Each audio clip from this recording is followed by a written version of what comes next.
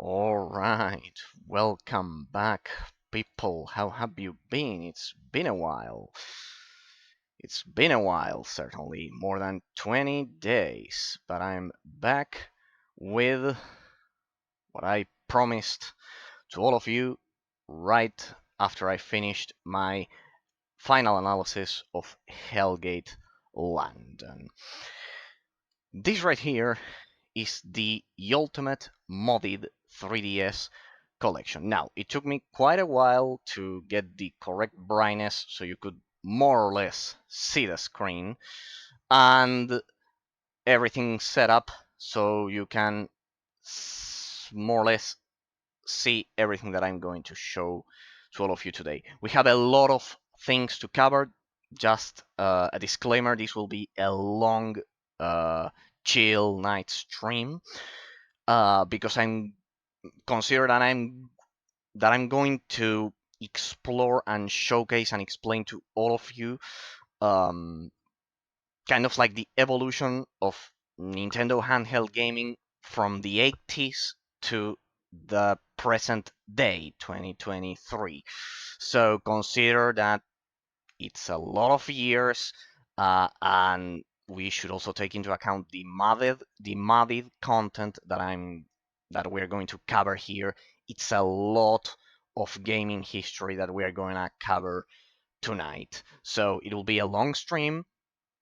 We'll go over each one of the games here that you'll see from now on, just so you have a quick overview. We'll cover Nintendo 3DS, Nintendo DS, Game Boy Advance, Game Boy Color, as well as LCD games from the 80s. As I've said, we'll go from 2023 to the 80s. And first of all, the idea here is to, of course, share more than 10 years of knowledge that I've been gathering about the different Nintendo handheld platforms in this case. As you know, I did a similar video to this one, but about PC games, showcasing my whole PC collection, just in case you are interested. And this time it took me a lot of time getting the correct angle for the camera, something bearable, and everything. That's why you won't see my face today at all. It will just be me talking here. Since my microphone also has noise suppression, you won't hear these sounds coming from the 3DS. This video over at YouTube is well received. Be sure to like and comment so I can make a similar video about the PS Vita and Android. I think you'll be especially surprised by the Android collection, because people usually underestimate the potential of that platform because of a lot of terrible games. But well, as you can see, the theme is customized, depicting. We'll go over a quick overview, then we'll get to each console's library, because this is actually 4 or 5 consoles in one, with a pretty complete library. This is a custom theme depicting the classic ending of Pokemon Gold or Heart Gold, and it's a custom theme. You won't find it anywhere else. The bottom theme was, while these weren't made by me, this one, the top, the bottom screen theme, it's a combination of different custom themes. So the original one has different lines. For example, this is a combination of 3 different themes. These that you see up here in the settings menu of the 3DS, I had to manually edit it. The lines, the kind of like electric blue lines, I don't know if you can see them, but I had to also manually edit them because they were actually here, and here it was something extremely uncomfortable because it would kind of like create a visual psychological barrier, kind of like splitting um, the quadrants for the games, and it was not very good. So it's just so you know, you won't find this theme anywhere else. I manually place the Pokeball that you will see behind all of the games there as well. I had to manually remove a lot of visual effects that it had because it was uh, present in a totally different theme. So just so you know, the bottom theme, it's a unique combination of different custom themes. The upper image, the image of the top screen, sorry, is 100% original. I didn't have to edit it in any way or shape. What I did have to do, just so you know, you won't hear the sound at all because of my microphone, but just so you know, custom themes have one thing that makes them naturally inferior under normal circumstances to official themes, which is that when you close your 3DS and you reopen it, custom themes don't produce any sounds. If you have a 3DS, if you're into 3DS modding, you'll know what I mean. Not trying to offend custom theme users here because they create some incredible artwork, but for some reason it's impossible to customize what the official themes uh, have, which is a distinctive sound every time you open your 3DS. Some of them, especially the official Japanese ones. So what did I have to do? After what did I do? After editing the bottom screen image 100% by me, I mean I grabbed from different sources as I just told you.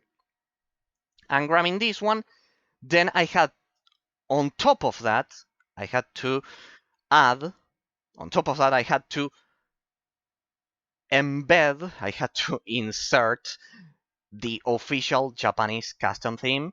And so this is a custom theme with an official Japanese soundtrack. You won't hear it because sadly I cannot record that. I don't have the means.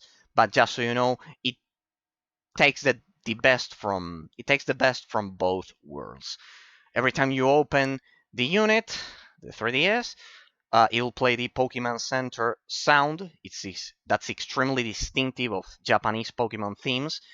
They were released.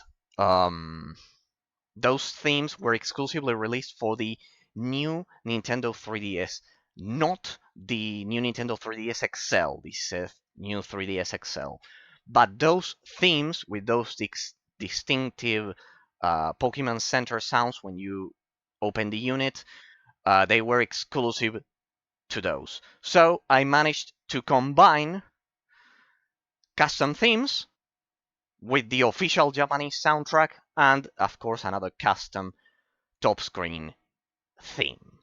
Now, that's not the only difficulty I had to go through to achieve this degree of precision.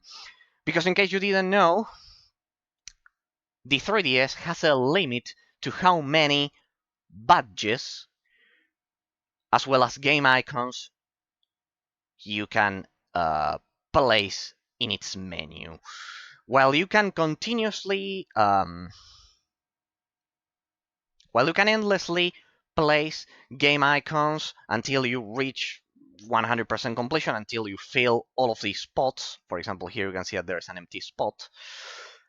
As you do that, you will decrease the number of badges that you can place.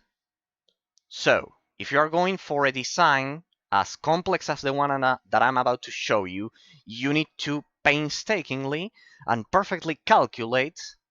This is no joke. You have to perfectly calculate the amount of badges as well as the shape that you are gonna give them with the game icons that you have. You'll have to calculate how many game icons you'll uh, place in your 3DS menu combined with the amount of badges. So you have to achieve a perfect proportion. This is a badge. For those of you who don't know, I'll try to cover all of the knowledge here. For those of you who are joining us right now and you don't know about 3DS custom firmware and those things and mulling them, this is a badge. These were elements that were present. These were prizes that you could win in something in a program called Nintendo Badge Arcade. It was actually a game rather than a program. It was a game that I think it hasn't been shut down, but by the end of this year, 2023, since they are closing the eShop, since Nintendo is closing the eShop, I think you won't be able to get any more badges.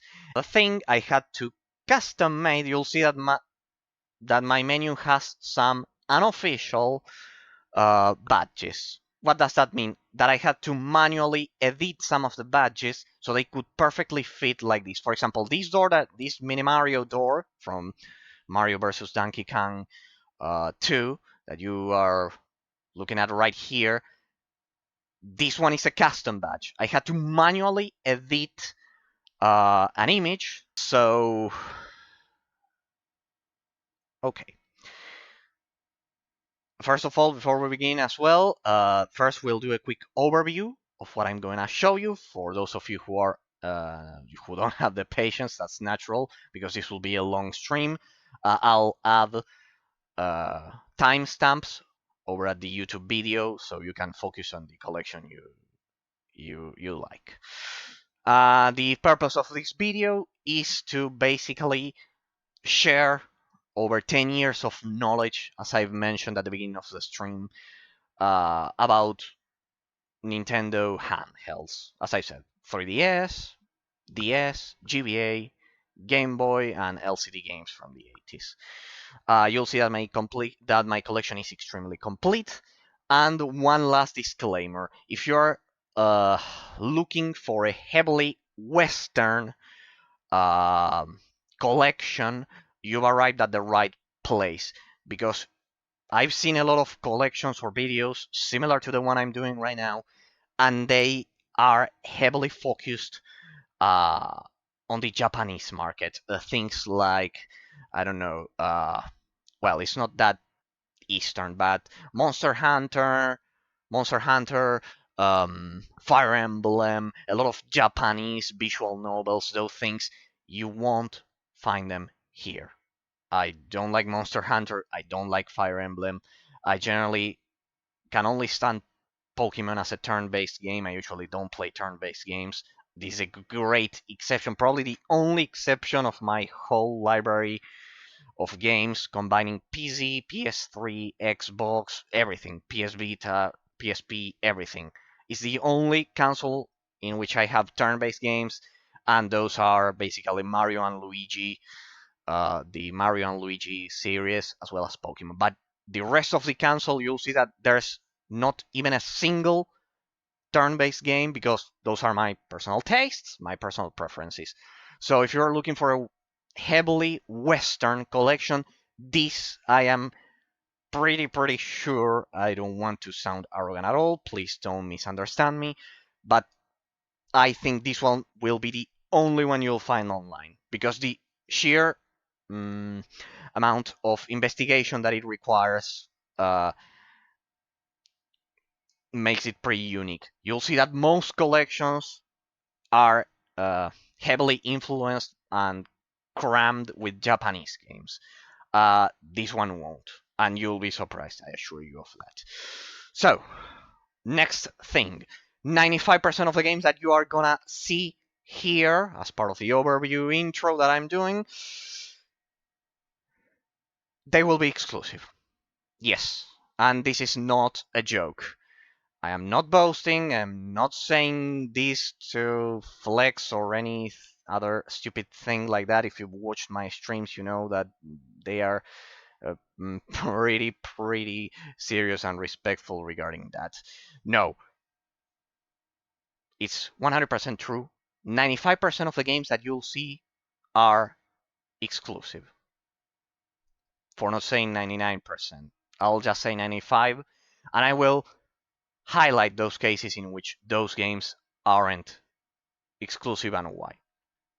So, as crazy as it may sound, this unit has 400 games, out of which 95% at least are exclusive. It has exactly 400 games, and 95% of them, or even more, are exclusive, either to the 3DS, either to the DS, either to the GBA, or the Game Boy.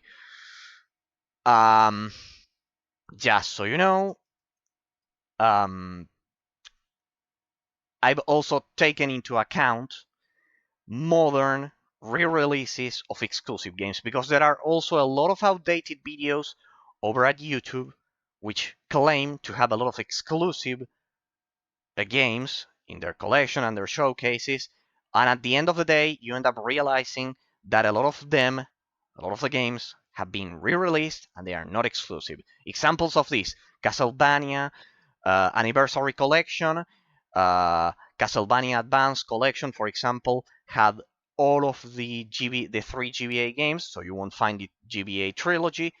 The Mega Man Zero X Collection, the four Mega Man Zero games, they've been re-released on PC as part of the Mega Man Zero X Collection. So no Mega Man Zero X 1, 2, and 3.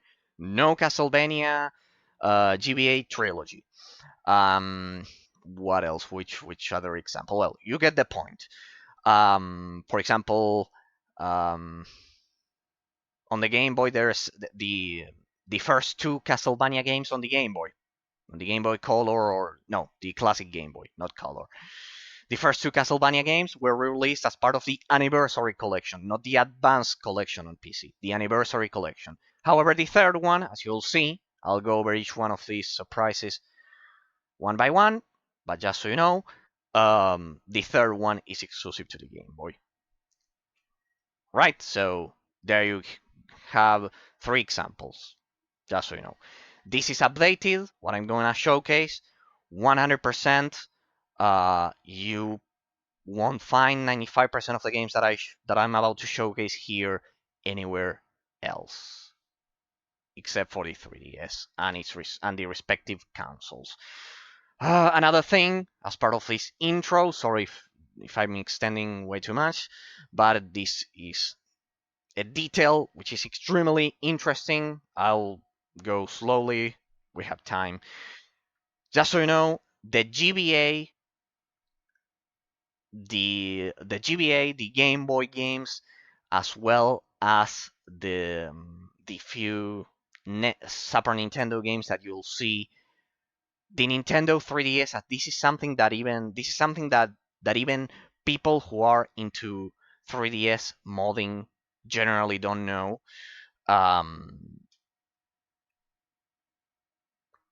They are all virtual console injections. Now, this is something that I want to spread the knowledge, so please understand it, because a lot of people don't know this. The Nintendo 3DS doesn't emulate GBA games. It doesn't emulate Game Boy Advance games. It doesn't emulate Game Boy games unless you are using RetroArch or a specific dedicated emulator like MGBA. But if you do, all of the games that you'll find here, and it's actually what I recommend, they're all virtual console injections. Now, what's the virtual console? If you know about the 3DS or modding 3DSs, you know that the virtual console was supposedly the internal emulator that Nintendo released, and I mean, they didn't release it. They released their games like that, like virtual console injections, and that's native performance, if you know what I mean. The Nintendo 3DS does not emulate GBA games when you are using the virtual injection method. It's emulating them only if you use RetroArch, or if you use, I don't know, MGBA or any other emulator, or Twilight Plus. No, Twilight Plus Plus, no, because it emulates the native. No, it's just redirecting it. No, not even Twilight Plus Plus. In the case of Game Boy Advance games and Game Boy games, well, you can use emulators. The virtual console injection is the best because they run, and this is what I want to say, they run basically natively. Yes, the Nintendo 3DS has the hardware and the technology to do that. So the versions of the Nintendo Game Boy Advance and Game Boy Color games that you'll see here, they are the perfectly, I don't want to say emulated because they are not emulated, but I don't find any other term. They are the perfect replicas. They will run natively, not even emulated.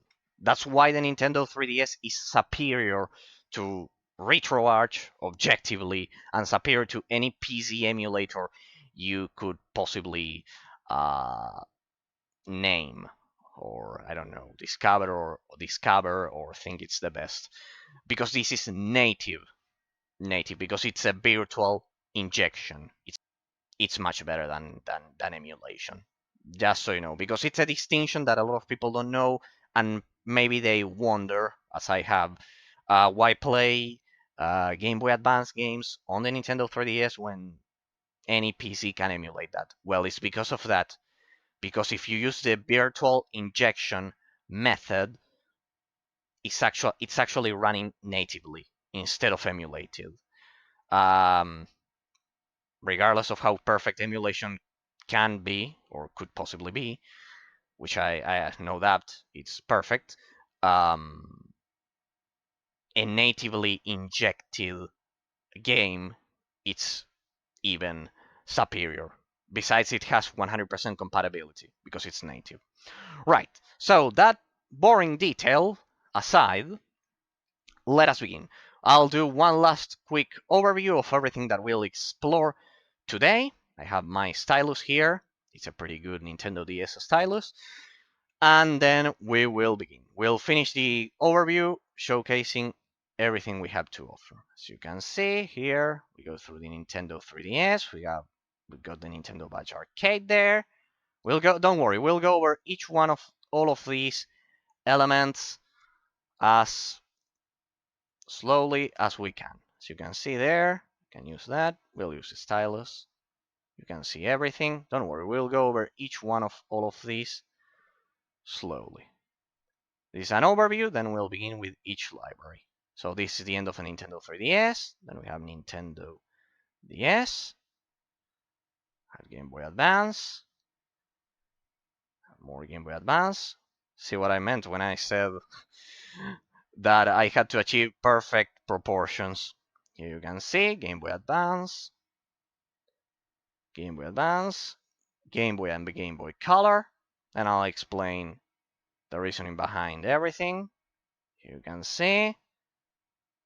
Also, there are some English patched games that originally were Japanese ones. I'll go over each one of them one by one. Don't worry, this is just a quick overview and the game and watch. Right. So, and as you know, sorry, as I've been telling you, uh, there are a lot of custom-made badges. In this case, this game and watch sign right there. I had to do it from the ground up manually on my own because no one remembered the game and watch. That one I had to do it from scratch. The same for this Super Mario SNES Mario, the Super Nintendo Super Mario, the one from Nintendo. The official badge consumes one more block there, so one more quadrant. So I had to basically perfectly create this one so it could fit, so everything could fit in. Um, just so you know, creating those badges requires you to first achieve pixel perfect proportions. Here's the door. So yeah, design, it's also exclusive. You won't find it. I mean, exclusive. I did it myself. You won't find it anywhere else. That's what I'm trying to say.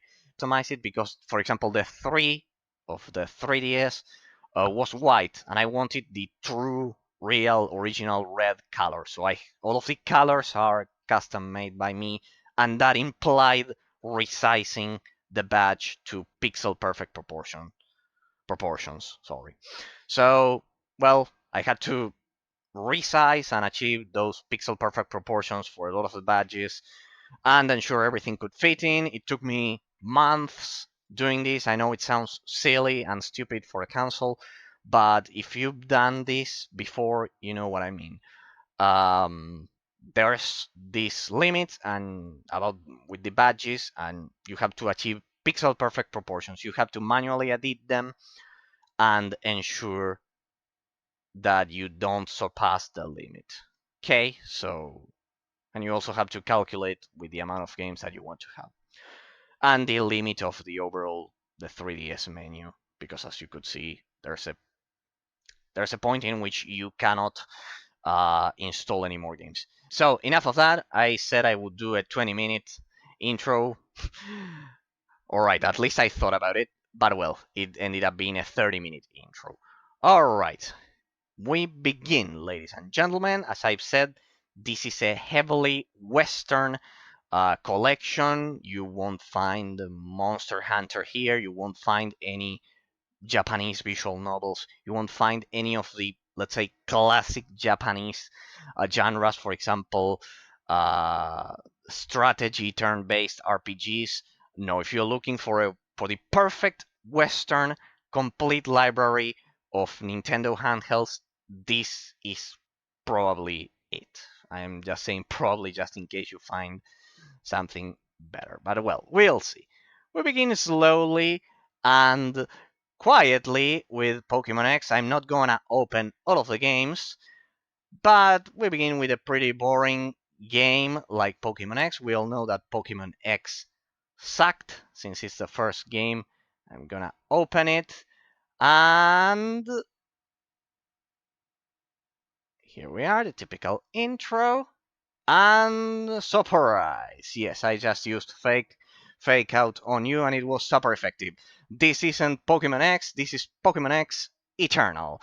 As you all know, Pokemon X definitely is the weakest entry of the franchise, and as you can see there in the title, it's Pokemon X Eternal. Right, something fast. I said I would go fast, so that's what we're gonna do, just so I could show it to you. What's the difference between Pokemon X and Pokemon X Eternal? Yes, we begin with a modded game, ladies and gentlemen. Pokemon X, it's an extremely flawed game because it's not only the weakest entry of the franchise in terms of Pokemon availability or anything. Yeah, Pokemon availability, story, um, I don't know what else. Combat mechanics. Well, it introduced the Mega Evolutions. But well, let's get to the main core issue with the vanilla version of this game. It's extremely easy. It's so easy that coming from playing Pokemon Black 2 and White 2, you'll be disappointed with a 100%. There's a 100% probability that you will be disappointed if you play this after playing Pokemon White 2 and Black 2. So what does Pokemon X Eternal do? It fixes pretty much the biggest issue this game had, the difficulty. It's not, just so you know, one thing I forgot, I'm going to showcase a lot of modded Pokemon games, especially on the GBA. Just so you know, I have several standards, several strict standards before getting a modded version of a Pokemon game, right? Because if you've been into Pokemon hack ROMs and modded games, you know that a lot of them include custom Pokemons created by the community, and those things they alter the rules, they alter the types, they alter the move sets, the move sets that the Pokemon learn every time they level up. I don't like those things. I want to keep the experiences as my experience uh, as original as possible. So not a single. I can certify you that not a single Pokemon modded game that you'll find here has modded Pokemon, hack mons, or whatever you want to call them, custom Pokemon made by the community. Not a single one of those. Not a single mod which alters the original stats. Not a single mod that alters as I've said, the moves learned by the Pokemons uh, every time they level up. No, everything will be 100% original. Don't worry, we'll go over each one of them one by one. In the case of Pokemon X Eternal, there are 4 versions of Pokemon X Eternal. Out of them, this version is the online version. So, this version only has legal Pokemon with their legal stats. It doesn't have any custom Pokemon. It doesn't feature any Pokemon that weren't originally included in the original Pokemon X game. It it doesn't include any changes to stats or encounters or anything. The only thing that this mod alters is the difficulty. How does it alter it? By changing the experience progression or something? No, not at all. It simply modifies the enemy Pokemon teams from the gym leaders, of the Elite Four, and those things. And the overall level, maybe you'll encounter level 80 Pokemon by the time you challenge the Elite Four for the second time. Things like that. And it's exactly the same game, just with different enemy Pokemon teams, with a bit improved artificial intelligence. The artificial intelligence is a bit better, and of course with better IVs, right? So this version that I'm using can produce perfectly legal, original Pokemon, just to have it clear, because I was extremely afraid back when I got into modded Pokemon games that a lot of them include uh, custom Pokemon and with altered stats. No, here you will find everything 100% legal and official. This game, just so you know, produces legal Pokemon. All of the ones that I have are legal. As the same will go, these are rules that will apply to all of the GBA custom games that I'm going to showcase soon enough. Right? So it's absolutely essential that you play Pokemon X with this mod, with Pokemon X Eternal. It will simply fix the difficulty. Online version, which is the 4th option of this mod, because the other ones, yes, they do alter the stats and everything that I've mentioned. The online version of Pokemon X Eternal, it's perfectly legal and uh, perfectly original and classic Pokemon experience. It doesn't alter anything, and that's the standard that we're going to follow here for all of the Pokemon games. Right. So this is more of an application, though it's a game, Pokemon Art Academy. In this, I consider it an application rather than a game, in which you can just paint your Pokemon and those things. Nothing interesting. Paintings, and you'll have a bit more of, let's say, gameplay content than the standard version. Be careful, because some of them were only released on Europe, and others only on the US, right? So, or sorry, in the US. But nothing interesting here. Of course, the offline uh, Pokemon Bank, let's say PKSM, this is an essential application. This allows you to transfer your Pokemon from Nintendo DS cartridges to 3DS cartridges, from Nintendo DS games to Nintendo 3DS games, all of it offline, 100%. As I've said, I only use legal Pokemon also on the Nintendo DS, and I use these to transfer them to my uh, Nintendo 3DS games. Pokemon you capture over at Pokemon Heart Gold and Soul Silver, as well as Platinum. You can transfer them to Omega Ruby or X or Ultra Moon with this program. it's also pretty good because you have a backup of your Pokemons, and if you've invested over 100 hours, over 100 hours training them and getting all of the EV points and IV point and getting perfect IVs through breeding, this is pretty much essential. It works perfectly offline, and it can move your Pokemon from DS games to 3DS games. So great. Pokemon Dream Radar. This is also a game. Let's say pretty similar uh, to Face Riders, which is kind of like one of the original launch 3DS games, if you can call this a game. It's simply an augmented reality game in which you can capture Pokemon. I think through some homebrew tools you can transfer the Pokemon you catch here to your DS versions, and then you use the other one, the offline Pokemon Bank, as I call it. I know that's not the name, to transfer them to Pokemon X and Omega Ruby or whatever you want to do. It's not technical. It's technically a game released by Nintendo. The same goes for the Pokédex 3D Pro, but this costed $20 back in the day. In case you don't believe it, this was sold as the Pro version. Then there's the freemium version, let's say.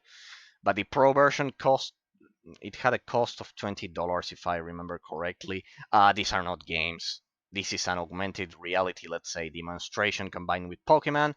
This one you can take quizzes or those things and basically get to see the stats of the Pokemons, and it has some cool 3D environments for them, but it's no more than that. They aren't full-fledged games. None of these. I just have them because as you can see, I love Pokemon, especially classic Pokemon. Modern Pokemon sucks. Sorry. Sorry for being so honest with all of you, but that's the truth of the matter. We'll go as fast as we can. Pokemon Omega Ruby. Here I have all of my transferred Pokemons from Heart Gold and um, and Platinum. I don't have Soul Silver. I just use Heart Gold and Platinum. And well, as you can see, normally I would need to open the game and showcase you the teams that I've transferred, but I bet you have been looking at them for the whole time. Yes, up here I have, this is my original team from Pokemon Heart Gold. As you can see, this 3DS is extremely personal. I have customized it, so it's something personal to me. This is my original team. These badges, I had to rename them because these are official badges from the Nintendo Badge Arcade. But for some reason, don't ask me why, Nintendo called them kind of like PR00 151. PR00 100 and, I don't know, 32. All of the Pokemon, instead of calling them by their name. So I had to manually edit the badge. So it has, I don't know if you can read it, but it says there Typhlosion, right? So they have their original Pokemon names: Mamoswine, Dragonite, Scizor, of course, my Gengar from Heart Gold, and my Jolteon, right? So I had to manually change, not only achieve exact pixel proportions for custom made ones, for custom badges, but also I had to change their names. For example, you can see that this one says Pokeball. I think this one is a custom made as well. Yeah, this one is a custom made. This one's official. It says New Nintendo 3DS XL. In my design, you'll see that I have all of the consoles with, well, that's just to indicate that a library begins or finishes at that point. So here it's kind of like the ending, the most modern, the new Nintendo 3DS XL. Right, then we have, of course, Pokemon Ultra Moon. I got a perfect 31 IB Lunala after a lot of tries.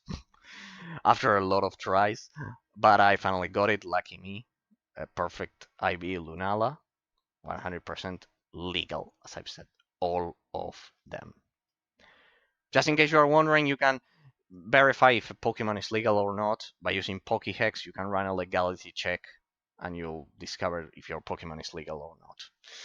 So, both for the official or modded versions like these ones, they produce the same Pokemon. You need to ensure you run a legality check on them.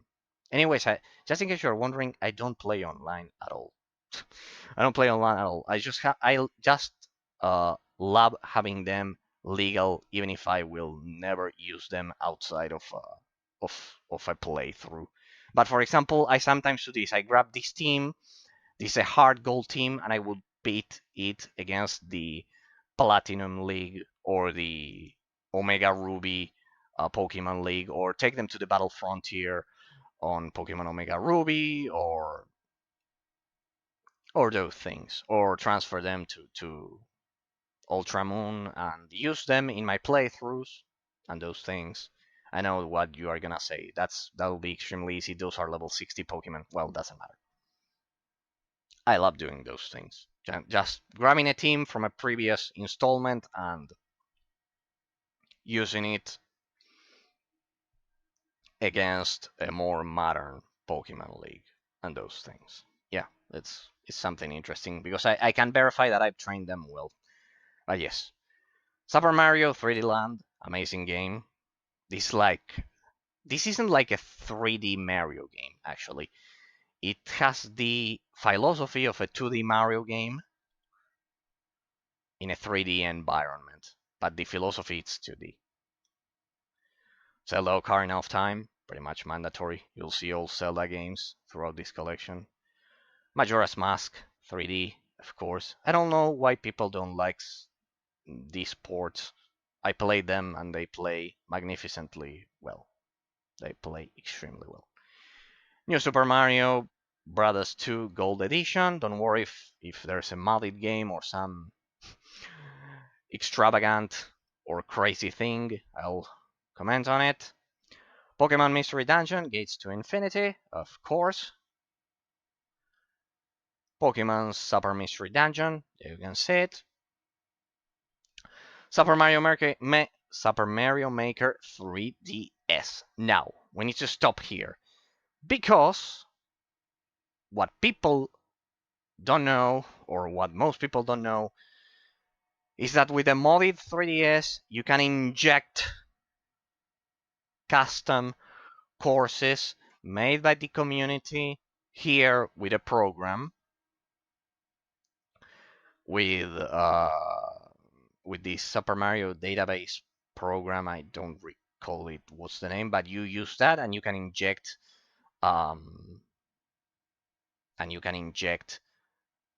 here, let me show you. You can inject custom courses. I think it was here the block. Here you can see it, online course database manager. You need this to inject the custom courses. There's a limit, of course. There's a limit. The game has a limit. But well, since sharing courses was never a thing in this version, you have to use this to inject the courses. This is checkpoint. This backs up your saves. You'll see why in a moment. With this one you inject the badges. I use Themely instead of Anemone or those things, and the rest is custom firmware things that they are pretty standard. By the way, always as I did it here, always set your homebrew launcher with kind of like an individual icon instead of, because a lot of people assign them, for example, to the music here or those things, and no, you shouldn't do that because it's kind of like not complete. It will work, but it's not complete. You have to separate your homebrew launcher like this, just so you know. But well, Super Mario Maker 3DS, the original official game cannot share levels. But this copy, the Super Mario Maker 3DS, this game thanks to the modded nature of my 3DS, I can download the courses and inject them there, so it's pretty much endless. It has the official courses. The official game has some courses, but then it will be empty regarding the community courses, which is pretty much the reason why you get this game.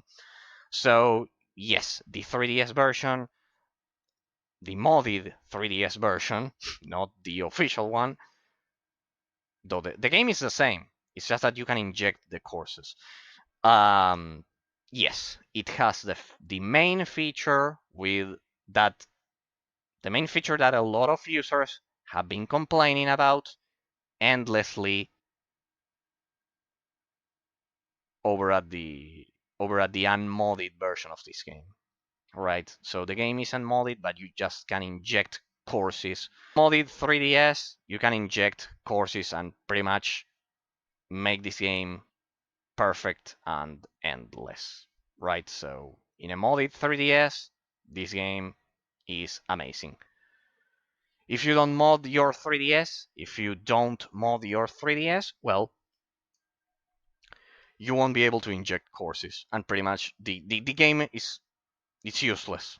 It will only have the official levels, right? But thanks to that, thanks to having a modded 3DS, it's the second game alongside Pokemon X, because this is a disaster truly. Play X Eternal. Those two games are pretty much broken and broken or unplayable without mods, right? So there you have two games that you for which you need to mod your 3DS. If you have any appreciation for those two games, you need to mod your 3DS. Link Between Worlds, pretty standard, pretty predictable. Super Mystery Dungeon, we went through this one. Pokemon Rumble Blast, I'll go through all of the Pokemon games. Pokemon Rumble World, nothing to see here. Pokemon Link Battle, and this one people usually ignore it, or they either don't know about, generally they don't know about this one or this one. Pokemon Shuffle and Pokemon Link Battle, just so you have a quick explanation. Pokemon Mystery Dungeon series, they are a pretty classic series that was born uh, with Pokemon Mystery Dungeon Red Rescue Team and Blue Rescue Team on the GBA. No, Blue Rescue Team, it's on the DS, and Red Rescue Team is on the GBA, on the Game Boy Advance. Right, so they were born on the Game Boy Advance, pretty good. They are not turn-based, but they have kind of like a pretty slow system, but they're kind of like Diablo games, but not action-oriented. They are slower.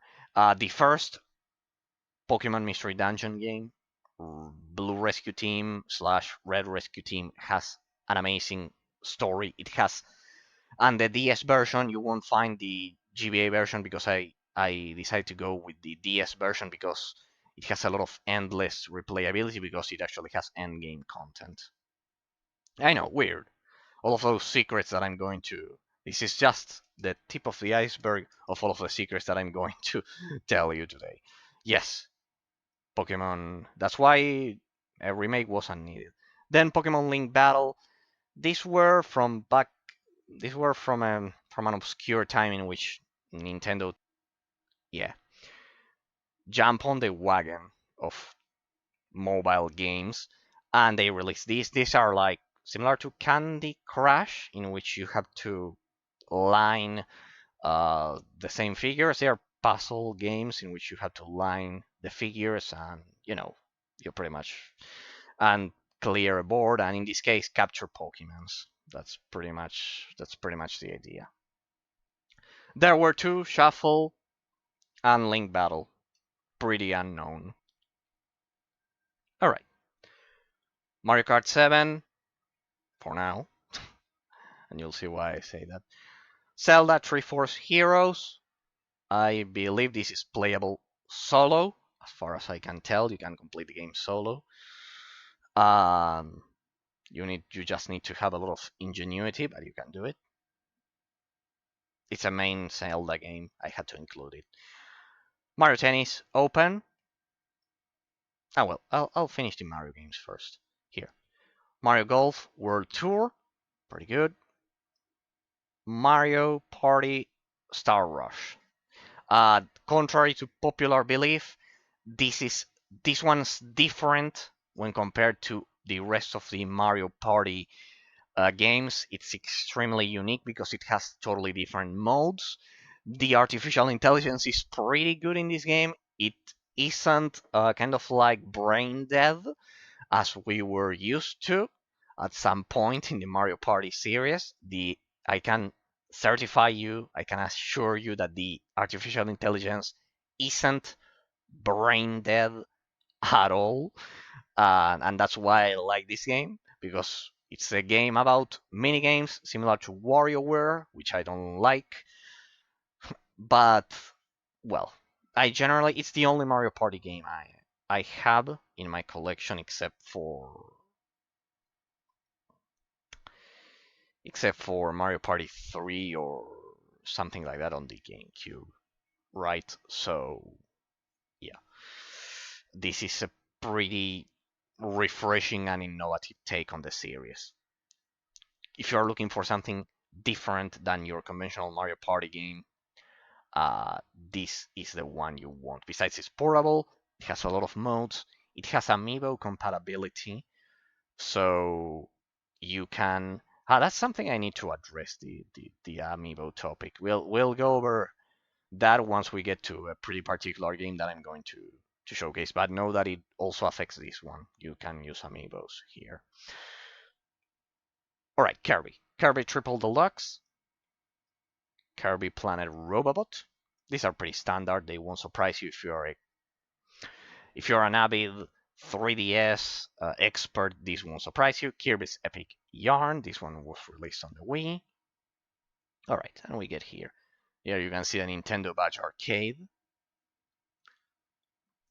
Kirby Fighters Deluxe. These are mini games at this point. DDD's Drum Dash Deluxe minigame. Kirby's Blowout Blast minigame. We keep going. Team Kirby Clash Deluxe, another minigame. It's not the same as this one. This one is Kirby Fighters. These are all minigames. And Kirby Battle Royale, this was the last Kirby game released for the Nintendo 3DS. It's also another minigame, pretty much. That's all you want to know about it. But well, there you can see how many Kirby games we had back on the 3DS, though a lot of them were minigames. The only main entries were these three. Triple Deluxe, Robobot, and Epic Yarn. Alright, this is a Nintendo Badge Arcade, just in case you're wondering. Here you can see it. Nintendo Badge Arcade 3, I had to manually rename them because they also had horrible names. But when I say horrible, it's horrible. Something like NBA001, something like that. Instead of saying Nintendo Badge Arcade there, I don't know if you can read it, it would say those weird Nintendo Badge Arcade names. Don't know why. This design, here, let me place this here. This design, pretty good, complete. It takes up 8 spaces. This one cost me a lot of issues. But well, my initial design was to do that. 3 lines with some designs that would get inserted there. Oh well, going on. Moving on. Sorry. Luigi's Mansion, pretty amazing. Luigi's Mansion Dark Moon, even more amazing. Highly recommended series. If you haven't played these games, do so immediately. And this is Mario versus Donkey Kong Minis on the Move. I must confess that I'm an absolute fan of the Mario versus Donkey Kong series. They are amazing strategy games. They aren't turn-based. You have to actually think fast. If you like real-time strategy, you'll probably like these games as much as I do. Mario vs. Donkey Kong Tipping Stars. And then this is the game, we've already covered this one, Kirby Battle Royale. And this is the game that I want you to cover. This game is completely useless unless you have a collection of amiibos on you. And when I say on you, I mean all the time. Like, you need to take your figures with you in your car, whatever. If you're traveling, if you're traveling far away, I don't know, plane, car, whatever transport you use, you have to carry your figures with you, right? Just in case you are thinking, but can't I register them and then they will be there forever, and then I don't have to take my figures with me outside in the middle of a plane. Imagine changing amiibos in the middle of a plane, or in the middle of of of a of a trip in your car while you are driving or something like that. No, that's crazy. Well, you cannot register the amiibos and simply use them. No, you have to take the figure with you and scan it every time you access one of the different worlds this game has. This game has several worlds that you can only access if you place your figure and you scan it, and you'll be able to play the specific levels. It's true that you can use a single one and use Spock, I think it's called, and a specific figure, and you can play it, but that's not the original idea, because each one of the figures grants your specific mini Mario or your specific figure powers that you need to interact perfectly with the level, get bananas, coins, or those things.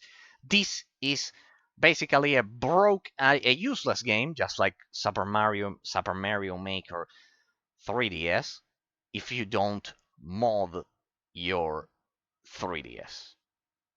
If you don't mod your 3DS, you'll have to take 7 or whatever amount of figures. How many are there? 3, 4, 5, 6, 7, 8, 9 figures with you. I was saying 7. 9 figures with you all the time just to play this game comfortably. Thanks to uh, the modding scene of the 3DS. If you use a modded 3DS, you can change them without using any figure. You can change them on the go using another program for modded 3DS systems called Woomiibo. And thanks to that, I'm not going to go into detail here, you can emulate the figures, and thanks to that, you'll be able to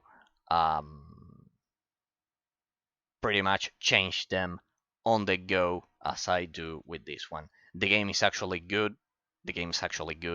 But without a modded 3DS, you'll have to carry 9 figures with you all the time. I think that's not reasonable. There's no logic behind that. There are also some other games that I'm going to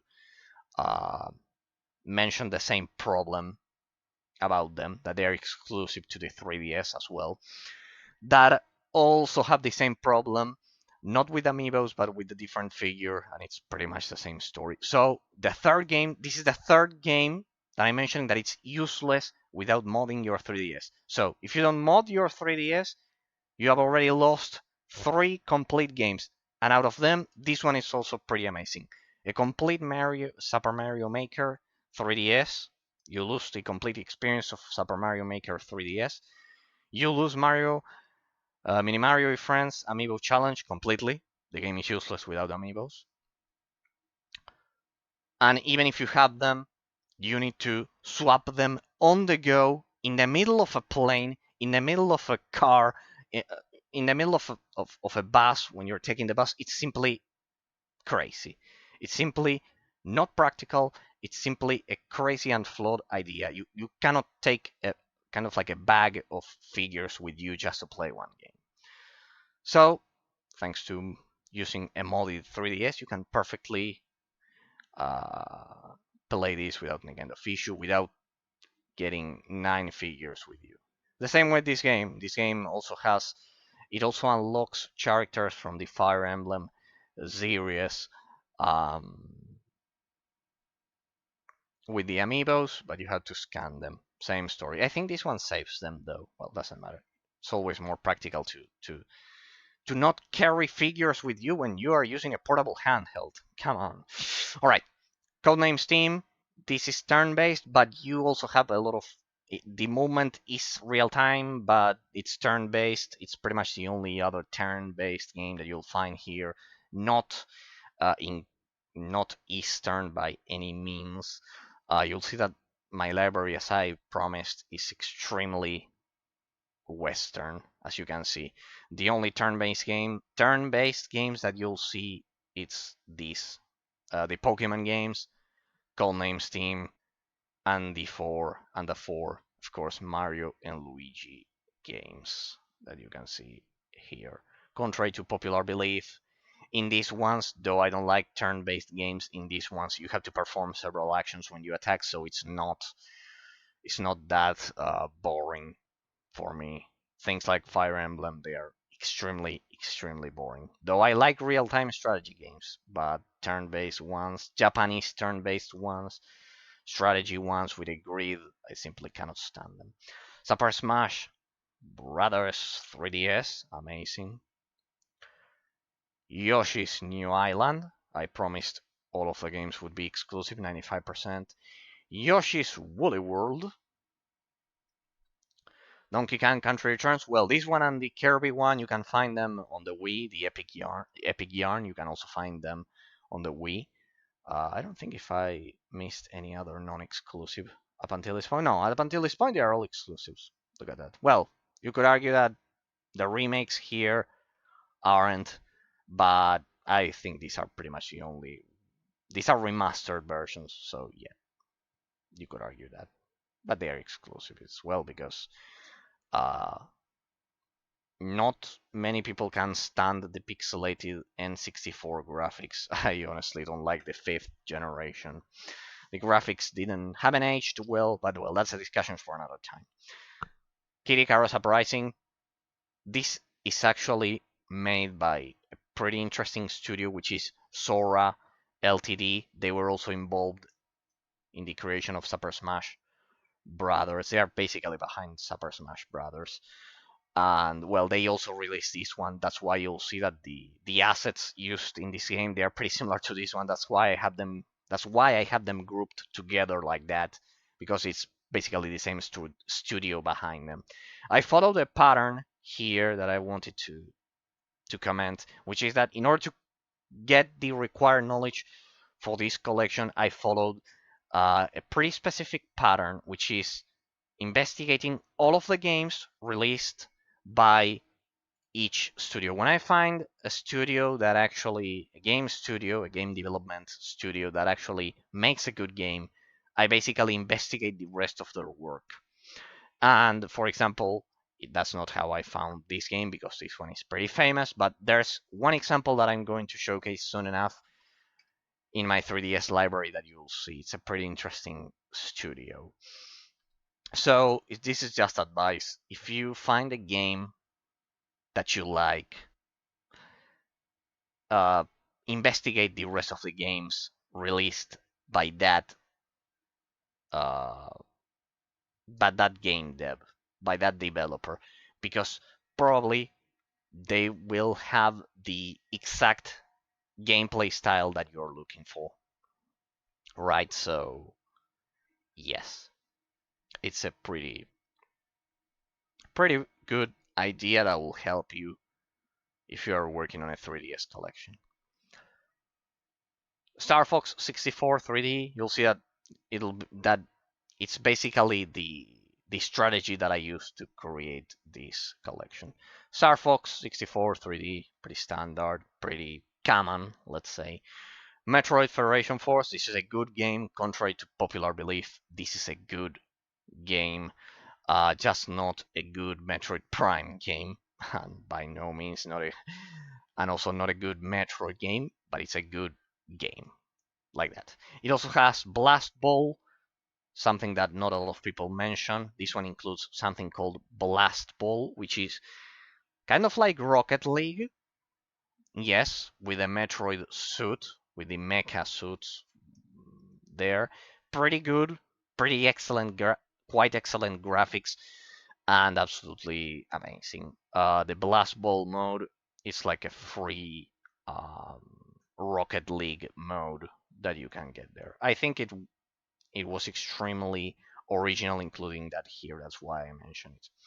Metroid Samus Returns. This is Metroid 2.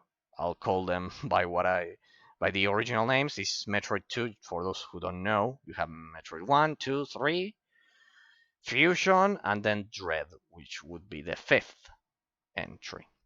This is the second one. It's a remake. Be careful with this game because there's one thing that no one mentions, and it's extremely dangerous. I haven't forgotten about the game that you see up there. Here, this one, Squid's Odyssey. But first, this one, Metroid 2, Samus Returns. Uh, Another game that's it's not completely broken in this case, but it's partially broken if you don't have the exclusive Metroid amiibo that was exclusively released with the game, as far as I know, that it's extremely difficult to find, that you won't find anywhere near you, and that amiibo, the Metroid amiibo, do you know what it unlocks here? For those of you who are experts of the 3DS collection, I bet you know the answer. Without the Metroid amiibo, without scanning the Metroid amiibo that came with the game, after finishing the main story once on any difficulty mode, once you finish the main story on any difficulty once, if you don't have the Metroid amiibo that came with the game, you are locked out of a whole difficulty mode. Yes, I'm not kidding, ladies and gentlemen. Probably the most stupid idea in handheld gaming history, I guess. I don't know. Definitely the most stupid idea in a while that I've seen in a while. Yes, if you don't have the amiibo, if you don't scan the amiibo after finishing the game once on any difficulty, you won't be able to access the true fusion difficulty, which is the hard. It's kind of like an extra difficulty mode. You receive 4 times the damage instead of twice, I think, or something like that on hard mode. The fusion difficulty mode. It's locked behind an amiibo. Yes, yes, I'm not kidding. The fusion difficulty mode, which is sadly locked behind the exclusive Metroid amiibo that you had to buy with the game when it originally launched. I mean, you could buy the game without it, but even if you do that, you won't be able to access the difficulty mode. It wasn't mandatory getting it, but it's mandatory in order to unlock that difficulty mode. Yes, just like you heard. I'm not kidding. You can Google it. You'll see that I'm not lying. I don't never lie. Squid's Odyssey. This is a pretty forgotten, obscure game from Nintendo, also released on the Wii U. Pretty obscure. This is like Angry Birds, but with a lot more of strategy.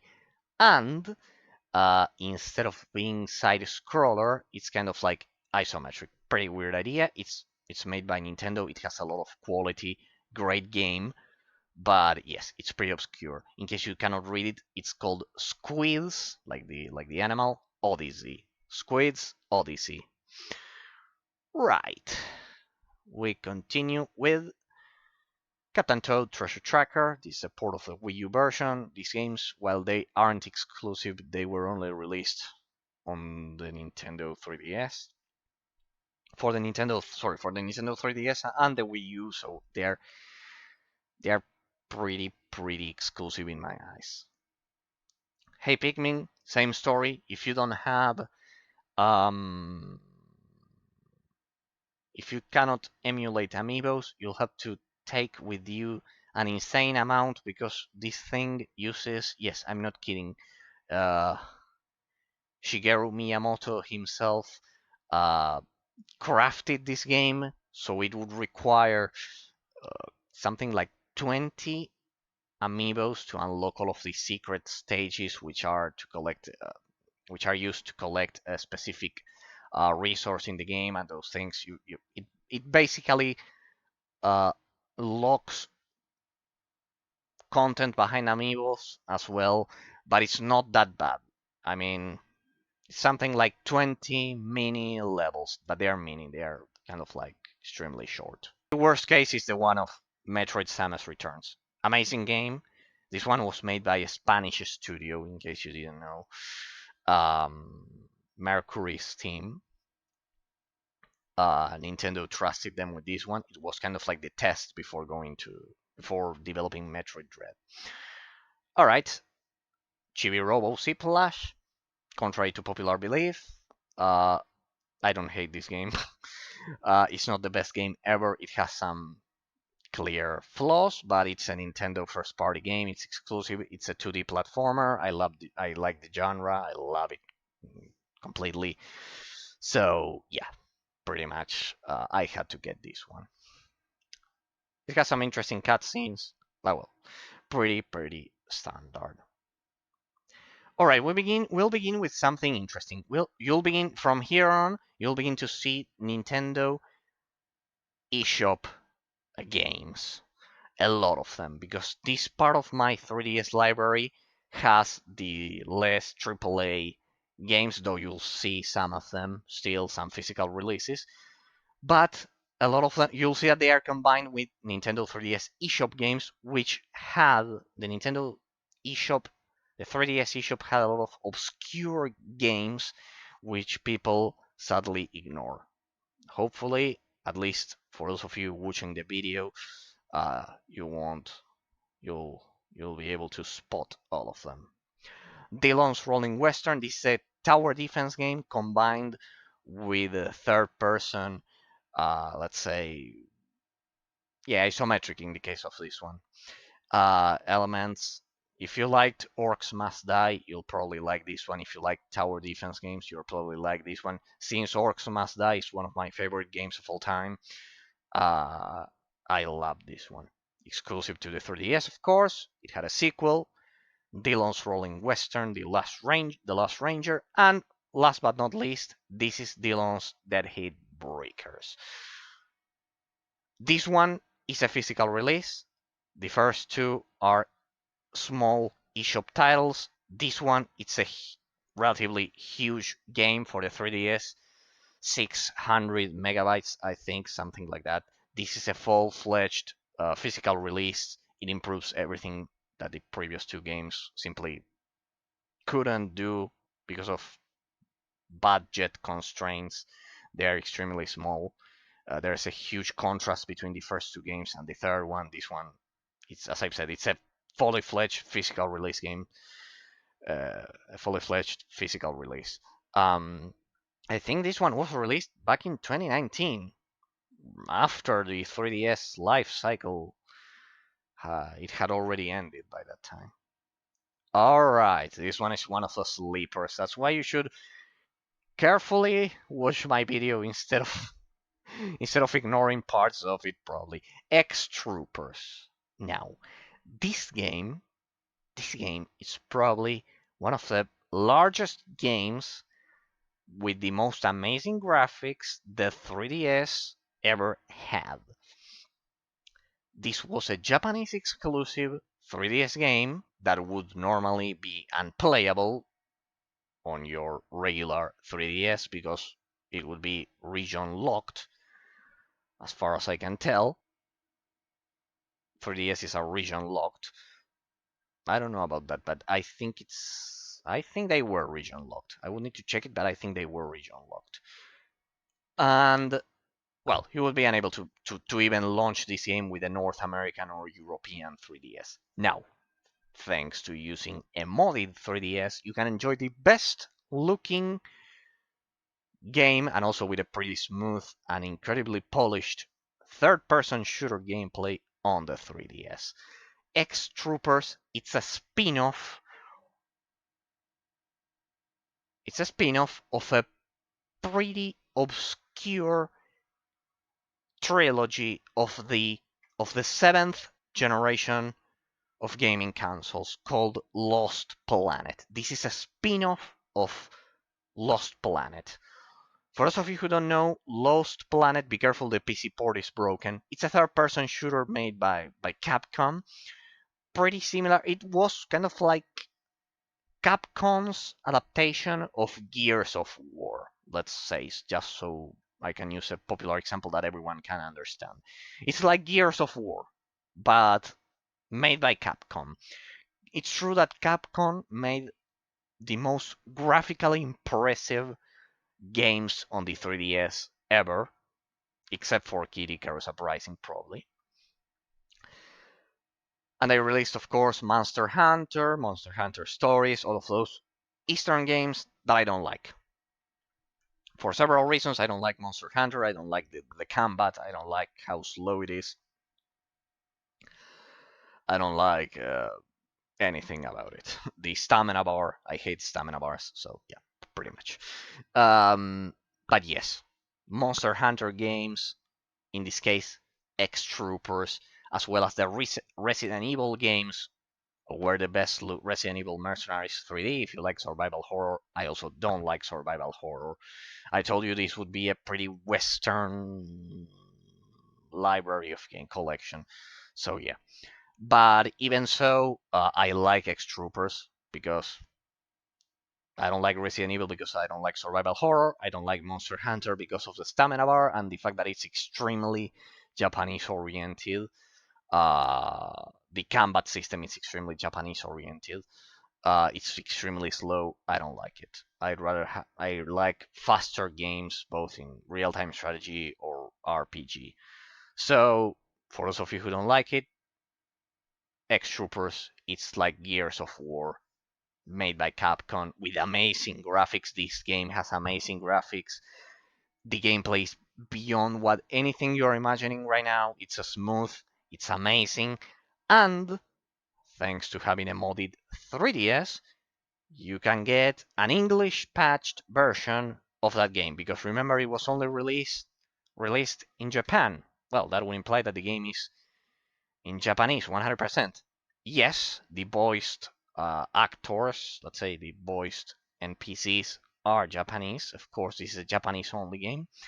But thanks to having a modded 3DS, you can get the English patched version of X Troopers. The English translation patch is a bit flashy, but it works perfectly and 100% of it's translated and the game is amazing and it's exclusive to the 3DS. And it's what it's 3 gigabytes or something like that, something crazy. Out of this world. It's amazing. It's amazing. It's like Gears of War. Speaking of Gears of War, this is a second Gears of War third-person shooter game. Let's say I'm using Gears of War just so you have a reference. It's another. This is basically a copy of Gears of War made by a Western studio. I think this one was published by Nintendo. Ironfall Invasion with all of the DLCs and everything. You can play skirmish on this, play against enemy opponents. This game, it's amazing, contrary to popular belief, because I've seen a lot of people saying that this game isn't that good. This game is amazing. It has amazing graphics for a 3DS eShop game. I'll defend this game any day. It could have been better, of course. 99% of the games could be better. But if we begin to whine about them, but no, this game is like having a portable Gears of War, a second portable Gears of War game on your 3DS.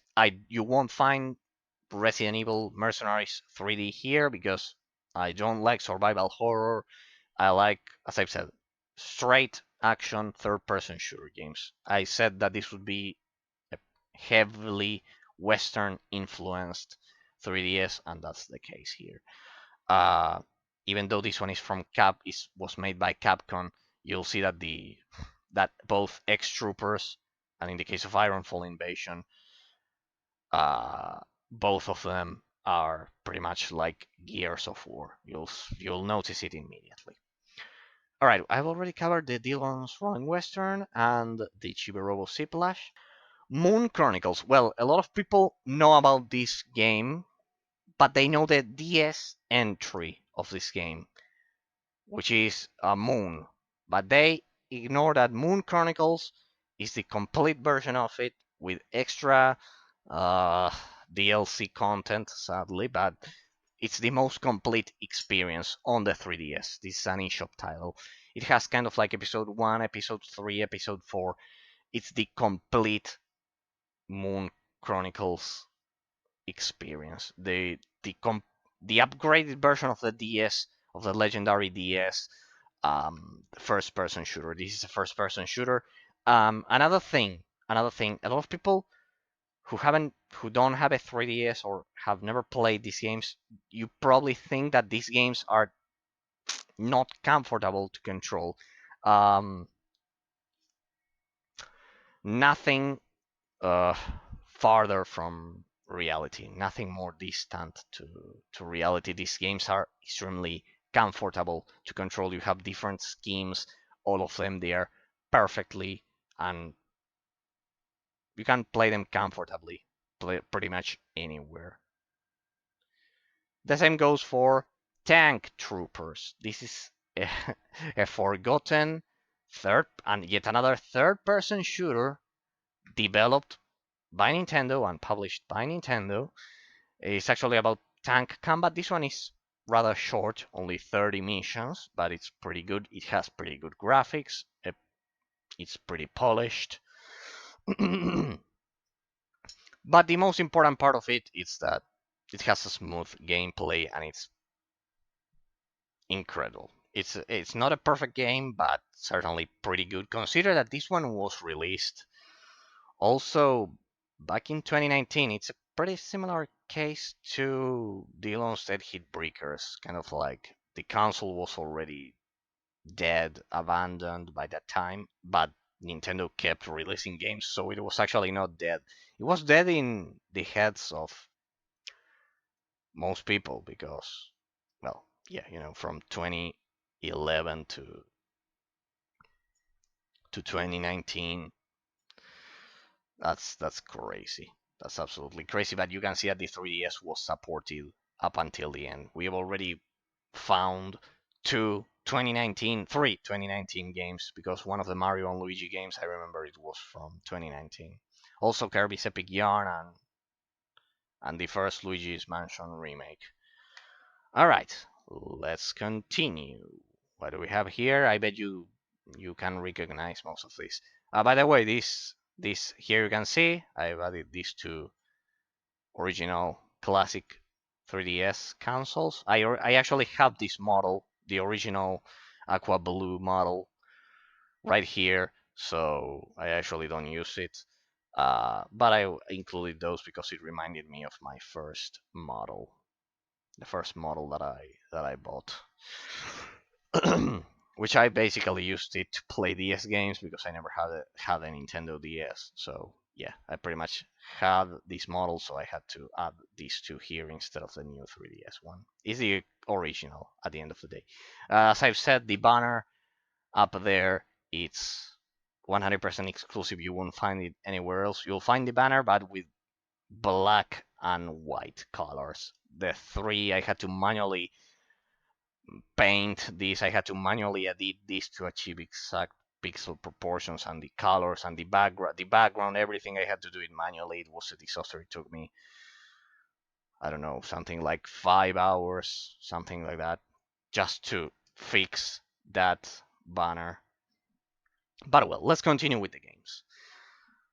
So, Xenoblade Chronicles 3D, the remake version that they released on the Switch doesn't have some of the content, so this is the complete version. Just so you know it has new content, but it doesn't have part of the classic content that the original had, if I remember correctly. It was something like that. Anyways, having Xenoblade Chronicles 3D portable, well, now we have the Switch. But well, up until recently, this was the only way to play it portably, and it looks and plays amazingly well. Pushmo, Crushmo, as well as a stretched mode. This one is actually a pretty sad story because you most of the game is contained within DLCs because Nintendo was pushing a freemium model at this point, just like with the Pokemon Link Battle and Shuffle games, and well, also the Mario Amiibo game that I showcased, the Mario vs. Donkey Kong Amiibo Challenge. With those games, they were pushing a freemium model with purchases. This is the complete version. This one is complete. And yeah, the game is good. If you add all of the insane amount of DLC and in-app purchases that they released for this one was absolutely crazy. It was outrageous. The version that you'll get won't be complete if you don't kind of like get all of the in-app purchases that the game has. It's absolutely disgusting. But well, Pushmo 3DS eShop game, pretty good. It's pretty much a puzzle game in which you complete some blocks and figures. You can find footage online. It's a pretty classic game. These are pretty known games. Crash Mo and a Stretch Mo. It's a pretty interesting trilogy. You'll find footage of those three games everywhere. They are exclusive to the 3DS, and they are pretty good. They were also developed by Intelligent Systems, so they know what they're doing. Pretty amazing games. Gata Protectors. There's actually a sequel of this game on the Nintendo Switch. By the way, sorry that the camera only captures 30 FPS. It's actually extremely smooth in real life. It's just that my camera is a 30 FPS camera. Because I usually do gameplay streams, not collection showcases like this one. Alright, so Gata Protectors. This game had a sequel on the Switch. This is a tower defense game with NES aesthetics and also combined with hack and slash. That's why it's pretty similar to Orcs Must Die. Just like Dillon's Rolling Western. So if you liked Dillon's Rolling Western, you probably love Gata Protectors because this is a tower defense game with hack and slash elements. If you liked Orcs Must Die, you'll also probably enjoy this one as well. Right, so it's a pretty obscure game. It also has a lot of extra content, a lot of expansions that they've added. But yes, with all of the expansions combined and the base game and everything, it has a lot of content, lots of replayability, and it's a pretty obscure gem of the 3DS library. Final Fantasy Explorers. I don't like Final Fantasy games, but this is an open world action RPG, so I liked it. I usually don't like this style, but well, I usually don't like Final Fantasy games. I don't have a single Final Fantasy game. As I've said, it's heavily Western oriented, my collection.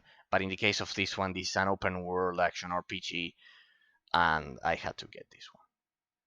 Well, the first game developed by Shinen. Shinen, it's another obscure developer, first second party developer of Nintendo, which released some games that are always extremely polished in their gameplay mechanics, in their graphics, pretty much everything.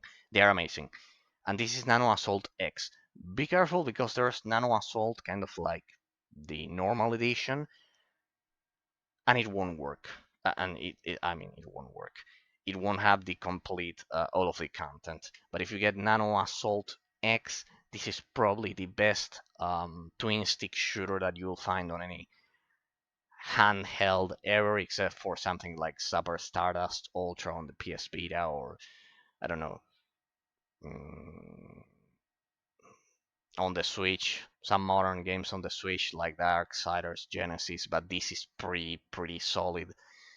It's not exclusive to the 3DS because they then released the Nano Assault Neo X version on PS4 and some other consoles. It's not on PC. I think it was only PS4. I think it was only PS4. Nano Assault Neo X. But yes, the 3DS version is the original one, pretty much with the if it's the X version, it's complete. And this game is absolutely incredible. I love twin stick shooters, and this one was it's definitely the best the 3DS has to offer. This game is amazing. It's short, but it has a lot of replayability, of replay value. You can play this game endlessly. It's absolutely amazing. If you like twin stick shooters, of course. Always if you like said genre. But if you like said genre, Nano Assault EX, it's one of the launch games of the 3DS. They actually only um, launched the Nano Assault, the normal version without the X, but it's amazing. Anything that I say about this game, it won't do it justice. You need to see it. It looks gorgeous. It plays incredibly well. It has some, let's say, 3D on rails sections. So it's a combination of 3D on rails sections similar to Star Fox. Where is it? Here, similar to Star Fox 64 3D, and the rest is twin stick shooter gameplay. You need to fight. You fight infections and viruses. It's incredible. This game is incredible. All right, Hyper Light X. This is a new Nintendo 3DS exclusive, believe it or not. Another twin stick shooter. This is kind of like the opposite of Geometry Wars, in that you have to, instead of keep your distance and shoot from afar, you have to actually crash into the enemies. Uh, you have to crash into them to destroy them. Pretty much the opposite, the exact opposite from Geometry Wars. It's exclusive to the new Nintendo 3DS XL. This one and Xenoblade Chronicles 3D, of course. These are the only two exclusive new Nintendo 3DS games that I have. Chain Blaster. This was made by a very obscure company as well that I don't remember its name, so we are gonna open it because the company behind this that we're going to see here, there we go, G Style. G Style. This is basically a shoot 'em up, a pretty cool shoot 'em up, but the developer behind this game, developed, and this will sound crazy, developed a Left 4 Dead twin stick shooter with PS1 graphics on the 3DS that you'll see soon enough. But well, there you can see that my strategy of investigating what the developer what are the what's the background of the developer of the investigating all of the games that they've released pays off and actually grants you a lot of knowledge about the console's library. because they are, in the case of the Nintendo 3DS, they were usually loyal to the Nintendo 3DS. Um, in the sense that they would always try to release more and more games for the system until they could until they would release until they could release a pretty good game um, that would surprise us all. But anyways, all of the games that I've showcased are of high quality so far. You'll see that I haven't included, generally in these collection videos, people include a lot of multi-platform indie games without truly exploring what the, let's say, original developers of the 3DS, the developers who actually dedicated the all of their effort and energy to exclusively create Nintendo 3DS games, right? So it's a shame that not a lot of these games get the proper spotlight they deserve. Chain Blaster is amazing. It can be short, but it's a pretty good game, and the studio certainly had a lot of talent. The same goes for Hyper Light X. Well, Shinen, they are amazing. Uh, they are pretty much amazing. If you played Fast RMX on the Nintendo Switch, you know what I'm talking about. This is a pre-experienced studio. They are German, I believe. Of course, I love Yu-Gi-Oh! It's pretty much the most Eastern part of myself. World Duel Carnival, pretty good game. The artificial intelligence in this game, it's better than average. Though I'll admit that if you are a Yu-Gi-Oh fan, as I am, uh,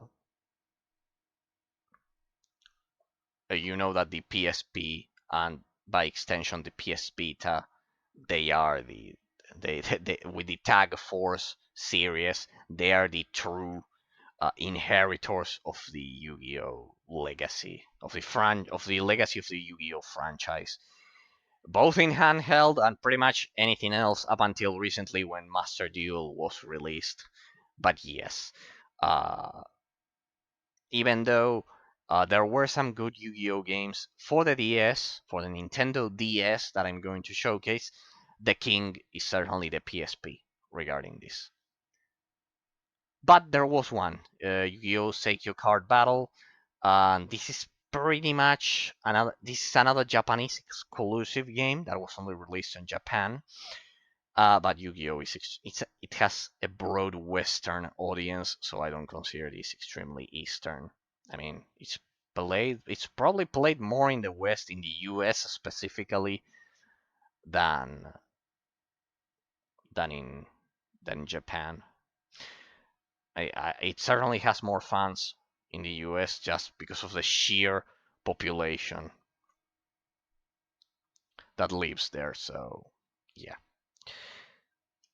Yu-Gi-Oh! Psycho Card Battle. This is English patched, of course. Of course, the voices are in Japanese, but the text is 100% English. If you don't have a modded 3DS, once again, this game you cannot play it because your console will be region locked, and well, you also won't have access to the English patch of this game. Okay, so there you go. I love Yu-Gi-Oh! Who doesn't? Although the game has turned into crap right now. It's an absolute crap right now. They've completely broken a beautiful game. I actually play versions like this one from 2013, 2014, which was kind of like the peak of everything. Or classic games like Nightmare Troubadour that I'm going to showcase soon enough. But Nightmare Troubadour, highly recommended. Highly recommended. Yu-Gi-Oh! Nightmare Troubadour, if you like that. It's probably the best classic representation of classic Yu-Gi-Oh! The best representation of classic Yu-Gi-Oh! Sorry. Ever Oasis, pretty much open world RPG, believe it or not. Yes, it fits here just like Final Fantasy Explorers and Xenoblade Chronicles. Pretty amazing. All of these games, as you can see, they are not extremely, they are heavily Western influenced in that they take elements from things like World of Warcraft and other MMORPG style games, though they are offline. These are open world RPG games. If you like things like The Witcher, Dragon Age, those things, World of Warcraft especially, you'll probably like this one. It won't have the depth, character, interactions, and customizations of most of the games that I'm mentioning, but for the 3DS, I can assure you this is the best in terms of missions and content and gameplay system. The gameplay system of all of the games that I'm mentioning, they are all open world RPG games with action oriented combat without stamina bars, without annoying turn-based battles. So yes, this will be a pretty weird collection for most 3DS fans, but people, let's say, I don't want to say normal people, but people like me who like a much more Western style of combat gameplay specifically, you'll definitely appreciate this. Final Fan, you'll probably appreciate my collection because I've seen them all online and they all heavily lean towards Eastern games, things like Danganronpa or Persona or I don't know, Fire Emblem, Monster Hunter. Here you won't find those things. Final Fantasy, Fantasy Life. What am I saying? Fantasy Life. This is another open world, pretty good game. It's a pretty good game, an open world, again, action RPG game, which actually had a sequel. This one was 100% exclusive to the 3DS. It had a sequel, The Snack World Treasures, only released in Japan. Again, the same story, English patched. So this is the fifth game. Yes, the fifth game that you would lose if you don't mod your 3DS, because it will be region locked. You won't be able to English patch this game. This one is on the Nintendo Switch, the definitive version. It looks amazing on the 3DS because it was originally designed for the 3DS. So as you can imagine, it looks amazing and plays as good as amazingly well uh, as well. It plays extremely good as well. So if you like Fantasy Life, this is the sequel, English patched, 99% of it. Uh, Otherwise, I wouldn't play it. I have strict standards regarding that, and yes, pretty much it's as amazing as the first game, even more probably. So yeah, get Fantasy Life, get the Snack World Treasures if you like Western action-oriented open world RPG games. These are the finest of the 3DS library, what I'm showing you. Much better than Monster Hunter if your tastes are more Western than Eastern. Kokuga. This one was extremely criticized because this one was exclusively released in the Canadian eShop. Don't ask me why. Don't ask me why. It was exclusively released in the Canadian eShop for North America, so US customers couldn't get this game, if I understood the story correctly. It's developed by a famous uh, Japanese developer of shoot 'em up games. Shoot 'em ups are Eastern, but they are pretty universal genre by now. So yeah, shoot 'em ups are classic games. They were back in the 90s in arcade machines. So yeah, pretty much. It's a pretty universal genre, and for some reason this one you can only acquire it by entering the Canadian eShop over at North America. Over at Europe, I think you could get it normally, and the same for Japan. So yeah, another uh, weird release that pretty much requires you to have a modded 3DS because I think you won't be able to access it. Don't know, haven't tried it, but there was a story with that game that it was only available in the Canadian eShop or something like that. Well, here you can see my custom-made Mario vs. Donkey Kong door. You won't find this badge anywhere else because the original one made by Nintendo would, yeah, it takes two spaces rather than one. And I tried with the original. I first tried with the original, of course, but it was cut right there. It was extremely disgusting. You would see a cut door right at the top. So I had to make a custom one achieving pixel perfect proportions. Thanks again, Nintendo Badge Arcade, for uh, releasing a two-space uh, mini Mario door instead of one without any kind of reason. But well, here of course the blocks, the, the girder, of course, everything. All right, and we continue. Snack Word Treasures, we've covered everything.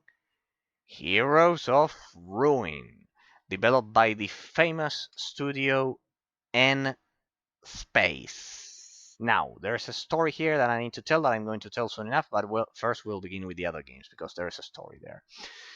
Dragon Ball Z Extreme Butoden, of course. This is the for those who don't know, of you who don't know, over at the back when the Super Nintendo was released, it had some Butoden games, and this is kind of like to pay homage to those games. It's a new release, Extreme Butoden, to the Super Nintendo era of Dragon Ball Z games that were incredibly uh, that were incredible. Sorry, that were incredible. They had some stunning 2D visuals back in the day, back in the 90s, and this is pretty much an enhanced portable, not a remake because it's a different game, but it pretty much kind of like it's the spiritual successor, the inheritor of all of those. I don't know why people ignore this game or think it's terrible. It's not a bad game. It runs pretty smoothly. Um, so yeah, I don't see why would people not recommend this game. Yes, it has a lot of DLC, of course, but once you get that out of the equation, um, the game is pretty solid. Lots of characters. It uses the Marvel vs. Capcom style in which you fight with three fighters and you can change them, and it's pretty amazing. And you have to beat the other three enemy fighters, so pretty good. We are getting to a controversy here. Shantae and the Pirates Curse. An amazing game with probably the best 3D effect you'll ever see. This game, mm, how do I put it? It plays, it looks horrible, and when I say horrible, I mean disgustingly horrible on PC. Why? Because it's a pixel art game that wasn't meant to be scaled for the PC version of it. Another thing, another thing. While this game isn't exclusive, as I've said, the PC version is it looks horrible. It's pixelated because this was the last pixel art Shantae game. These are like Metroidvania games, 2D platformers combined with classic Castlevania elements, kind of like exploring the place and everything. This game, as I've said, not only looks horrible on PC, but the physical cartridge of the Nintendo 3DS version has exclusive content. Not a lot, but it has some exclusive content. I don't know it. I don't know for certain with what part of the content is exclusive, but I know it has some exclusive content that the PC version doesn't have. So the PC version looks horrible, and it lacks some of the exclusive content of this one. So in my, as I see it, this is the definitive, perfect, polished version of it. And on top of that, the 3DS effect of this game is probably the best you'll ever see alongside Kid Icarus Uprising. So it's the definitive version, pretty much. It's not exclusive, but it's a definitive version. That's the reasoning. That's the reason behind getting this game. Besides, the Shantae series was always associated with Nintendo. It was originally born as a Nintendo exclusive game. Way Forward, a pretty talented developer. Um, a shout out to them because they create some amazing 2D platformers. Shovel Knight Treasure Trove, contrary to popular belief, once again, this is a pretty similar case to Shantae. Not only the 3DS effect of this is amazing, but also this one has exclusive content locked behind amiibos. Yes, ladies and gentlemen, a pretty similar case to Metroid 2 Samus Returns. You need the four. Yes, you need the four exclusive Shovel Knight amiibos to access 5 extra challenges per expansion of the game, per character expansion of the game. As if you are familiar with the Shovel Knight series, this treasure trove version includes it's kind of like 4 different games in one. These are NES style games, 2D platformers in which you kill enemies, basically like Mario Bros, but also killing enemies. Um, so yeah, it also has some Metroidvania elements, if you could say. But well, the thing is, it has 4 expansions. It has 4 expansions. Per each one of those expansions, behind amiibos, exclusive to Nintendo versions of the game, there are 5 extra challenges. If we multiply that, we get a pretty interesting result of 20 exclusive challenges to the Nintendo versions of Shovel Knight, something people usually don't know about. It's true that the PS4, that the PlayStation and PC versions of Shovel Knight have the showdown mode to fight against friends and those things, but I don't think anyone would ever use Shovel Knight to for I don't think anyone would ever play Shovel Knight just because of its showdown mode. So this version doesn't have the showdown mode. That's the flaw it has, let's say. That's the downside, but um, it has 20, I think 20 exclusive challenges are more than enough to make up for it, wouldn't you say? I mean, so while we are left with only the Nintendo versions being the most complete and perfect versions of Shovel Knight Treasure Trove with the 4 expansions, um, with the 4 games. I don't know, something like that. So among them, while you could argue that the Switch is the most complete version, the Nintendo Switch version is the most complete because it also has the showdown mode in which you can fight against friends with that extra 5th mode, and it also has the amiibo support with the extra 20 challenges. The Nintendo 3DS version has an amazing 3D effect, so I would argue that yes, the Nintendo Switch is the most complete version, but the 3DS version has an amazing 3D effect. And honestly, for those of us who don't care about using a 2D platformer game as a fighting game, Yes, this is an amazing version and extremely complete. Another thing, one last thing. There's a game called um, Rivals of Ether, which also features Shovel Knight and many more characters, which is basically the showdown mode that you will find on this in the Nintendo Switch version. So I chose to do this, getting the 3DS version of this one with all of the extra amiibo, the 20 extra challenges, the extra 20 challenges locked behind amiibos, and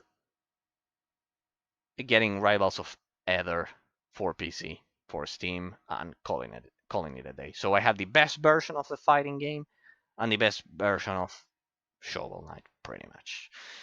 Alright, with that crazy and weird explanation, we move on to the next game.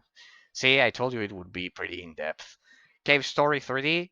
While Cave Story has been released on God knows how many systems, endless, Cave Story 3D is a remake of it, made exclusively for the 3DS, released back in 2012 or something like that. It wasn't one of the launch titles, but it's close to that. To being that, pretty much it's Cave Story, but with better graphics instead of uh, pixel graphics. It's amazing. Shinobi, 3D. You could also call this one Shinobi 3D. Shinobi 3D, pretty classic game. Better than what most people say. I don't agree with them criticizing this game because it's pretty much amazing. So this one has modern graphics for a 3DS system, just in case you're wondering. Alright, then we have the racing games up here. We'll go over those ones, but we get back to N-Space. N-Space, people, a developer, a pretty famous developer of the Nintendo DS era that also released games here on the 3DS. And we begin with Heroes of Ruin, but this wasn't actually their first game. Heroes of Ruin, for those of you who don't know, it's pretty much the only isometric action RPG that you'll find on the Nintendo 3DS. It was, for those of you who don't know what isometric action RPG means, it's a Diablo clone, as small as people usually know it. But the technical term is isometric action RPG. So, N-Space developed Heroes of Ruin after developing a pretty special game exclusive to the Nintendo 3DS library.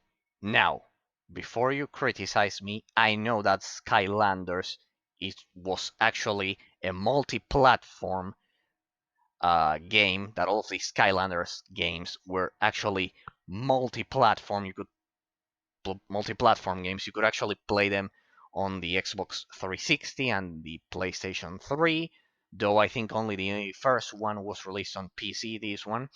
However, the Nintendo 3DS versions of Skylander games are completely different than its home console counterparts. They have nothing to do. So these games are indeed exclusive because they have the only let's say the only similarity between the exclusive 3DS versions of these games and the 7th generation home console versions of these games is the name, nothing else. They are even from different genres because these games are 3D platformers combined with RPG. I mean, no, with RPG elements. They are isometric action RPGs combined with platforming. Let's say, I know it's difficult, but they're basically Diablo clones on the Nintendo 3DS with some platforming. So it's a combination between the gameplay present in Heroes of Ruin as well as Super Mario Land 3D because they have platforming. They are not pure isometric action RPG games, but most of the time they are the vision of N space of the Skylanders universe with these gameplay mechanics. They use the same engine, the same everything. N space um, didn't work on this one, on the first one. This one was actually made by Toys for Bob or Vicarious Visions, something like that. Vicarious Visions or something like that. N space worked on Heroes of Ruin, Skylanders Giants, and Skylanders Swap Force. Now, now, this is a long story. This one was the first one released, 2011, developed by Toys for Bob and Vicarious Visions. Then N Space developed Heroes of Ruin. Toys for Bob, Activision, blah blah. They all realized that N Space was a good developer. They allowed them to develop Skylanders Giants, Skylanders Swap Force, and then once again Vicarious Visions and Toys for Bob developed the last one, which is Trap Team. Now, before you have any kind of like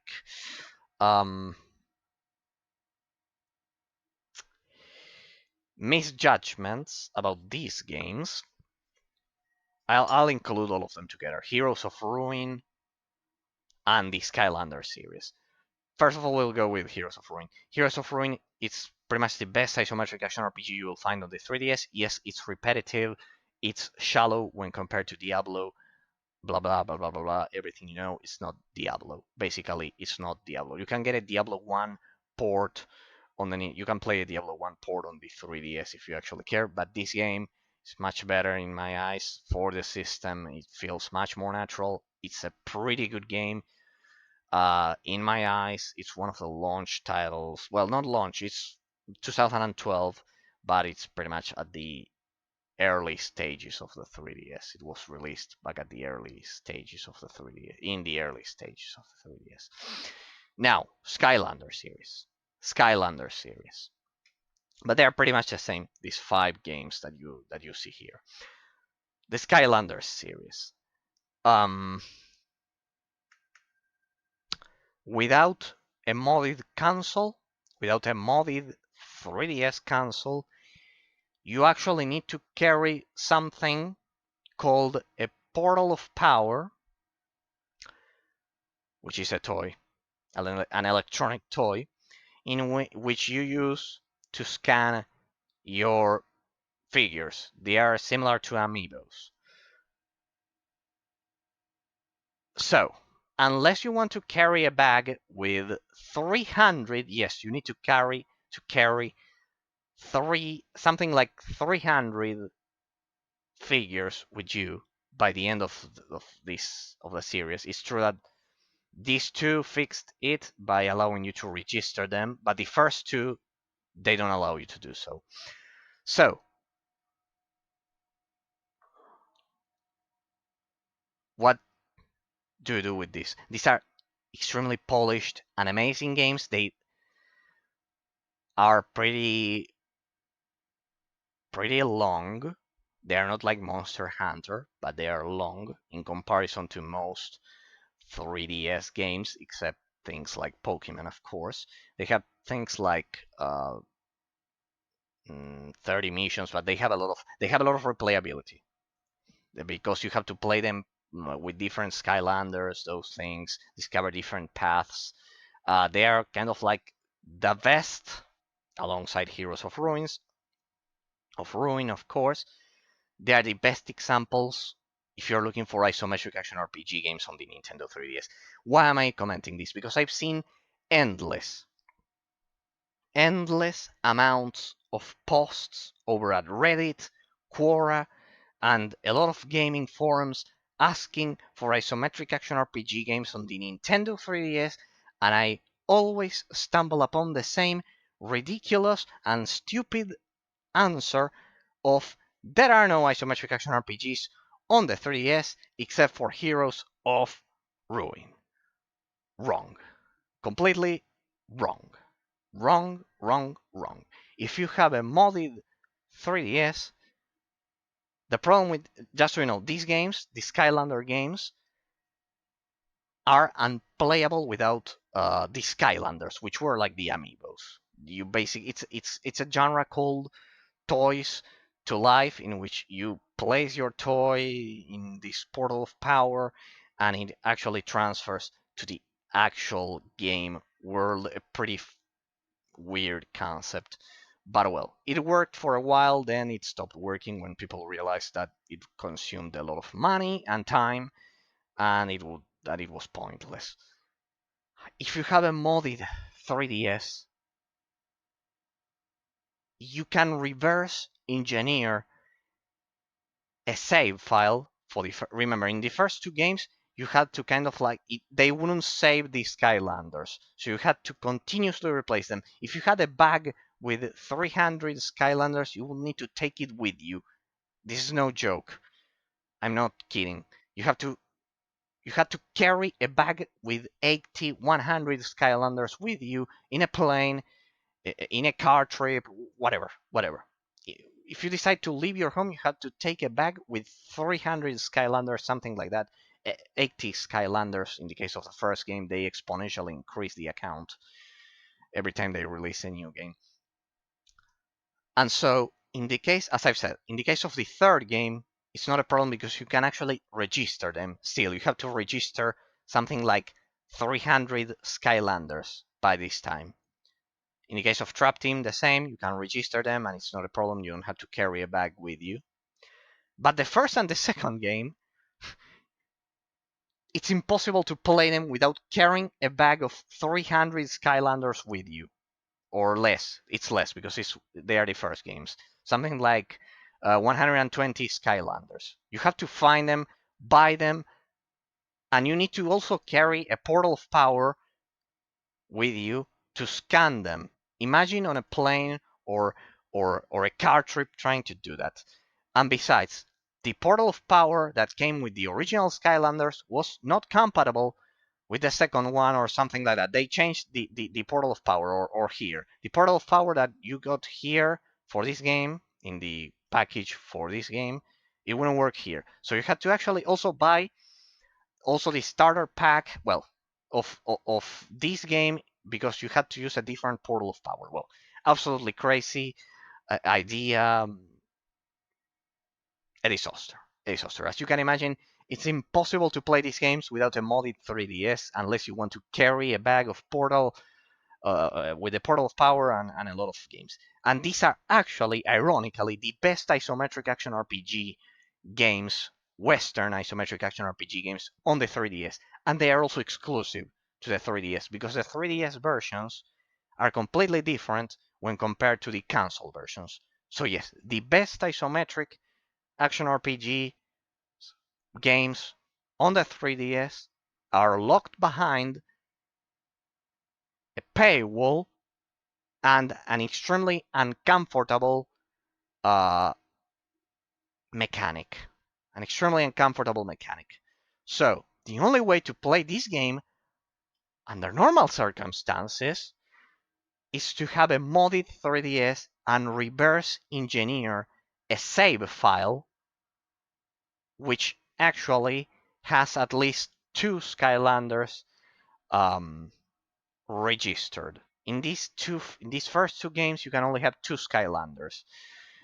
It's more than enough to play the whole game and access 99% of the content and pretty much having a blast with the best isometric action RPG games the Nintendo's Western isometric action RPG games the Nintendo 3DS has to offer. So, combined with Heroes of Ruin, you have five incredible isometric action RPG games. They don't run perfectly. They run between 20 and 30 FPS on the 3DS, but you won't realize it most of the time. So, here we go. Outrun 3D. Nothing to say, it's the classic Outrun game, but with the 3D effect, this game looks amazing. 80s Overdrive.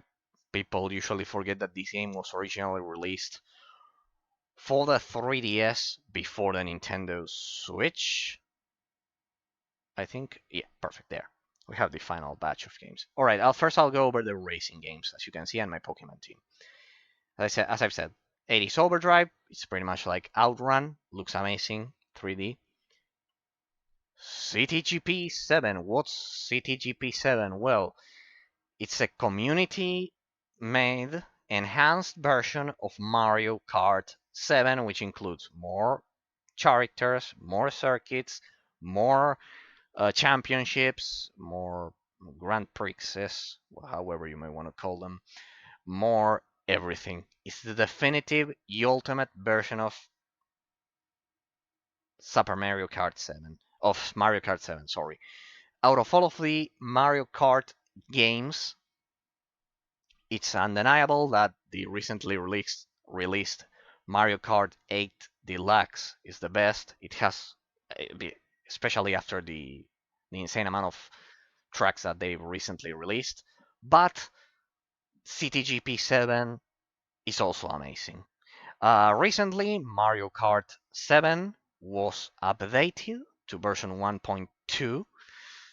Yes, after 10 years, and they've already fixed this version and made it compatible with the latest update, and it runs perfectly well, and it's amazing, and it's pretty much the version you want to play. Trust me, you can add a lot of things I cannot show you, but you can add so many things to this. I wouldn't have enough time to showcase everything. Uh, it's a bit difficult to install for the average user, but if you have done 3DS modding before, you know what to do. You'll probably know what to do if you follow the instructions over at their website. CTGP7 is pretty much the second best portable Mario Kart version ever released. And they are still updating this, and it's absolutely amazing. It's insane. You can still play the original version even if you have the mod installed. It's like two different games. This is amazing. You need to get this if you have a modded 3DS. I know it sounds weird, the name, but it's pretty much the definitive version of Mario Kart 7. Um, Contrary to CTGPU, which is the Wii U version of this, that one is not good. That one's terrible. And the Wii version, I haven't tried it, but I can assure you mm, this one is the best. Out of all of the custom-made Mario Kart CTGP versions, this is particularly the best. The tracks are pretty polished, everything feels natural and original. There are no crazy pixelated tracks or anything like that. They even include some Crash Bandicoot Nitro Kart tracks, but just one or two. It's still, they didn't butcher the original feel and experience of the original Mario Kart 7. I wish I had more time to showcase all of these great games.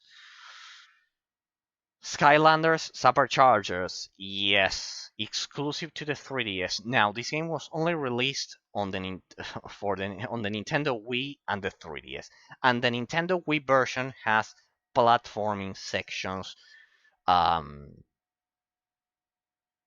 which aren't present here. This is the best version, ironically, of Skylanders Superchargers.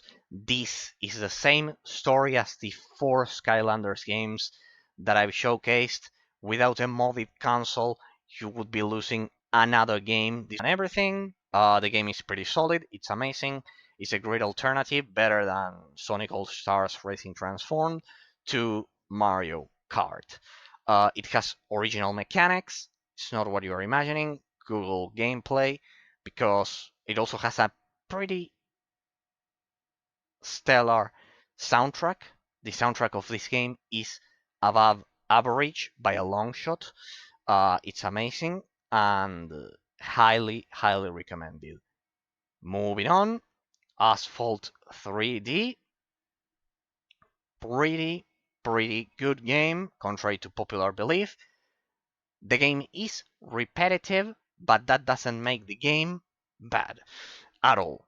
I like the Asphalt series. I think they captured the essence of Need for Speed pretty well on portable handhelds. This game is repetitive. It can be boring for a lot of people if they don't like racing, but if you like racing and you don't mind repetitiveness, the game is good. It looks amazing. It runs, as I've said, it doesn't run smooth. It's at no more than 20 to 30 FPS, but it's pretty amazing, technically speaking, except for the frame rate, but the graphics are good. Um, I would suggest the game. It was a launch game. People say that the launch of the Nintendo 3DS was weak. It wasn't weak. It tried to cover all of the genres. I mean, could have been better. It wasn't the best console launch ever, but it wasn't weak.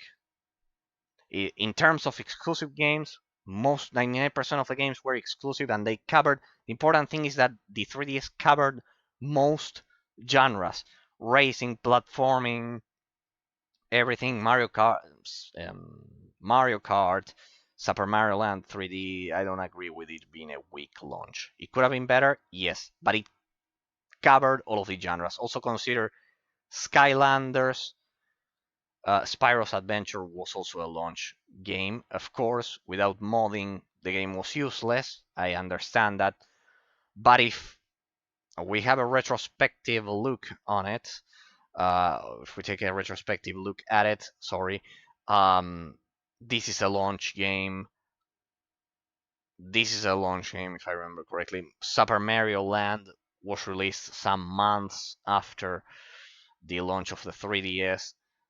So you have Skylanders, you have Super Mario, so you have isometric action RPG, platforming. You had racing. This is a launch game. You also had platforming here. You had Frogger 3D puzzle platforming. I don't know. People hate this game because it's difficult. Need for Speed The Run. Pretty good racing game. Pretty standard. Most 3DS libraries have this. As you can see, I love the racing genre as well. Ridge Racer 3D. One can say that you achieve mastery of a game console's library when you can find all of your genres regardless of what they are, or regardless how difficult it is to find them. You would have never thought that the 3DS was moderately good for racing games. The PS Vita is better in that department, but well. Driver Renegade. I mean the PS Vita combined with the PSP being able to emulate it with mods. But well, this one is also modded. So Driver Renegade, pretty good. The long-standing Driver franchise. I think this is the last entry. Play Driver San Francisco on PC, Xbox 360, or PS3. It's an amazing game. This one is also amazing as well for the 3DS. Well, Castle Cloud 3D, ladies and gentlemen. This is Angry Birds. This is actually the precursor of Angry Birds. It's the original Angry Birds experience, but more polished, more fleshed out, exclusive to the Nintendo 3DS eShop, amazingly well done.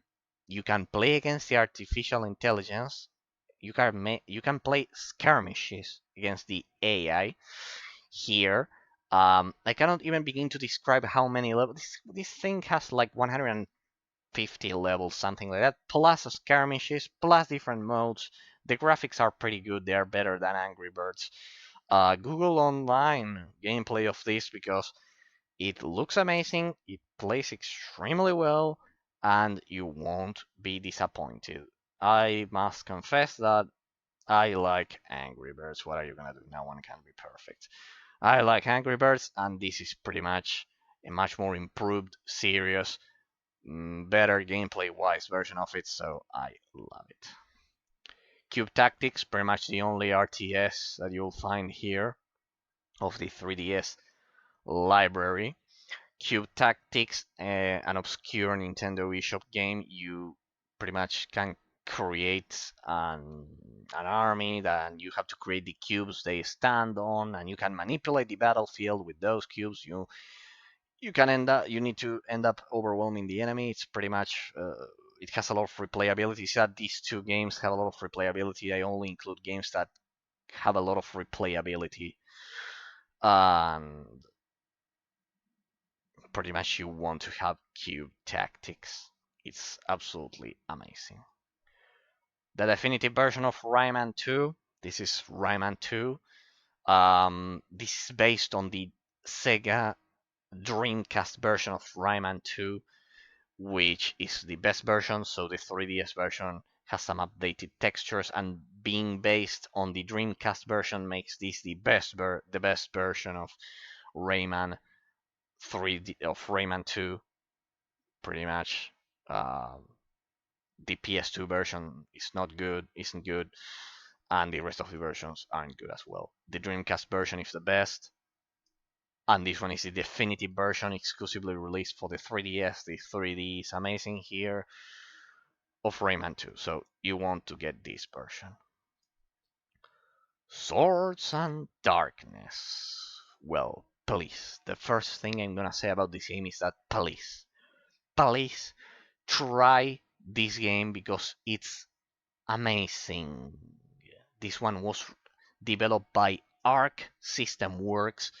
Ignore the scores of this game because the press has no idea what this game has to offer. The game is amazing. It's a 2D RPG game. If you like, this will sound so weird. If you like Dark Souls games, which I don't like, ironically, you will probably also like this one. You have heavy attack, light attack, uh, everything. If you like, this one is 2D. If you like something like Dragon's Crown on the PS Vita and PS3, something like Odin Sphere, Leifthrasil, if you play those 2D beat 'em up games, you'll probably love this one. Arc System Works actually developed a lot of games. There's also a puzzle game, a weird Japanese puzzle game developed by Arc System Works, but I think this one is their opus magnus on the 3DS, except for, of course, Dragon Ball Z Extreme Butoden. Uh, I disagree with most people regarding the quality of Arc System Works on the games on the 3DS. I think these two at least, the other ones are questionable, but these two at least have a lot of quality. The cutscenes here and the graphics are amazing, beautiful 2D graphics here you'll find here, but it's an RPG game, fully fledged RPG game, slow, let's say slow action RPG. It doesn't have a stamina bar. That's the only difference with Dark Souls games, but it doesn't have a stamina bar. So it's difficult to describe, but please play this game because it's absolutely amazing. It's an absolute forgotten gem of the Nintendo 3DS library. Swords and Darkness, as you can see there, made by Arc System Works.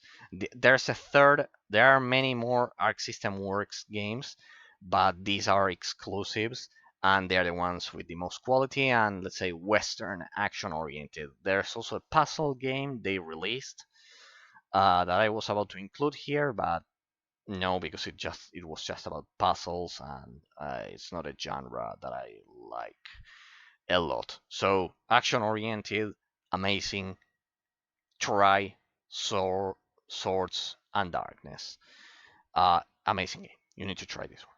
It took me a lot of years discovering that game. So I highly suggest you try it. Arc System Works, you know that they developed Guilty Gear and a lot of fighting games. So the combat system here, they know what they are doing. I don't know why the press decided to hate on that game. I have no idea why. Sorry, pure ignorance. The game is amazing. It's not a AAA game, but it's amazing. Jet Rocket 2: The Wrath of the Taikai. This is a sequel of Jet Rocket released on the Wii, developed by Shinen. Again, as you can see, I'm using. I investigated all developers that had a lot of experience and talent releasing Nintendo exclusive games. This is a sequel. This one looks amazing. It's a 2D platformer. It's not the best 2D platformer ever. It looks amazing. That's true. It's pretty. These are pretty small games in terms of size. No more than 10. No more than 100 MB. Well, this one I think it was larger. Harmonite, developed by Nintendo. This is an endless runner, which also includes. It's not an endless runner. It actually has levels, which also involves following the rhythm. It was made by Game Freak. Pokemon. Yes, Pokemon. The developers of Pokemon also released Harmonite. Action is more action oriented than most endless than any other endless runner to be sure. So yes, it's a classic of the Nintendo 3DS eShop. This game is amazing. You need to have it. The same goes for Fluidity Spin Cycle, also developed and published by Nintendo. Well, in that case was Game Freak, but it's not part of Nintendo, but well, it's right there, second party. It's what we would call second party, like what Insomniac was before being acquired by Sony. Fluidity Spin Cycle. This game uses the gyroscope of the 3DS. It's a character also developed by Nintendo called Eddie that you it's basically the character is basically water that you have to get through different levels. It combines platforming, a bit of platforming. Well, it's not platforming; it's puzzle solving with slight platforming. Pretty weird idea, but well, you have to tilt the 3DS and those things. It uses a gyroscope. There's one shitty level, but the rest are amazing. In which you have to turn your 3DS upside down. I don't know why Nintendo was so obsessed with those things. There was a Pokemon called Malamar in Pokemon Ultra Moon that you also had to flip your 3DS by 180 degrees. You had to flip it upside down perfectly to make it evolve. No joke. Malamar, I think it was called, if I remember correctly. Didn't play with that. Crimson Shroud. This is basically Dungeons and Dragons, Western Dungeons and Dragons, made by Level 5. You can see here we can see a lot of Japanese studios making heavily Western RPG games. I mean, this is based on Dungeons and Dragons. Is there anything more Western than that? No. Ishi Sengoku no Sadamen. Well, you could argue that this is the only Eastern game that I have, but its style isn't that of an Eastern game because it isn't.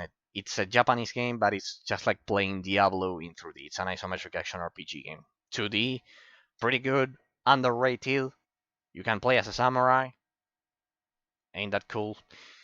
Yes, just so you know, I have nothing against Japanese games or anything like that. It's just that I don't like turn-based games or slow-paced games. This is an isometric action RPG. Will get your blood flowing. Well, remember I said there was a Left 4 Dead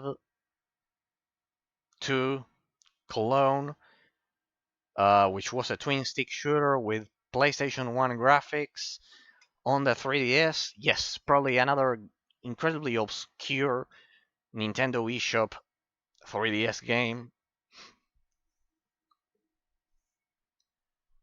Sorry, there we go. I'm running out of breath. Undead Nightmare Storm. Undead Nightmare Storm. Developed by the same developer behind Chain Blaster. Yes, G-Style also developed this curious game that doesn't look good, to be honest. It looks like a PS1 game, exactly like a PS1 game.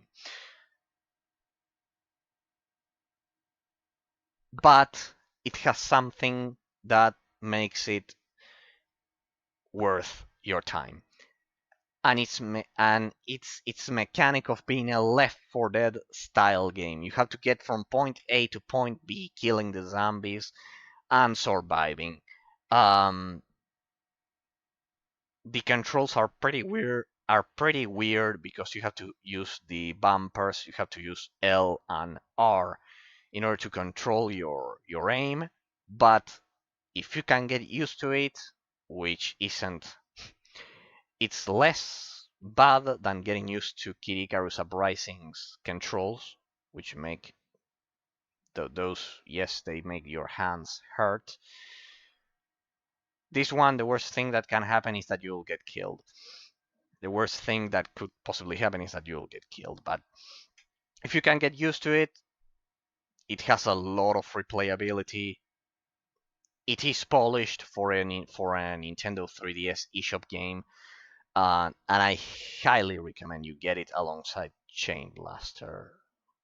So, yes, you can see that these are developers, G-Style, Shinen, all developers that dedicated their time exclusively to understand and perfect their their crafting of 3DS games. Highly recommended. It's extremely small, only 37 gigabytes or something like that. All right, since do you remember a toy? It was a developer that released a famous game called Mutant Odds or something like that, which I didn't like. I don't like Mutant Odds. You won't find it here. You can get the Atoy collection. I'm telling you this because it's a pretty forgotten game. The company went bankrupt. It no longer exists. Atoy. Most of the companies of these games no longer exist. Shinen does exist. Atoy was a North American company. They developed Mutant Odds, which was an extremely famous game of the Nintendo 3DS eShop. I won't deny its quality. I simply don't like the aesthetics and the overall gameplay mechanics of it because it was slow. And besides, it's a multi-platform game. Even if I wanted to play it, I could play it on my PC, the much more improved version of it. But if you truly want to play it on the Nintendo 3DS, few people know that there is something called the Atoy collection, which includes these two games that I'm going to showcase right here, that are the only two that remained exclusive to the 3DS, and um, then um, it also includes the multi-platform versions of Mutant Odds and those things. But the two exclusive Atoy 3DS games are Chicken Wiggle. This is Mario Maker before Mario Maker was a thing. Yes, it has pretty good 3D effects. It doesn't have a huge budget behind it, but they are puzzle platforming games. I highly suggest you try this one. And the other one, well, this one I leave it last. This one was the last exclusive Atoy game. This one is only 8 megabytes, but you'll see that this game is a monster. You'll see. Frogger 3D. Let's go over to another one of the launch titles. Let's cover another one of the launch titles of the 3DS. Please ignore reviews of this game. If you are watching this, I suggest you trust me. The thing with this game is that it's a hard game, but it's not a bad game. It's pretty much the definitive portable version of Frogger. It's a much more classic adaptation of it because there was one on the Nintendo DS. And yes, while how do I put it? It's not as it doesn't have the platforming uh, open world style of the sixth generation because a lot of Frogger games on released during the sixth generation were kind of like open world, something like that they tried to cover something they tried to explore a new gameplay mechanic, making it open world. No, this one is much more classic. It's a definitive edition. It has pretty good graphics, but it's a tough game. It's a tough game, and the press sadly is an objective when it comes to to difficult games. But it's an amazing launch game for the Nintendo 3DS. The same could be said for Alien Chaos 3D. Don't ask me why this is the most expensive or one of the most expensive 3DS games ever released. I have it here because it has endless mode. It's like Metal Slug. I actually tried this game in my previous Aqua Blue 3DS, but it's not perfect, not by all means, but there were such few physical copies of this game. This game could only be purchased physically. A lot of the original Nintendo 3DS games, like Frogger or this one, you could only purchase them physically. There was no eShop. It was a launch game, pretty good, but I played it back in the day, so it's nostalgia. I like it. You shoot bunnies. It's pretty amazing, and well, it has an endless mode. The main thing is that it has an endless mode. That's why I had to include it. I would have included more games in all of my game console libraries. Don't worry, I haven't forgotten about this one that I'm going to showcase in a minute. But I could have included more, but I ran out of space. There's a limit, and you have to follow it. Any other games that I would have included? I don't know. The Steel Diver series was also exclusive, made by Nintendo, but it wasn't my cup of tea. Of course, if you like Eastern games, go for Fire Emblem, go for Monster Hunter. There are more platforming games that you can grab here. I don't know, Tokitori, you could use. It's not exclusive, but well. In this case, I showcased a library of, I think they are 109, something like that. It's something along those lines. Monkey Bump.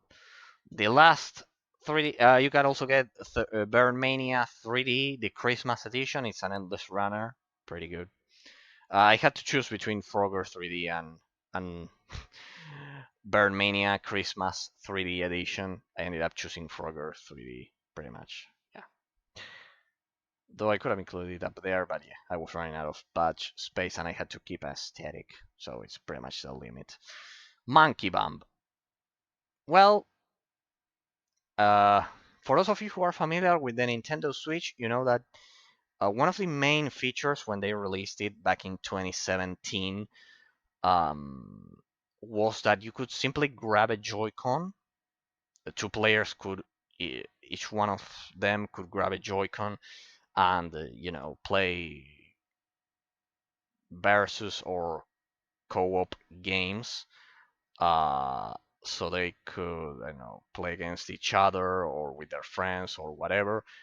Well, the idea of grabbing the two Joy-Cons of the Nintendo Switch and assigning one of them to each player was originally executed by this game. Yes, one in this game you can play against you can play alone, kind of like Tetris, but you can also play against your friend by just placing the 3DS vertically. One player controls it like this. This is the you cannot see it, but one player controls one screen, the top, the bottom screen with the D-pad, with the directional pad, and the second player controls the top screen instead of the bottom screen with the four A, B, X, Y buttons. And yes, you can play versus offline against your friends. A pretty crazy and wild idea, but yes, the 3DS was the first to execute it, not the Nintendo Switch. With Mario Kart 7, with that legendary trailer from 2017 in which the Nintendo Switch launched. Before the Nintendo Switch was even a thing, the prototype name was Nintendo NX. This allowed you to play offline against. It's a match 3 similar to Candy Crush, but with different rules. It's pretty good, pretty smooth. It looks amazing on the 3DS. And yes, you play this game vertically, and as I've told you, you can play with just one finger against I don't know, relatives of any kind.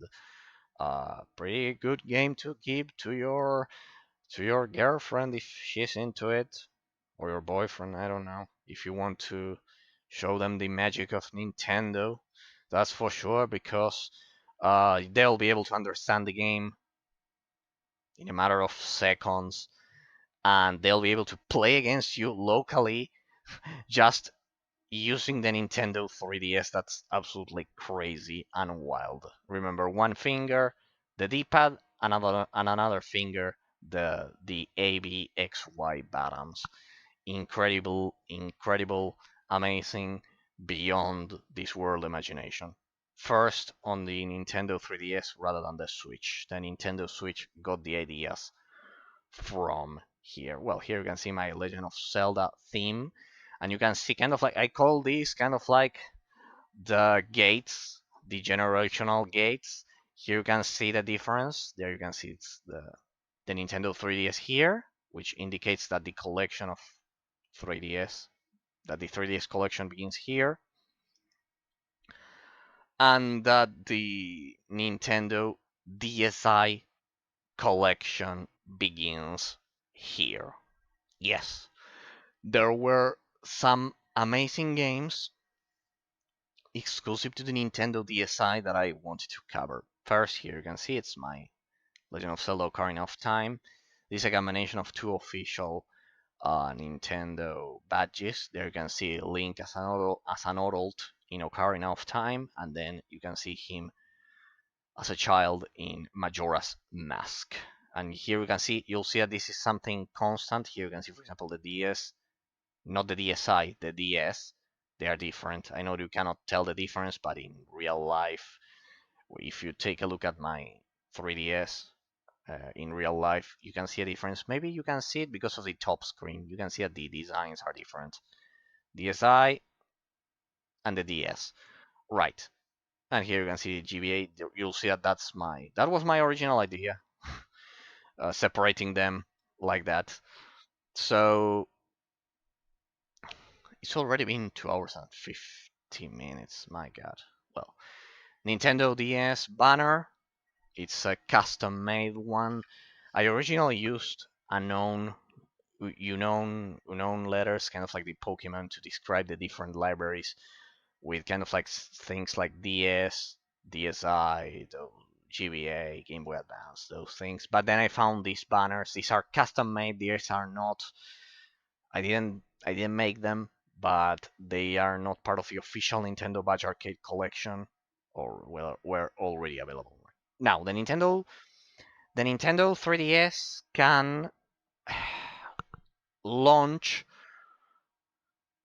only approximately 11 11 DSi games at a time. Then you need to uninstall them and save them in your micro SD, and you have to load them into your NAND memory. Basically, the Nintendo 3DS can only hold a few Nintendo DSi games at a time. That's stupid and ridiculous, but apparently was a technical limitation. And you could only have a limited amount of them. And the ones I had to pick, I only left one that I wanted out, which is Castle of Magic, made by Gameloft. You'll see that here I include all of the Gameloft games. I actually think Gameloft made some amazing mobile games back in the in the late 2000s, sorry. And you'll see that here I have all of the games that a lot of Gameloft games that you can only find nowadays in old school. I don't know if it was something like Symbian phones or something like that. They were restricted to very specific operative systems, uh, phone operating systems that simply you won't find. They weren't ported and they were lost forever. A pretty uh, prime example of this, a clear example, is Asphalt 4 Elite Racing. Again, repetitive but amazing game. Absolutely amazing. These games were lost to time, sadly, because you can only play them if you have the original phone or if you have a Nintendo DSi, or in this case, more modernly, a 3DS. So you don't have a lot of options. This is the only play to play Asphalt 4 unless you have a Nokia phone or something like that. Those weird old school phones that most people don't have. So this is the besides here you can play it with real bottoms, so it's pretty much the definitive version of this. This is 100% exclusive in my eyes. Same story, Ferrari GT Evolution by Game Loft again. Another great racing game. It uses the same engine as Asphalt 4. As I've said, the other two games, sorry, there's actually one more game that I would include. Castle of Magic by Gameloft and Street Drift International by Daedalus Entertainment. And there was actually one more RTS game that I can't recall the name. Yes, it was an RTS game for the Nintendo DSi, but I simply couldn't include it. I made my calculations here. Don't. It's not a coincidence that I could only fit 11 games. I used up. I think I left only four. Something like 4 blocks. Only 4 blocks, which is kind of like 0.0 4 MB, something like that. Pretty much I left less than 1 MB of system memory here. I found a perfect combination to include most Gameloft exclusives, most Nintendo exclusives, and most DSi exclusives with this combination. With this combination, you get the best 11 games of the DSi library.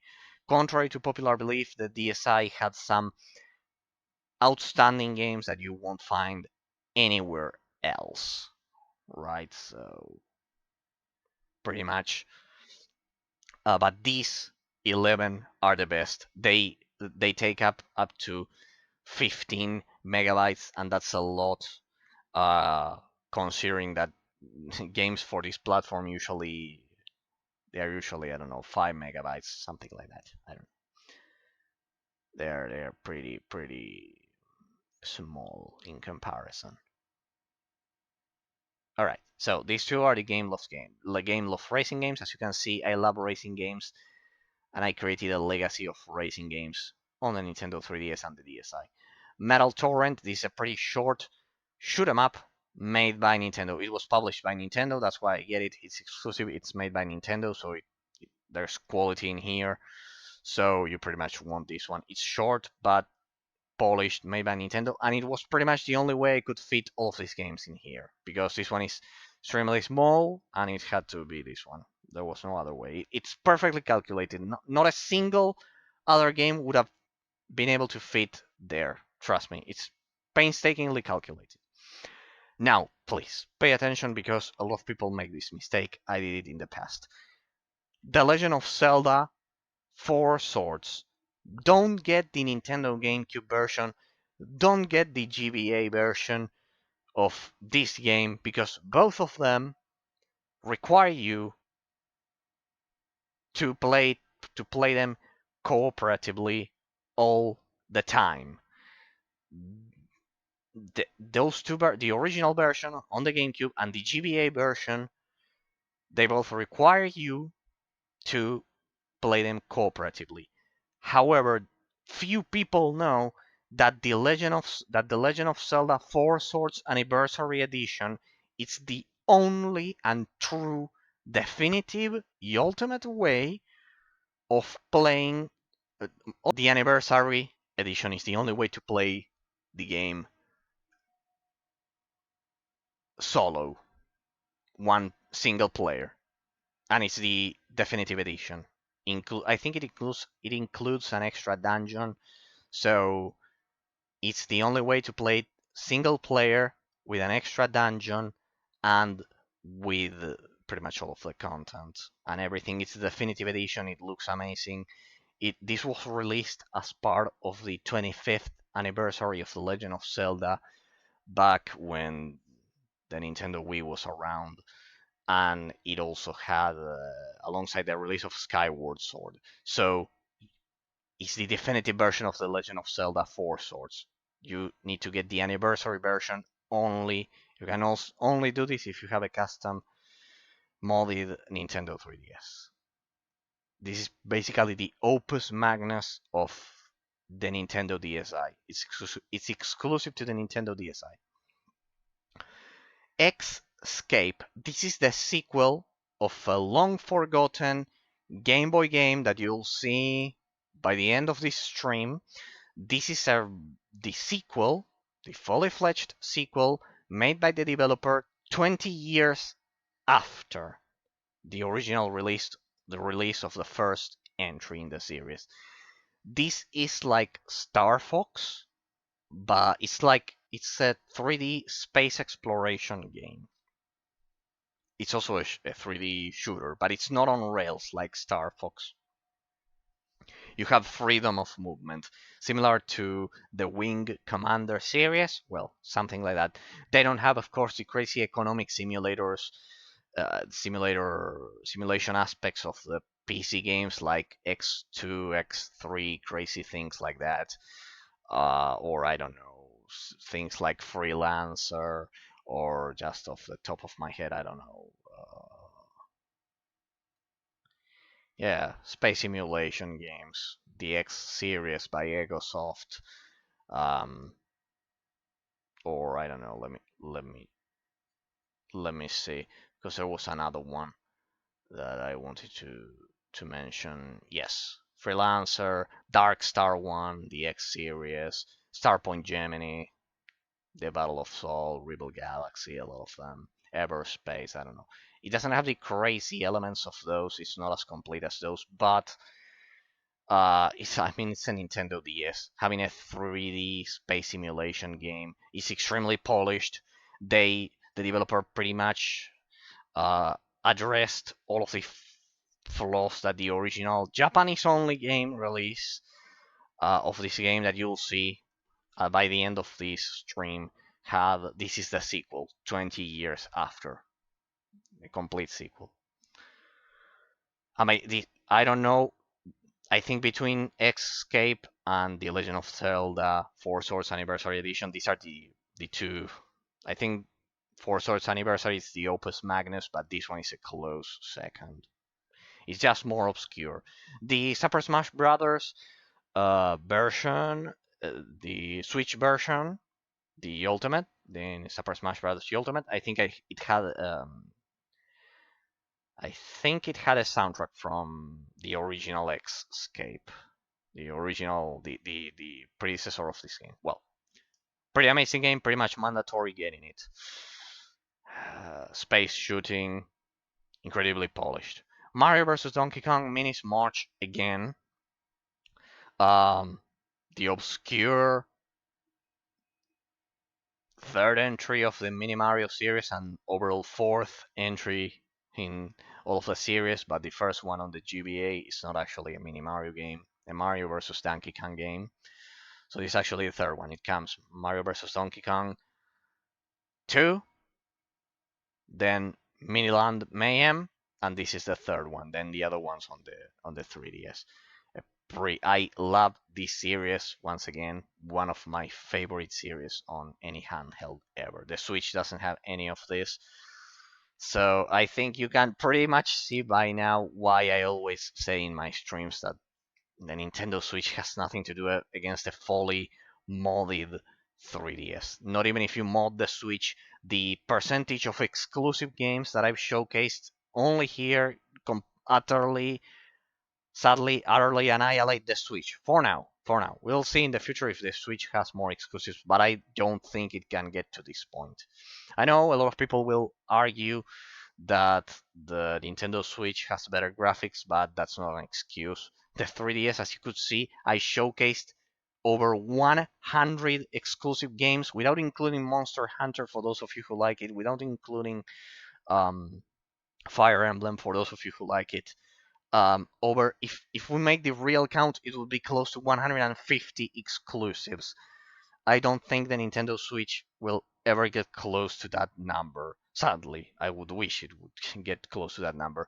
The Nintendo Switch would get to 50, more or less. Just so you know, I count them, so I'm pretty sure of what I say. English, patched, or translated. I'm not counting Japanese only games. Starship Defense. This is a pretty famous tower defense game made by Nintendo. If you disagree with me, please feel free to argue in the comments down below. If you want to argue about if you think the Switch is better than the 3DS, that a modded 3DS, which basically includes DS, Game Boy Advance, Game Boy Color, and classic Game Boy and LCD games from the 80s,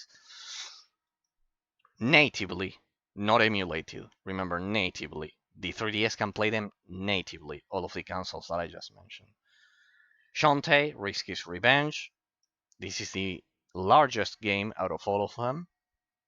This one has also been released on PC, but yet again, just like with Shantae and the Pirate's Curse, which is basically Shantae 3. This is Shantae 2 for the Nintendo DSi. The PC version of this looks horrible. It's pixelated.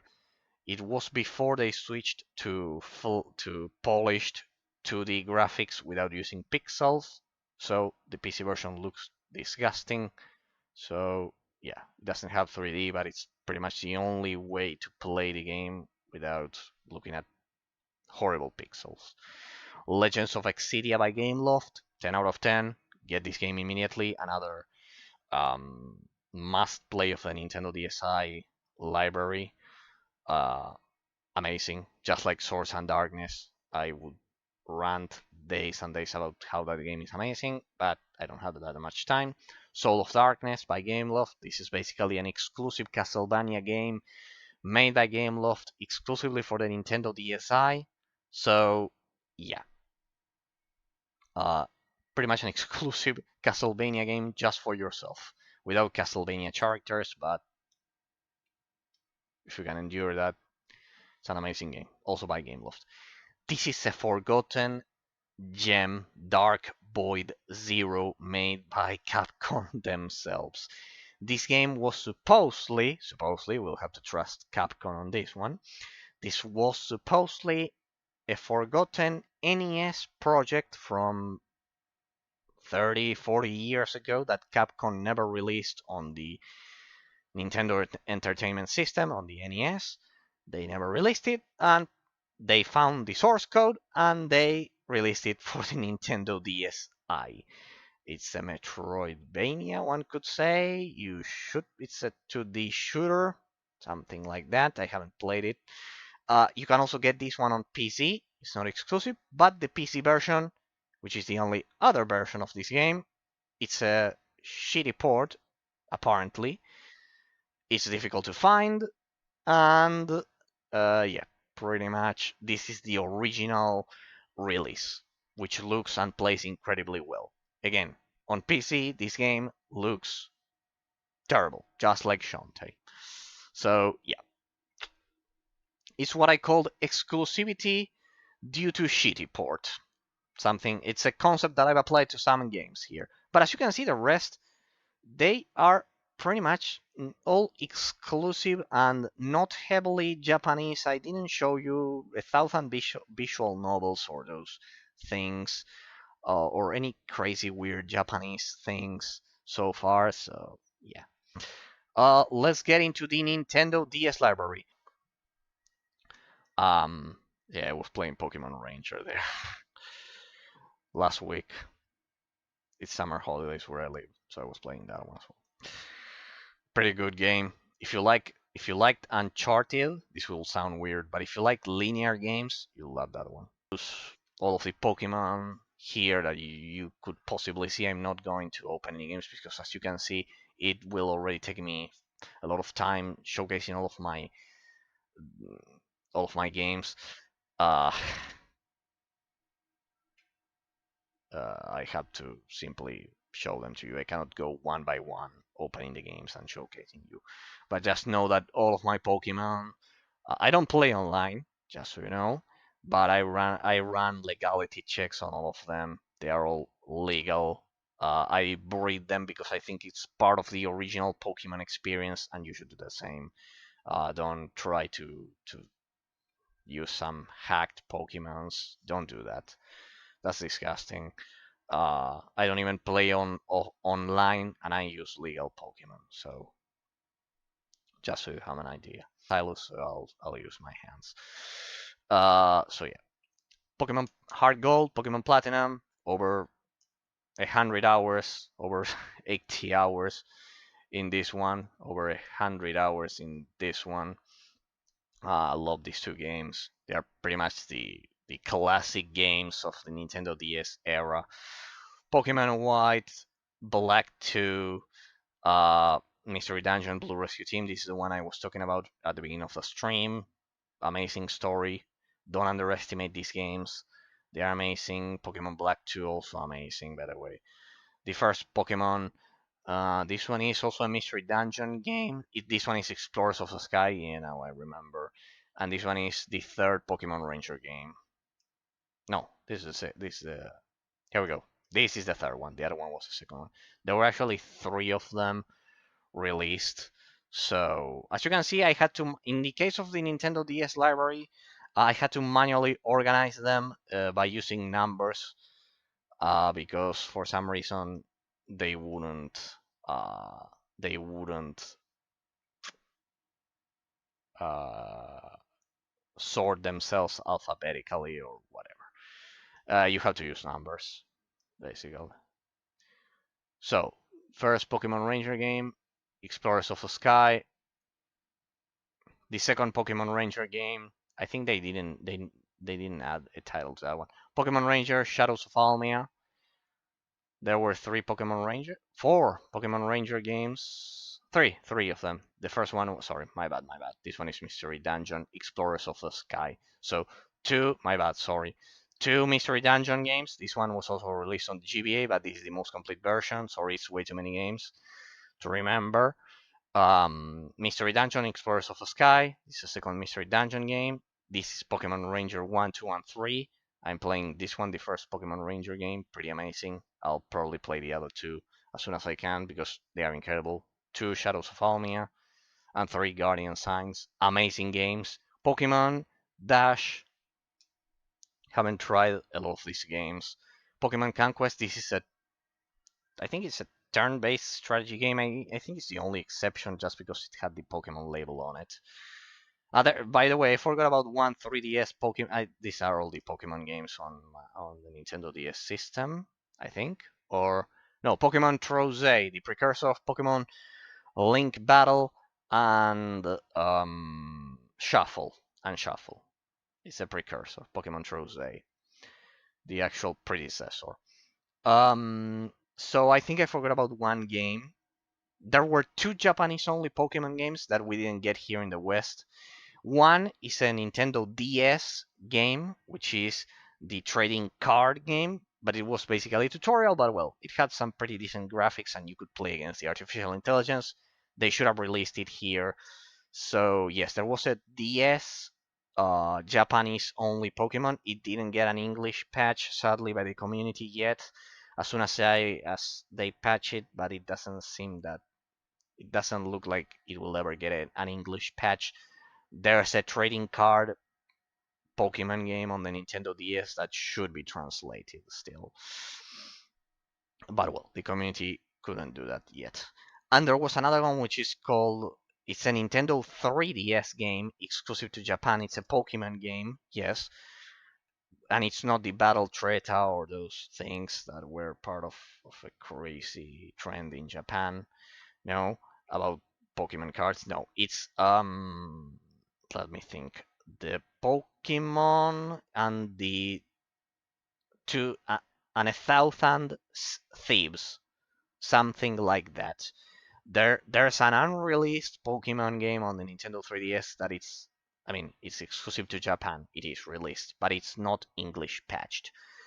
And the other one is Detective Pikachu on the 3DS. I don't care about games that simply involve solving mysteries. The 3DS had a lot of them, like Professor Layton. It also has the Ace Attorney, the lawyer games.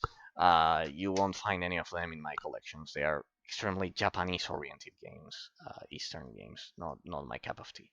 New Super Mario Brothers. This one is pretty much the Super Mario game that single-handedly revived the 2D platforming genre overall because there's a huge gap between the last release. I commented this during a previous stream. There's a huge gap between this game and the previous to the Mario game because originally the idea of Nintendo was reserving the 2D Mario games for handheld platforms while launching the 3D games on home consoles being the main versions. And at the end of the day, this one ended up being also released on the Wii, and this one ended up being a pretty huge entry. And it revived 2D gaming as a whole and the 2D indie scene, the 2D indie releases that we see right now. It's a pretty important game of gaming history. Newer Super Mario Brothers, you can only play this one, I think, with an R4. I don't know. This is basically not a sequel, but a modded version of the other one, just like CTGP7. Newer Super Mario Bros. Is pretty classic. This game has a lot of custom-made um, games, but I think newer Super Mario Brothers is the one that is, as I've said, you can see that I go for classic experiences that don't alter the original experience, that they just add more content. We'll get to that once I get to the GBA Pokemon games in a while. Super Mario 64 DS, I beat this game, pretty good version of it.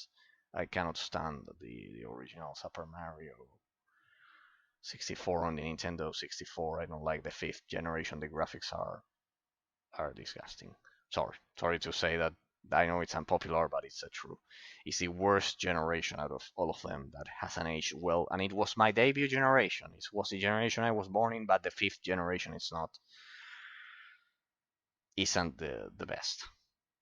Mario Luigi Partners in Time, the only Mario Luigi game that basically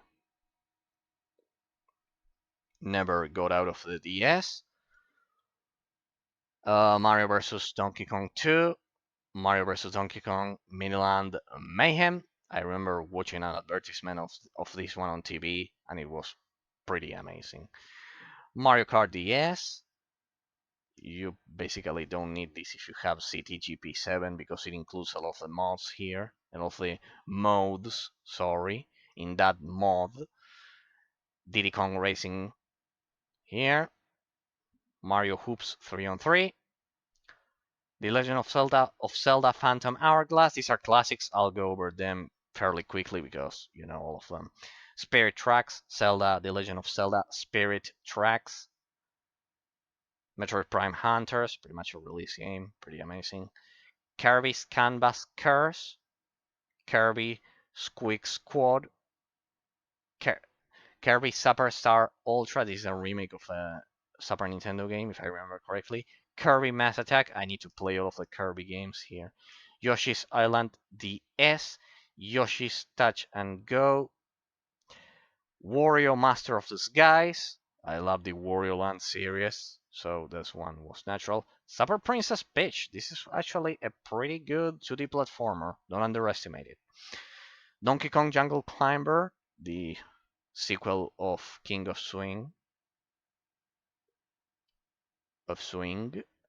Star Fox Command. I remember this one pretty good. The definitive edition of Tetris, Tetris DS, is the best way to play Tetris. It has a lot of Nintendo DS characters. Amazing. If you want to get a portable DS version, a portable version of Tetris overall, unless you can grab something like Puyo Puyo Tetris or Tetris Effect, I think the top three are those. For pure Tetris, it's this one, Tetris DS, something more classic. The best modern version of Tetris, without a doubt, it's Tetris Effect. Um, be sure to get the connected version or something like that, the enhanced version of it. I have it on PC. And of course, Puyo Puyo Tetris and Puyo Puyo Tetris 2. These are the three best. Those are the three best modern versions of Tetris. Big Bang Mini. I won't go over all of the DS games. They are a lot. Just know that I picked them for good reason. They are all good. Meteos. These are kind of like puzzle games. Sonic Rush, a classic. Few people know it has a sequel, Sonic Rush Adventure, Sonic Rush 2. Sonic Colors has nothing to do with the Wii version or the modernly released remastered version. Age of Empires 2, made by Majesco. Majesco is an incredibly talented developer that released a lot of high quality games back in the Nintendo DS and 3DS era. Crash City Mayhem was another racing game that I had to simply leave out because I ran out of space. It was a 3DS game, and I would have included it because the graphics are similar, though the game isn't perfect, isn't polished. The graphics are similar to Midtown Madness, which is basically one of my childhood series. So if you like Midtown Madness, you'll probably love Crash City Mayhem, even if the game isn't perfect. This is a turn-based game. These are not RTS games. These are like what I swore to destroy: Age of Empires, Mythology, and Age of Empires, The Age of Kings on the DS, made by THQ. THQ also released insanely amazing games here, so you pretty much want all of most games released by THQ, except the licensed games of Nickelodeon or those things. You don't want those, but you want the rest of them. These are turn-based, the Age of Empires games, but just so you know, I mean, we cannot say that these are Western, Eastern games. They are pretty much turn-based games, but extremely Western. I mean, the stat system is extremely Western. They don't have things like I don't know, strength and those things. They are RTS, but RTS they are turn-based, but they feel RTS because of the limit because it's just the limitations of the DS that hinder them, but they're pretty amazing. See, even if I if I can play them and I am a fan of RTS games and I despise turn-based games, you can imagine how good these games are if I don't like the genre and I enjoy playing them because they are not Eastern things. They are not like Final old school Final Fantasy games or Fire Emblem. Not at all. They are you construct your base, you create your buildings. It's like an RTS. You can play skirmish there, so endless fun.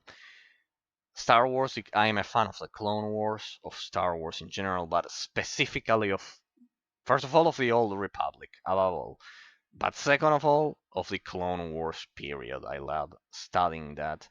So, I mean, studying. Whenever I have free time, I read about it. Follow some YouTube channels about that as well. Pretty amazing. Star Wars: The Clone Wars Jedi Alliance, exclusive to the Nintendo DS.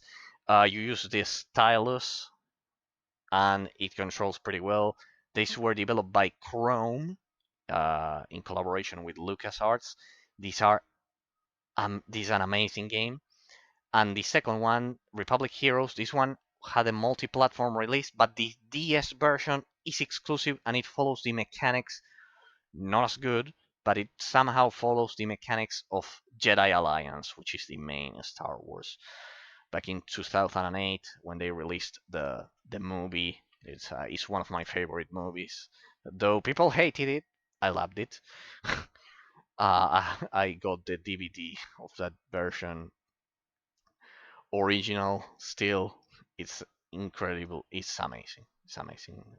And the Republic Heroes version, this is what I wanted to highlight. This, as I've said, this version is exclusive to the Nintendo DS, though the game was multi-platform. This version is totally different. It's just like a Skylanders. Same name, but different game. just like the Harry Potter 1, 2, and 3 on the original Xbox and PC as well. Also exclusive, Geometry Wars, Galaxies by Sierra, classic, you need to have it. Nanostray, you know who developed this? If you're a fan of Nintendo handhelds, you must, because these were developed by Shinen, just like Jet Rocket 2 and Nano Assault X. I think you can see a pattern here, and that's why I told you to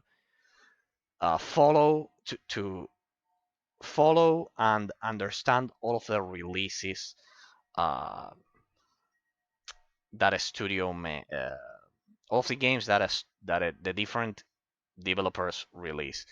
Because Shinen released Nanostray 1, Nanostray 2 on the DS, and then they released Nano Assault on the 3DS. It was just the natural evolution of the series.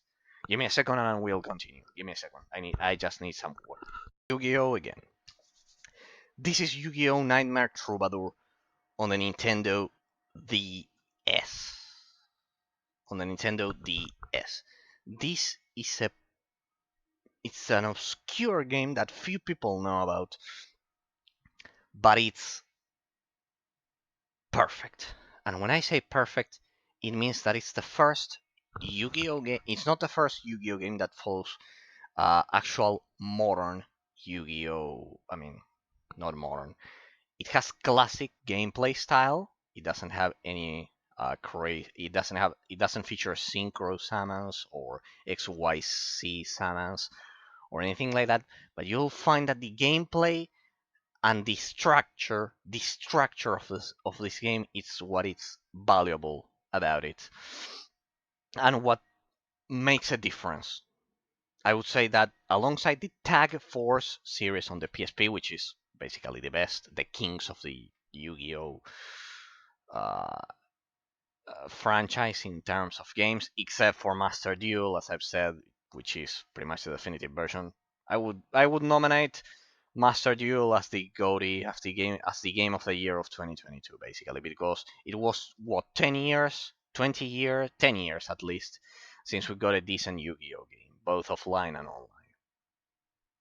You can play Master Duel offline, just in case you are interested. There's a GitHub project which allows you to play Master Duel offline on your own without bothering anyone, playing against the artificial intelligence, not relying on internet connection. Yes, you can do it. Google it. You'll see that I'm right. But Nightmare Troubadour. This game has classic Yu-Gi-Oh structure. It has a classic Yu-Gi-Oh gameplay rules, but you'll see that the structure is perfect.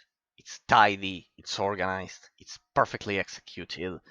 Um, Amazing. It's a relatively short game, but it's pretty well done.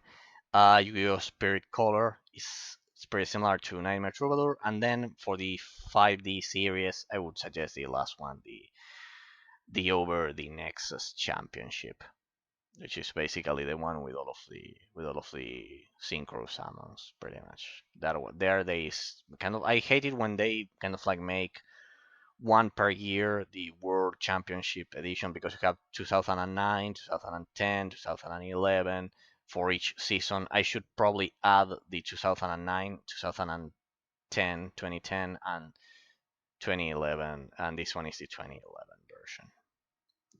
For each one of the seasons of Yu-Gi-Oh 5D. But Nightmare Troubadour, it's a must. You must play. If you like Yu-Gi-Oh, you must play Nightmare Troubadour.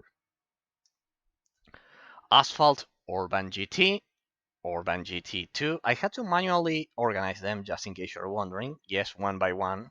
I had to rename them one by one. A Forgotten Assassin's Creed game. And also Assassin's Creed 2 Discovery. This one is pretty good actually, Assassin's Creed 2 Discovery. These are forgotten. Once again, these are only playable on Symbian or something, some crazy, weird, and old phone operating system. So these are pretty much the only way. This is pretty much the only way to play Asphalt. I think these are Asphalt 1 and 2 or something like that, or 1 and 3, just with different names. I'm pretty sure this one is actually Urban GT is actually Asphalt 1, the original, something like that. And this one is 3 or something like that, before 4.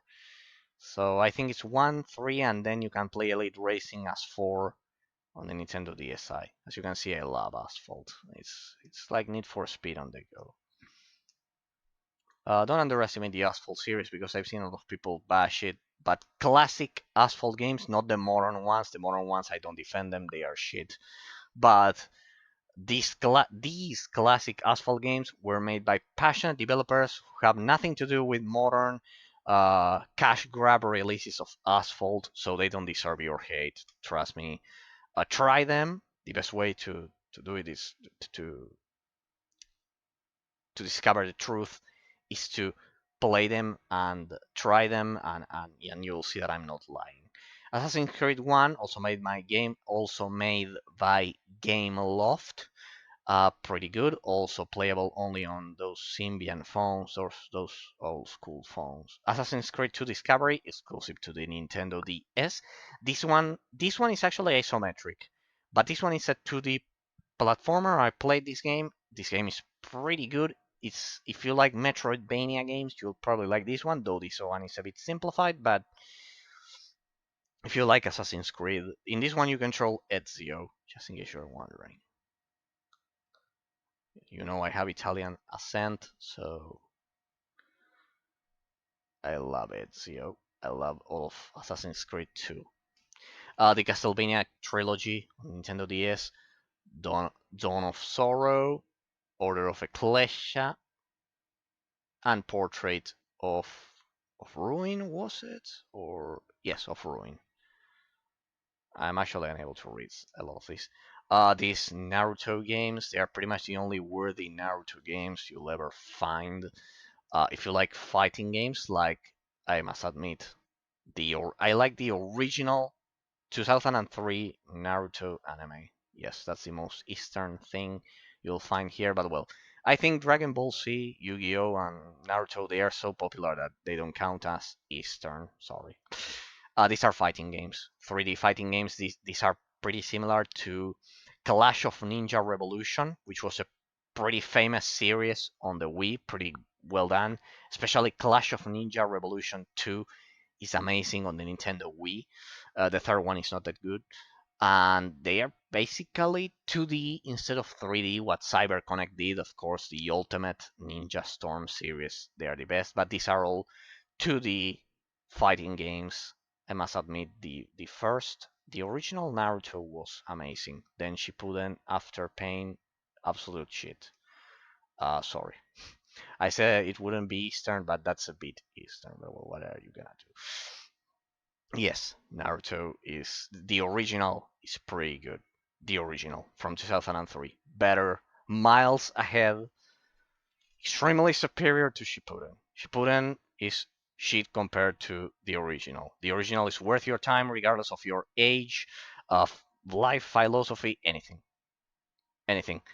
because it has a pretty pure and well executed everything. Everything. This I was about to say the storyline, but no, it's pretty much everything. The lore building, everything. But well, we're not here to talk about the TV series.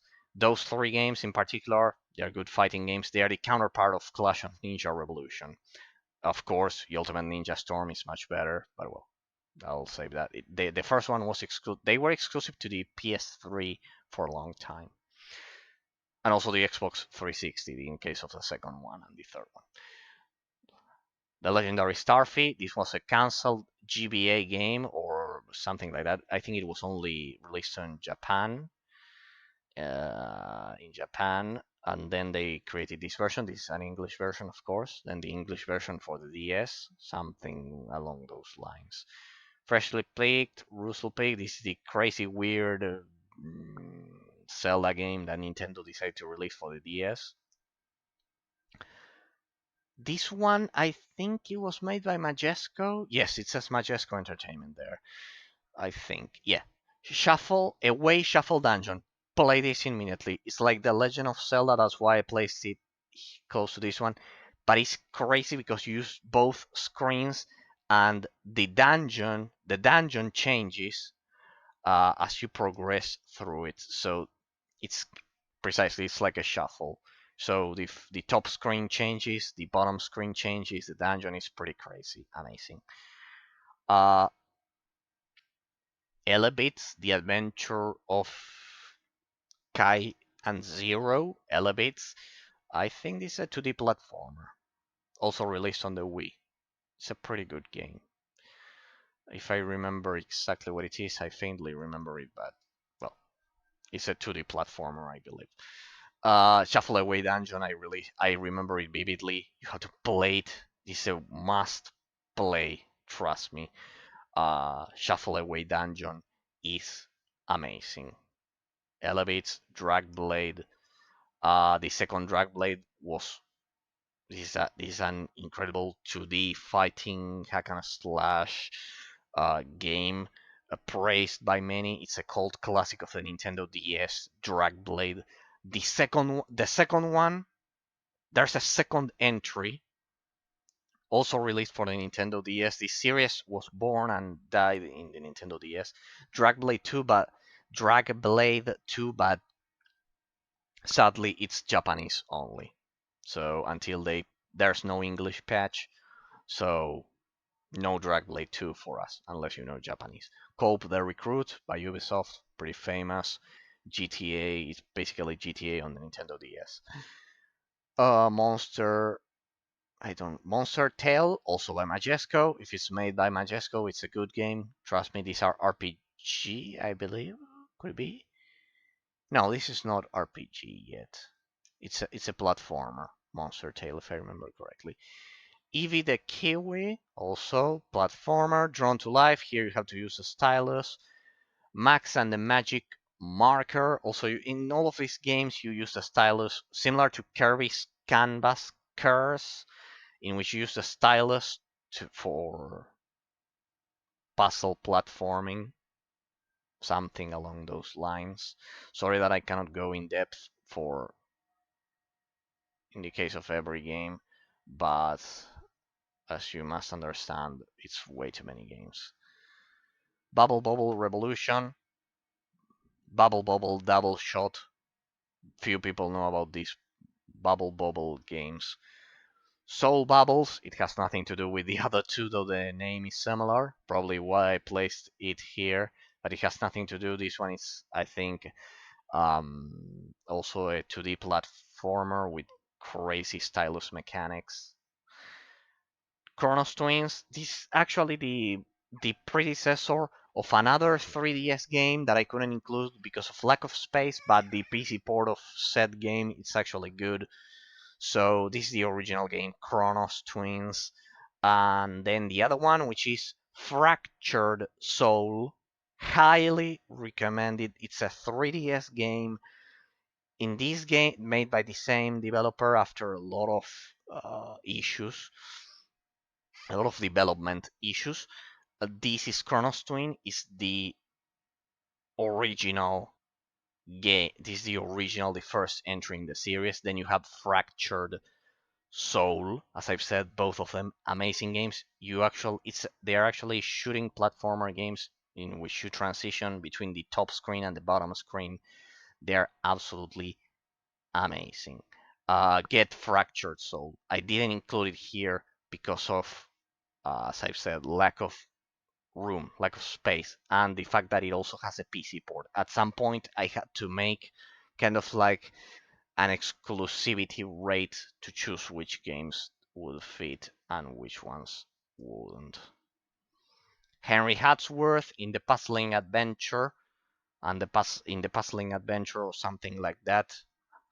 Um, a an absolute classic. It's a puzzle platformer. These are all high quality games, believe it or not.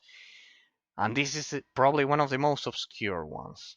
New Zealand Story Revolution. Yes, pretty obscure 2D platformer. Then you can Google the gameplay for each one of these. I don't have time to do this. It would take me 10 hours. Giana Sisters DS, a classic. Prince of Persia: The Fallen King. Not a good game, but it's Prince of Persia on the DS. I'll take it. Has cute graphics, if that's something to you, if that means something to you. The Legend of Cage 2, if I have it here, it's because it has a minimum standard of quality, trust me.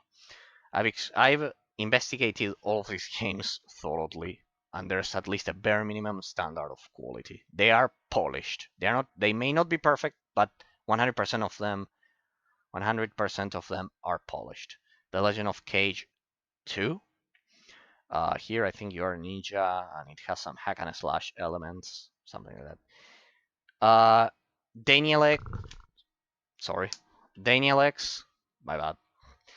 Daniel X, by Kryptonite Games and THQ. Kryptonite Games was responsible for the Assassin's Creed game, I believe. I think I said Game Loft previously. I think it was Kryptonite Games. And yes, anything released by Kryptonite Games, Gameloft in this particular period of time. I know that then Gameloft made some questionable decisions that their games aren't as good, but in this period of time, Gameloft, Kryptonite Games, and Majesco were top. Top. THQ, of course, the same. Absolutely top studios. Well, this one is exclusive. Death Junior and the Science Fair of Doom by Konami. It's made by Konami, if that means something to you. Death Junior was actually full-fledged game about Death Junior. It was actually a mascot made by Konami for the PlayStation Portable. The first game is exclusive to the PlayStation Portable. The second game, Death Junior 2, is exclusive to the PSP, to the PlayStation Portable, and the Nintendo Wii, but the Wii version has ugly motion controls, so the PSP version is the best. I have Death Junior 1, Death Junior 2 over at I have them in my PSP, and Death Junior and the Science Fair of Doom. It's different, it's isometric in the case of the DS. It's a different game, so it's a spin-off of the first two games. Pretty good mascot made by Konami. They should remember their mascots. Dragon Ball Z Supersonic Warriors. I think this one is 2. Supersonic Warriors 2. I don't know if the first one was on the DS or on the GBA or something like that. Spider-Man games. I like Spider-Man games. The Ultimate Spider-Man on the DS. This one is exclusive. Yes, the Battle for New York. Spider-Man: The Battle for New York. It's exclusive in this case. The Ultimate Spider-Man. It's a classic of the PlayStation 2. This is the DS port. I don't know why people act as if Star Wars: The Force Unleashed 2 didn't get a Nintendo DS port. Yes, it did get it. It's a 2D platformer. It's good because they didn't follow the trend with the previous game, which was releasing worse versions of it. This one is completely different. So just like with Republic Heroes and no, Jedi Alliance was original, was exclusive to the DS.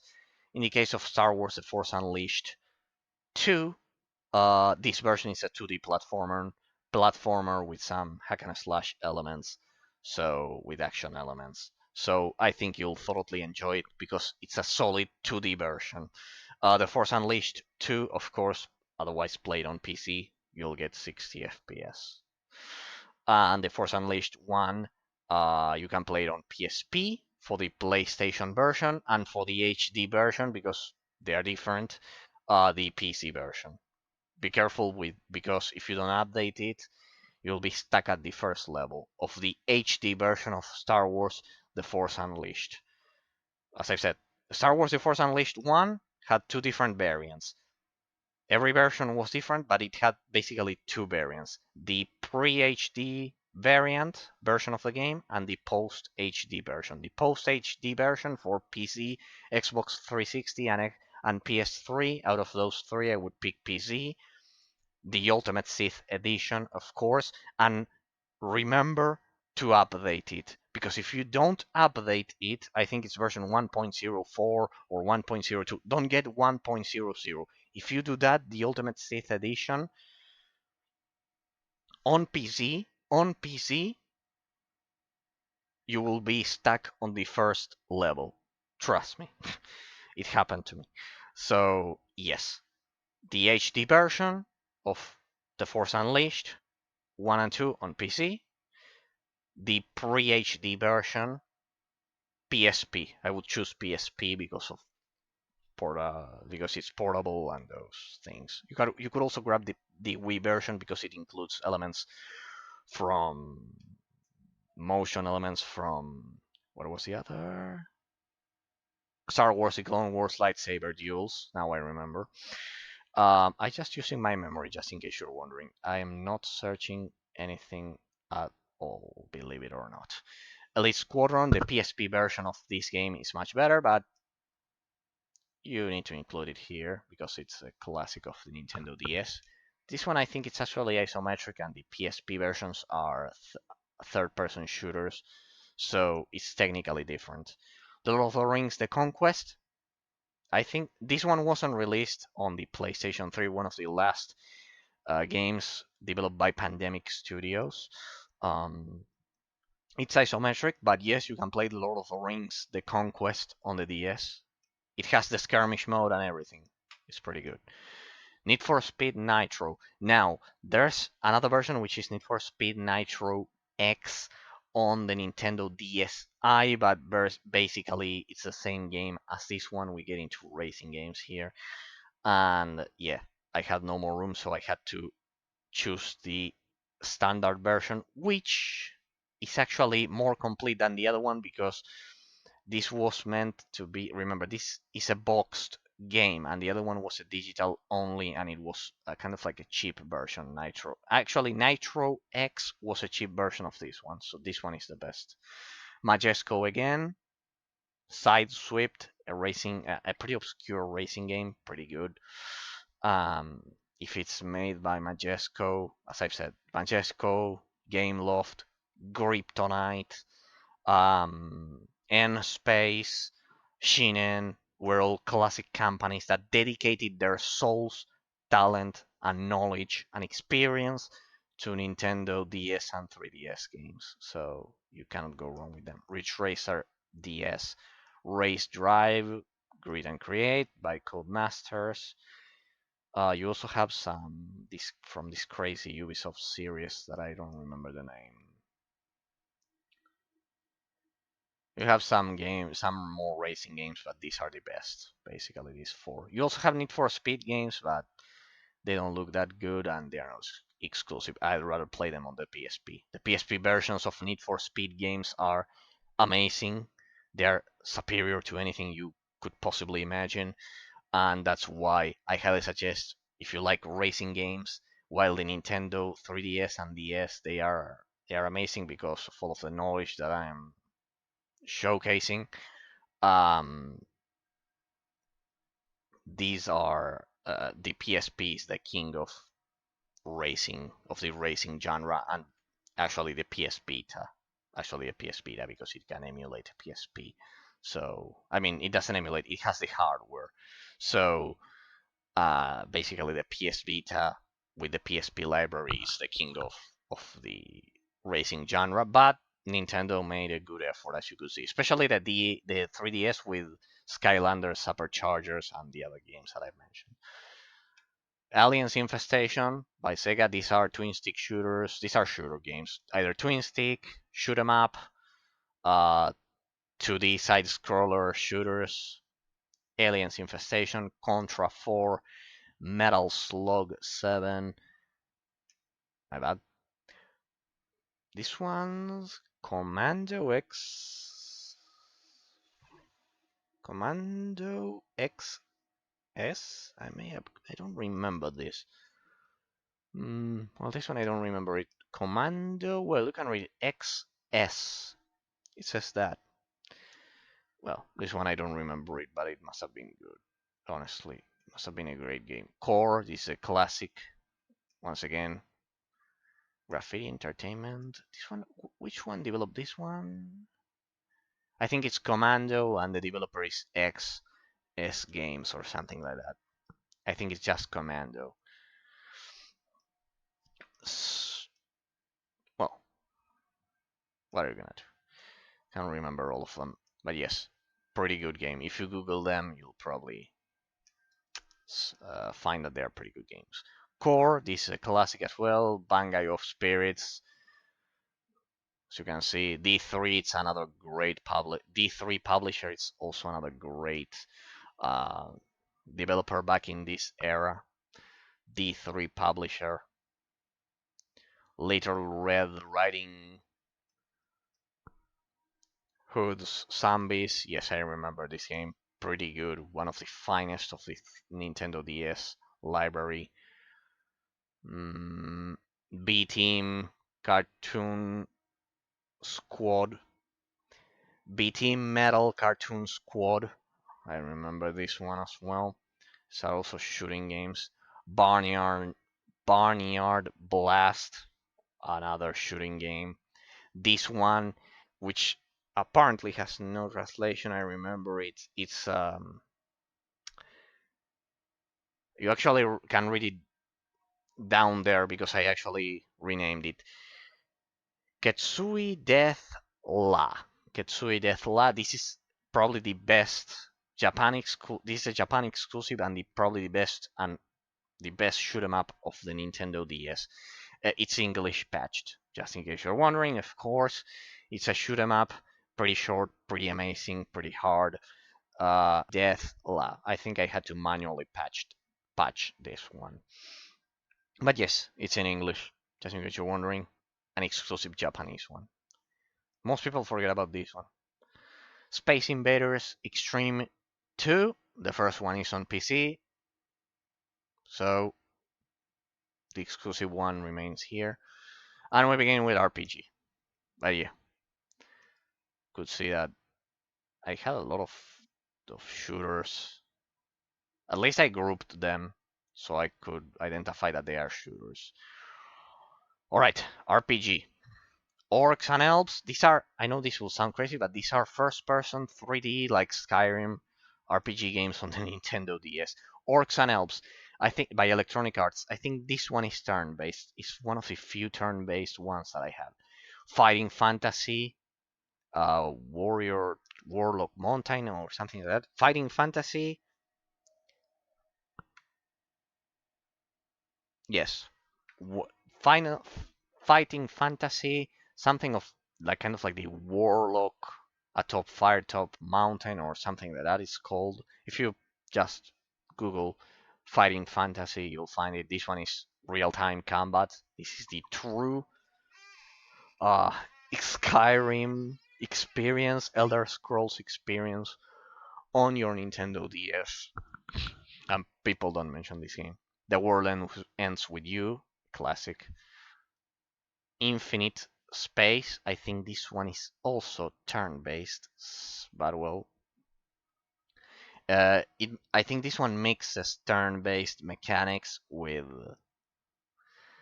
um, role-playing elements or something like that. I think it's just a combat, I don't know. If I place them here, it's because they have some real-time elements and some turn-based elements, and they're kind of like a hybrid. Boktai 4, this one is actually not called Boktai 4, which I thought it was stupid, so I renamed it Boktai 4, the legendary, the best isometric action RPG 2D games developed on the for the Nintendo GBA. The fourth entry is actually exclusive to the Nintendo DS. Please record this name in your head because you want to get this game. The Boktai series entirely. This is Boktai 4. It's actually called Lunar Nights instead of Boktai 4, but I renamed it Boktai 4 because that's its true nature. It's Boktai 4. You'll find it as Lunar Nights. You can see there, Boktai 4 Lunar Nights. Ragnarok DS. Yes, this is a fully fledged isometric Ragnarok RPG, Phantasy Star Zero. These are all open. I know it sounds crazy, but these are all open world, either isometric or third person RPG games. Similar to World of Warcraft. The most similar you will find to World of Warcraft here. I basically Googled for things and over the course of 10 years, of course, which were similar to World of Warcraft and Skyrim.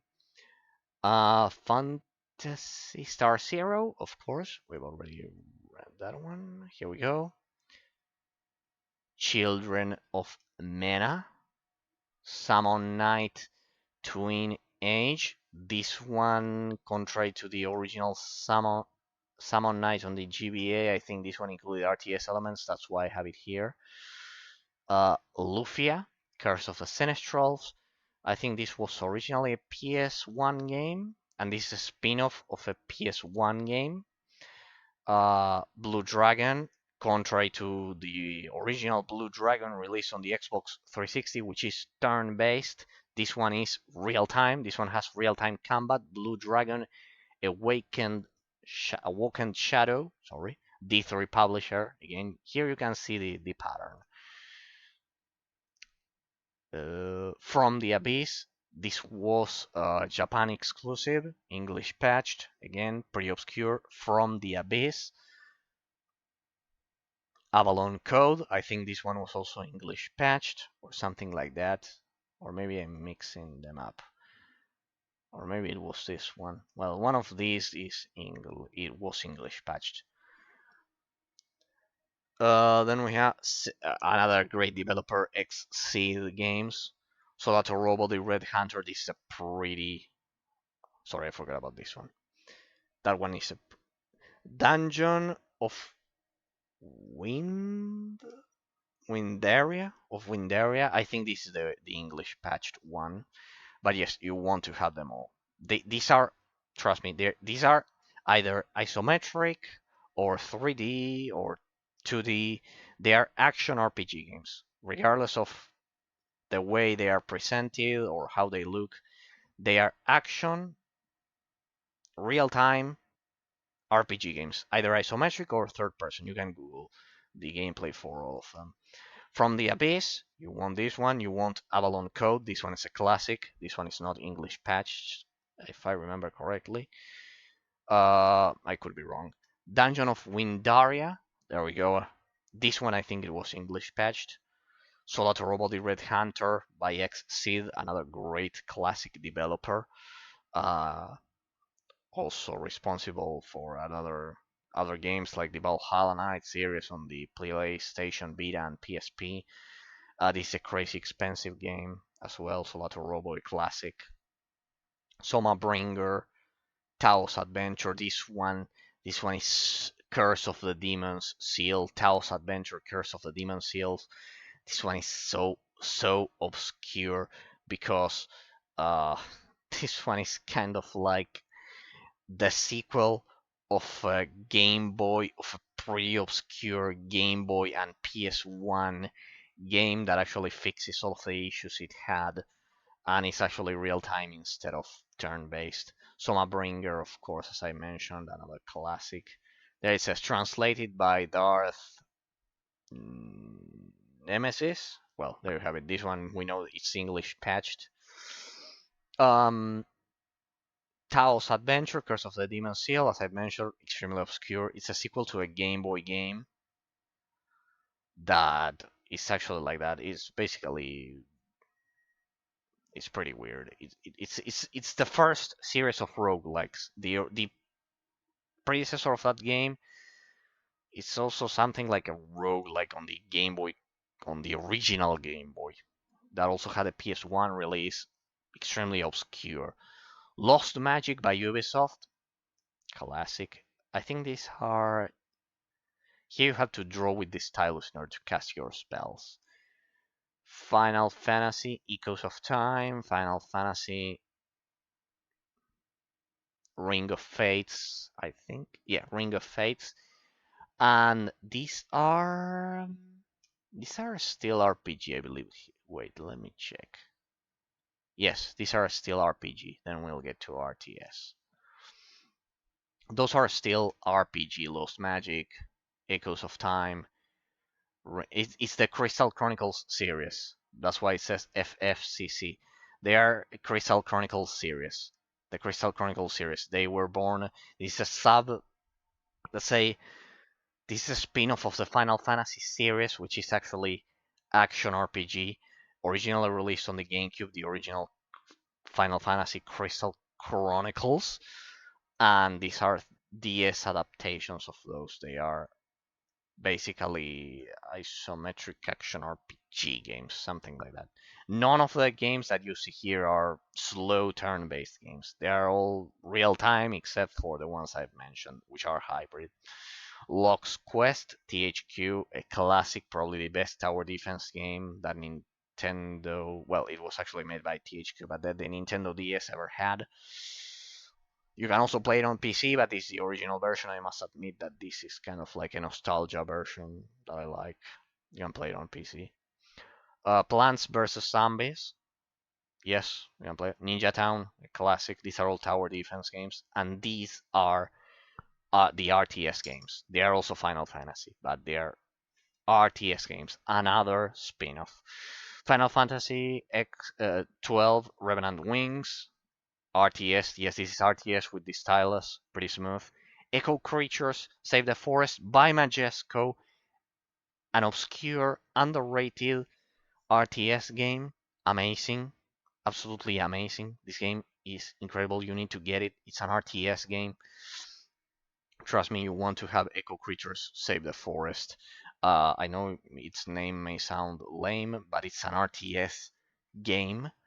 So you pretty much want to have this game in your library because it's an RTS game on the Nintendo DS and it plays extremely well. Um, yes, Eco Creatures Save the Forest by Majesco, Final Fantasy 12 Remnant Wings. This is RTS, not part of the Crystal Chronicles. This is a second spin-off of the Final Fantasy series. Heroes of Mana, another sequel of the Mana series. Um, the remake of the first Mana game, which was actually Final Fantasy Adventure on the Game Boy. It actually has a remake on the Nintendo on the Game Boy Advance, so you want to have it. Then we have Robocalypse, another these are RTS. These are RTS. These are all RTS games, just in case you're wondering. Robocalypse is an RTS, incredible. This one and Echo Creatures are, and Revenant Wings, as well as Heroes of Mana, they are the best.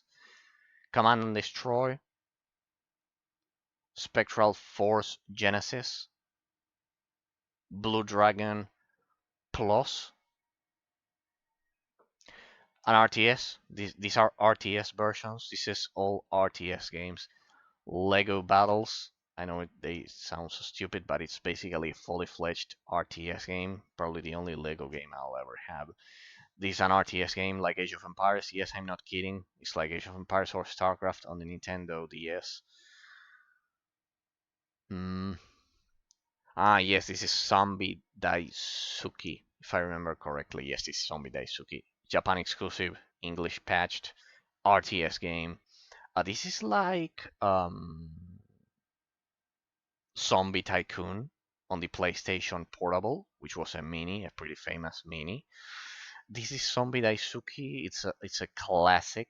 It's an RTS game. You direct your zombies, you kill everyone, just like a Zombie Tycoon on the PlayStation Portable. Nights in the Nightmare. I think this one is pretty much the only um, strategy Japanese RPG that you'll ever see. It's the only one, rather than Fire Emblem, as well as Dawn of Heroes. Well, I had two, just because it's made by Majesco, as you can see here. Might and Magic, Clash of Heroes. I think this is puzzle, real-time fighting, and Puzzle Quest, Challenge of the Warlords, Puyo Pop Fever, GoldenEye, Rogue Agent.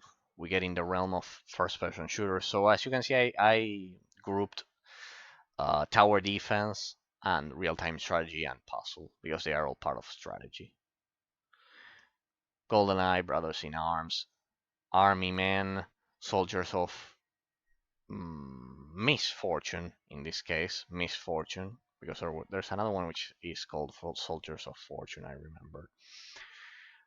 This is like Gears of War, believe it or not, on Nintendo DS, Brothers in Arms as well, GoldenEye, Rogue Agent, I think this one is first-person shooter. Call of Duty 4, Modern Warfare, of course, Modern Warfare Mobilized Assault or something. No, Modern Warfare Mobilized. All of the Call of Duty games. Modern Warfare 3, Defiance, World at War. These are pretty solid. As I've said, believe it or not, Black Ops games released in this generation are actually, they take themselves extremely seriously, and the controls are tight and pretty well executed. Developers had a lot of talent. Now, these last three games, I exactly have 150 Nintendo DS games in here.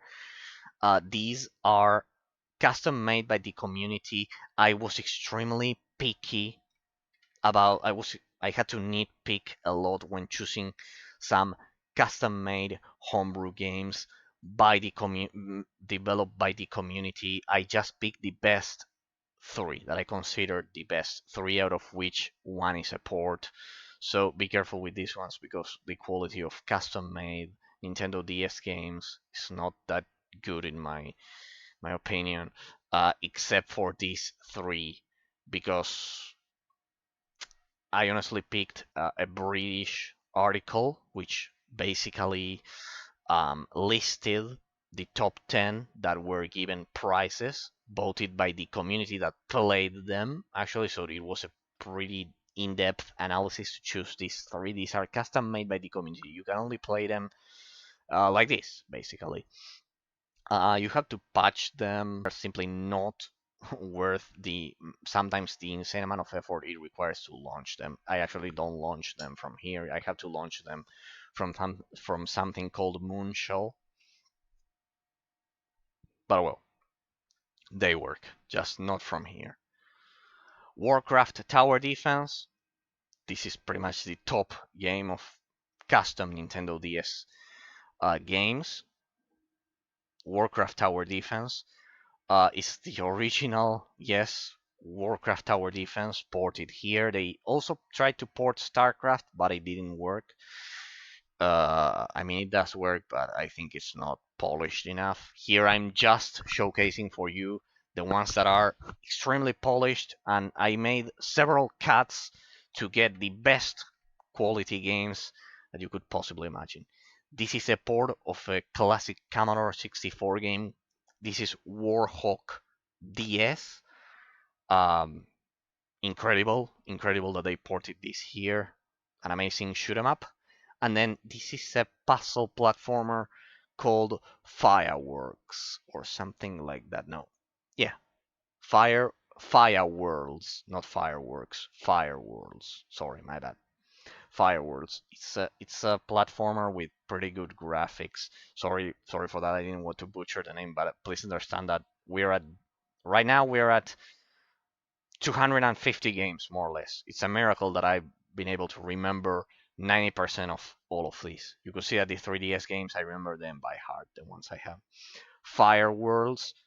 Besides, I included these ones relatively recently, some months ago. I discovered that there were some Nintendo DS homebrew made games that deserved my attention. Most of the others simply don't have it. I would choose these three: Warcraft Tower Defense, Warhawk DS, and Fire Worlds.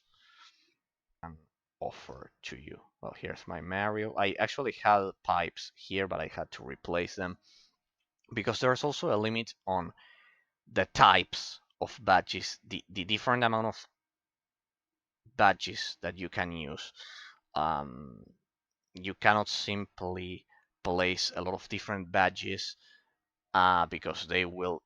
There's another limit, which is the amount of types of badges that you can use, and well, there's a limit to that as well.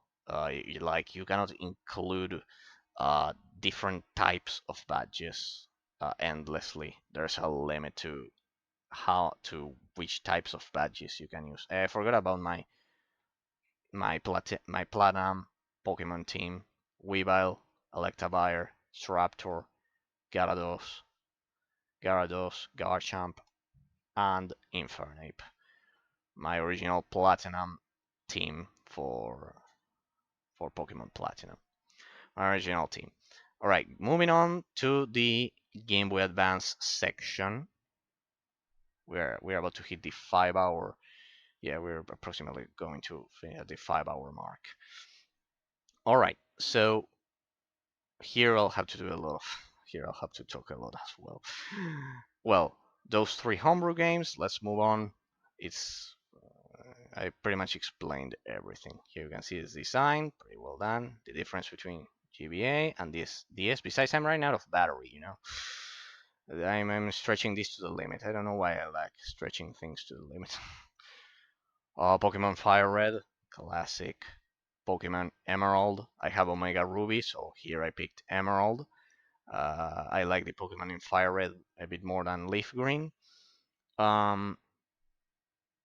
Kirby's Nightmare in Dreamland. I know it's there's a rare word below the Virtual Console here. It's actually a Spanish word, but it means released. It's the year of release. For example, you can see that this one is 2002, in case you cannot read well. I'll tell you. It's a year of release. Don't worry. It's because my injector was in Spanish because it detected that my PC was here in South America. So, well, what are you gonna do? There are some which actually say released.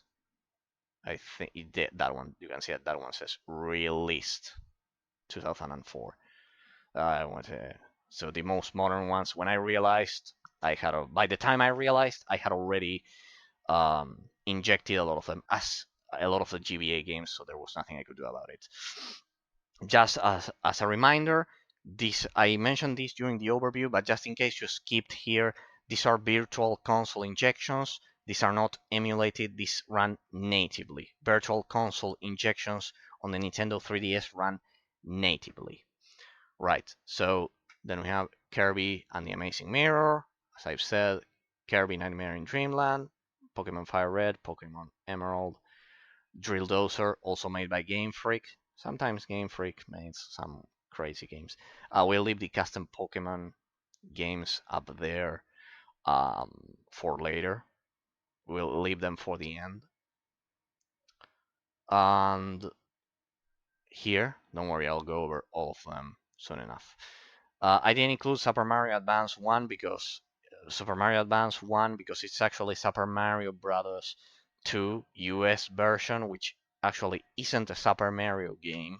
It's a different game that they ported here to American territories, let's say, to North America, Europe, and South America. So they could give us something, but it's actually not. So I included Super Mario Brothers 3. Super Mario Advance 1 is actually Super Mario Brothers 2 US, which actually isn't a Super Mario Brothers game. So this is Super Mario Brothers 3, the real one. Super Mario World from the Super Nintendo, Yoshi's Island, Wario Land 4, Mario vs. Donkey Kong. This is actually not a Mario vs. Donkey Kong minis game. It's pretty weird, but it has nothing to do with the mini series in terms of gameplay. Donkey Kong King of Swing. Actually, the name is DK King of Swing, the predecessor of Jungle Climber.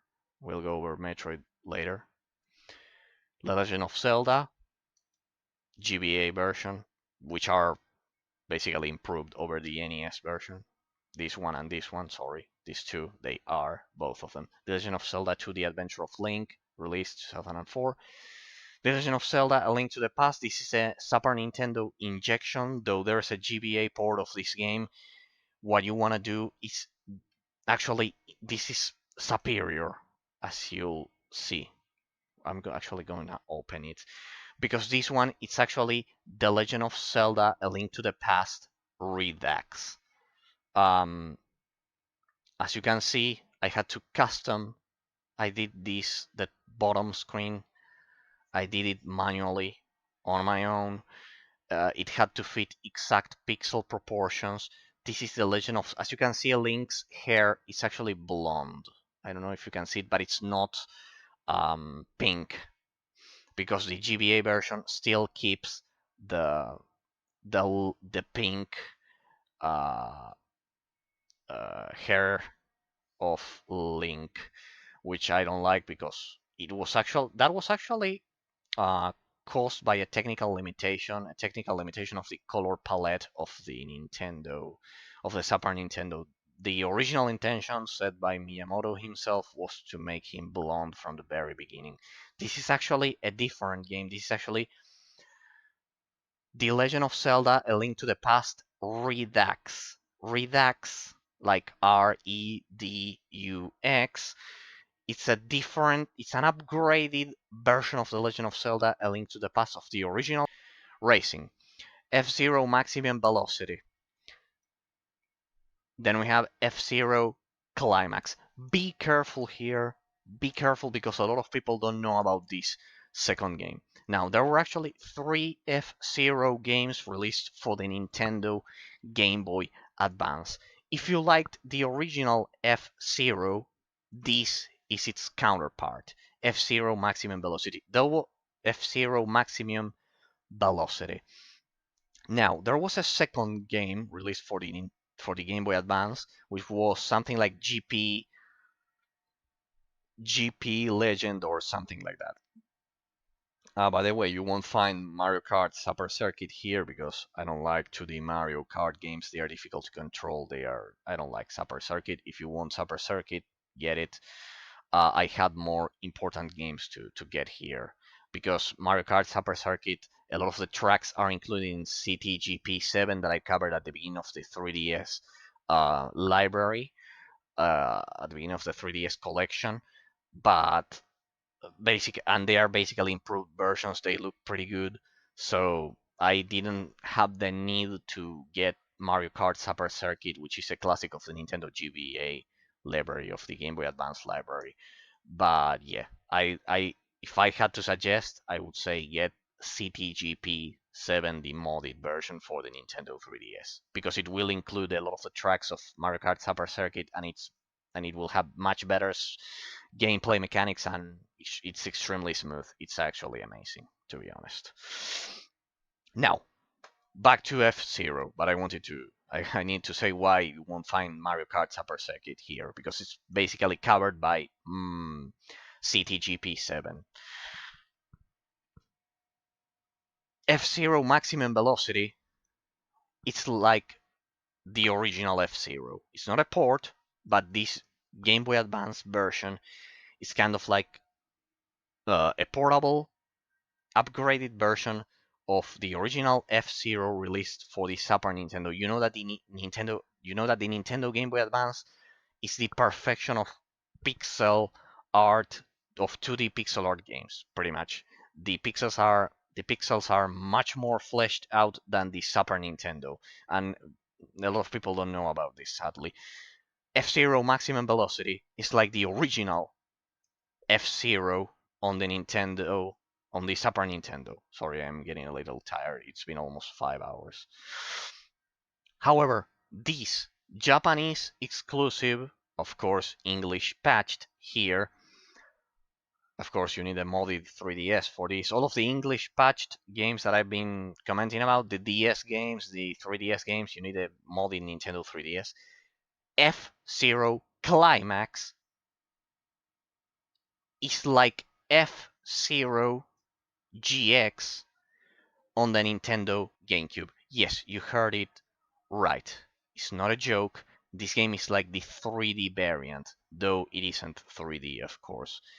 It's like the other one, but the core gameplay mechanics, they are like F-Zero GX or GP. I cannot remember. I think it was. Sorry, I'm way too tired by now. It's been almost 5 hours. This one is like the GameCube release, while this one is like the Super Nintendo release. This one was exclusively released only in Japan, but I managed to find an English patch. You can also find it as well, and if you have a modded 3DS, you can get it. But the problem is that most people don't have the knowledge to find the English patch because they don't even know that this game exists. Sonic Advance 2, Sonic Advance 1, pretty classic Sonic games. Sonic games, they are exclusive to the GBA. They are pretty good. Not perfect, but pretty good. Uh, they have pretty good graphics for the GBA. They are they're not perfect, but they're exclusive and they have pretty good 2D platforming elements. I wouldn't say. I mostly played the third one physically back in the day. It has some tough sections, but I would still recommend it. They are classics of this library.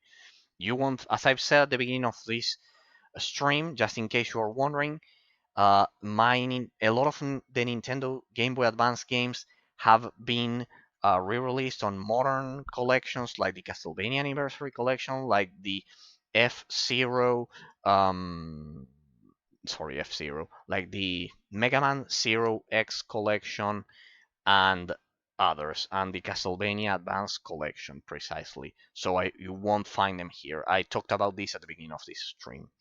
These are pretty much fleshed out exclusive games. I trying to include only exclusive games. You'll see that I have 400 games and 95% of them are exclusive.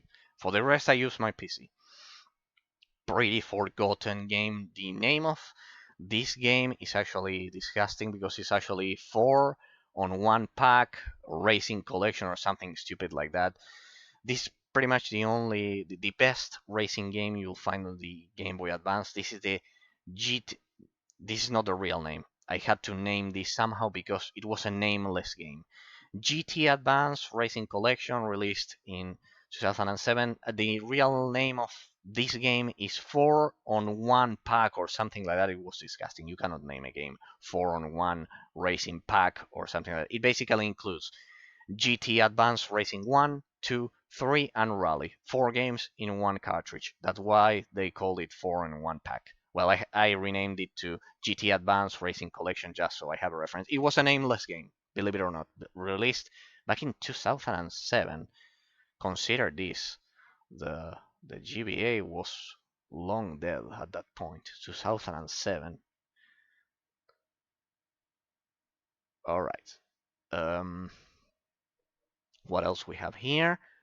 Metroid Zero Mission. This is basically a remake of Metroid 1. I've already talked about Metroid 2 in the Nintendo 3DS section of this video. And be careful with the Metroid amiibo that I mentioned there. I commented a lot of things about that. You can check that out later.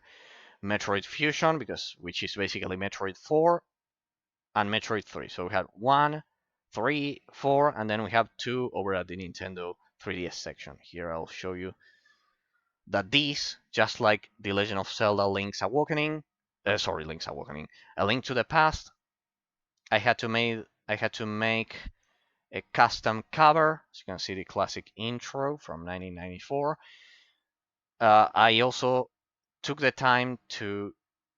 This isn't actually a Virtual Console injection, though they ran extremely well.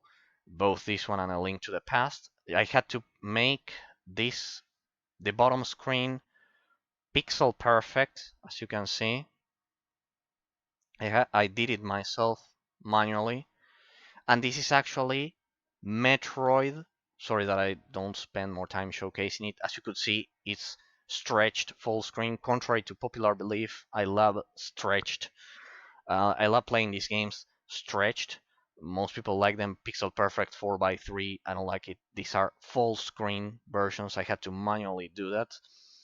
With the injection, you can do that. I must be part of the 5% of people who like playing them stretched. This is an injected version of Super Metroid Redux, just like The Legend of Zelda: A Link to the Past. Super Metroid Redux is also the best way to experience the game. It fixes a lot of issues. It makes it smooth. It makes the firing cannon animation smoother. Everything. It's actually Super Metroid Redux. This, but I made it look like an official release as much as I could of an official Virtual Console release as much as I could. Amazing. So it's an improved version of Super Metroid made by the community. Baldur's Gate Dark Alliance. This game is actually not exclusive, but the Nintendo Game Boy Advance version is actually 2D. It's different from the other versions. So yeah, extremely good game. I would suggest getting it, even though it's not exclusive, because the Game Boy Advance version is different. Um, the Lord of the Rings, the Two Towers, these are the best isometric action RPG. Like Diablo, the same for Baldur's Gate, Dark Alliance, the Lord of the Rings, The Return of the King. These are pretty different from their console counterparts. These are isometric action RPG games, extremely polished, extremely good. Don't worry, I won't forget about any game. So Metroid, blah, blah, blah. Here we have Prince of Persia: The Sands of Time, made with the same engine as a game that I'm about to showcase. Sorry if I'm a bit tired. Rayman Advance, which is basically Rayman 1. So we have Rayman 1, and then on the 3DS section we have the best version of Rayman 2. So we have Rayman 1, Rayman 2, and then you can play Rayman 3 on the Xbox 360. Hoodlum's Revenge is pretty much the best version, the HD Xbox 360 version. So here I have Rayman 1 and 2. Star Wars Trilogy: Apprentice of the Force. This was actually my first physical Game Boy Advance game I've ever had. I still have it right on top of my head now. Sorry, I don't have time to showcase all of this. Pretty much this covers the whole Star Wars trilogy in 2D, just like Super Star Wars, just like the Super Star Wars trilogy on the Super Nintendo. But this one is much more polished, in my opinion. It's pretty well executed. It's not as terribly difficult as the Super Nintendo version, and the combat is way more polished. It's extremely good. It was made with the same engine as Prince of Persia. This was made by Ubisoft, one of Ubisoft's finest games, Forgotten. It's 2D. It's amazing. It has a lot of content. It'll keep you glued to your Game Boy Advance screen. This is probably my favorite Game Boy Advance game, except for Pokemon, of course. Revenge of the Sith. This one has a DS version, but I like the widescreen of the Game Boy Advance, and besides, it runs at 60 FPS. All of these games that you see here run at 60 FPS. They are extremely smooth and impressive. Amazing. But this one, Star Wars Trilogy: Apprentice of the Force, you need this game.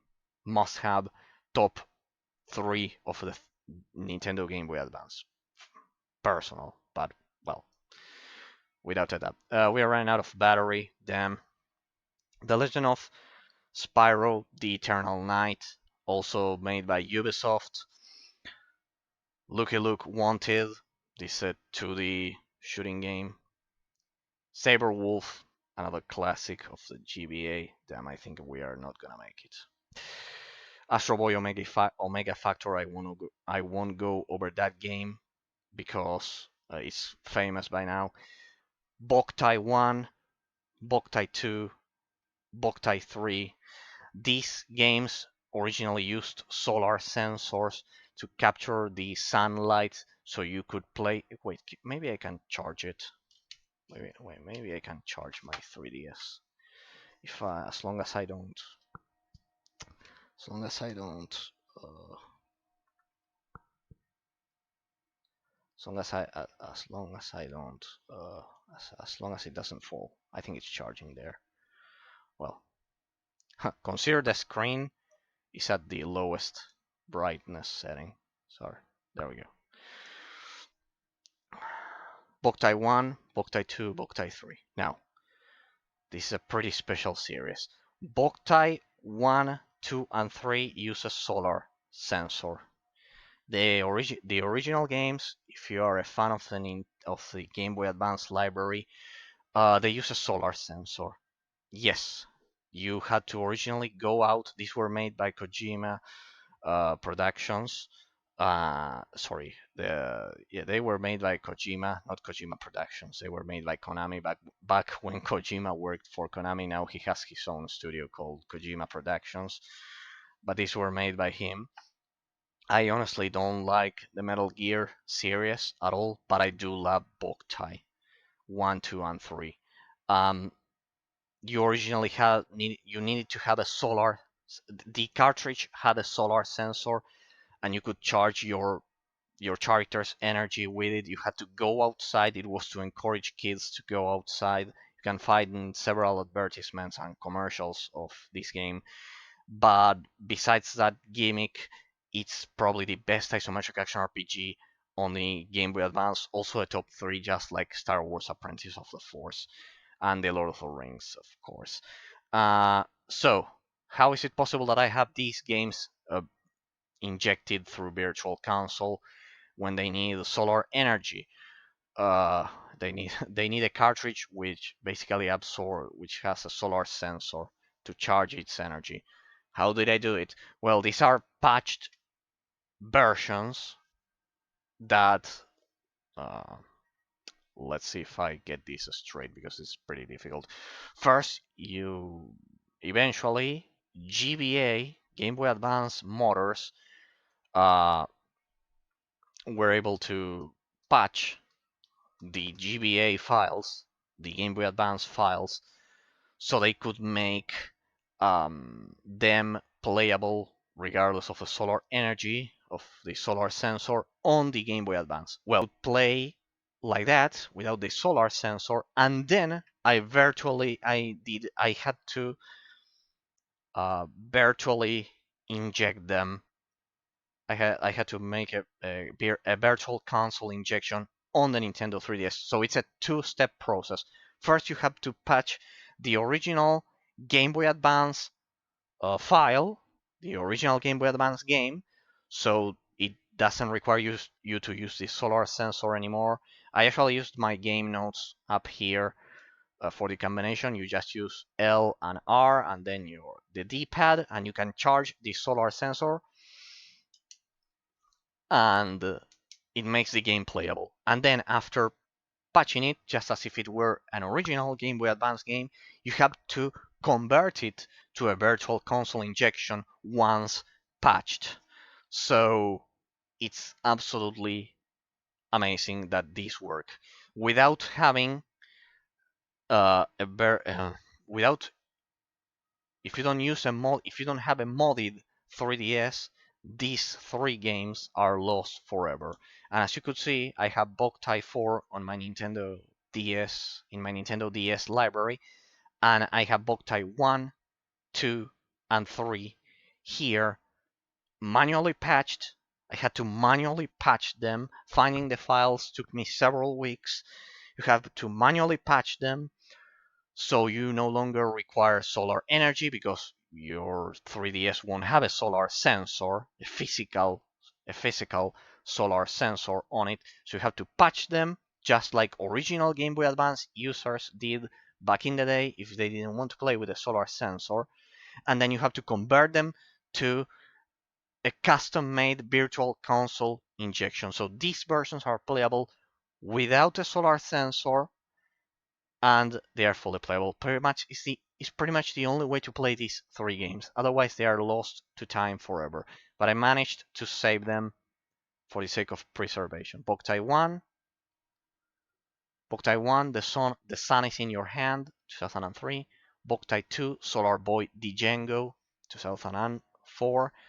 And then on top of that, on top of everything that I mentioned, patching the original Game Boy Advance game so it would work without a solar sensor, then converting it to a virtual console, a 3DS virtual console injection. On top of that 2-step process, in the case of Boktai 3, Sabara's counterattack, I had to further patch it a second time after all of this artisanal process, an arduous process.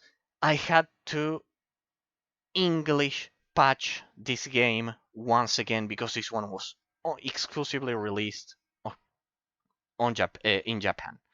Boktai 3 Sabara's Counterattack, 2005. This one I had to do a 3-step process: patching the solar sensor of the original Game Boy Advance file, then converting it to a virtual console injection, and then the third step was applying an English patch to the game. But yes, if you do all of those arduous and long steps, you can actually play the original Boktai trilogy without the need of a solar sensor and on your 3DS. And in the case of the third game, as I've said, you also need to, on top of everything that I've mentioned, also you have to apply the English patch it because it was only released in Japan, sadly. But as you can see, the complete Boktai trilogy is playable after a long and arduous and a long process and painful process of patching to get rid of the solar sensor and getting the English patch and converting them to custom virtual console injections. And as you could see by the in the Nintendo DS section, you can play Boktai 4 Lunar Nights uh, without a solar sensor. For that one, they removed it, but they didn't remove it. They didn't remove it for the original trilogy. So you have to remove it manually in a long artisanal process. Probably this is probably the biggest achievement of the Game Boy Advance collection. Getting Boktai 3 to run English patched without the need of a solar sensor. Because yes, the original cartridge used that. Moving on, because I think we're going to hit the 5-hour mark. Iridion 3D.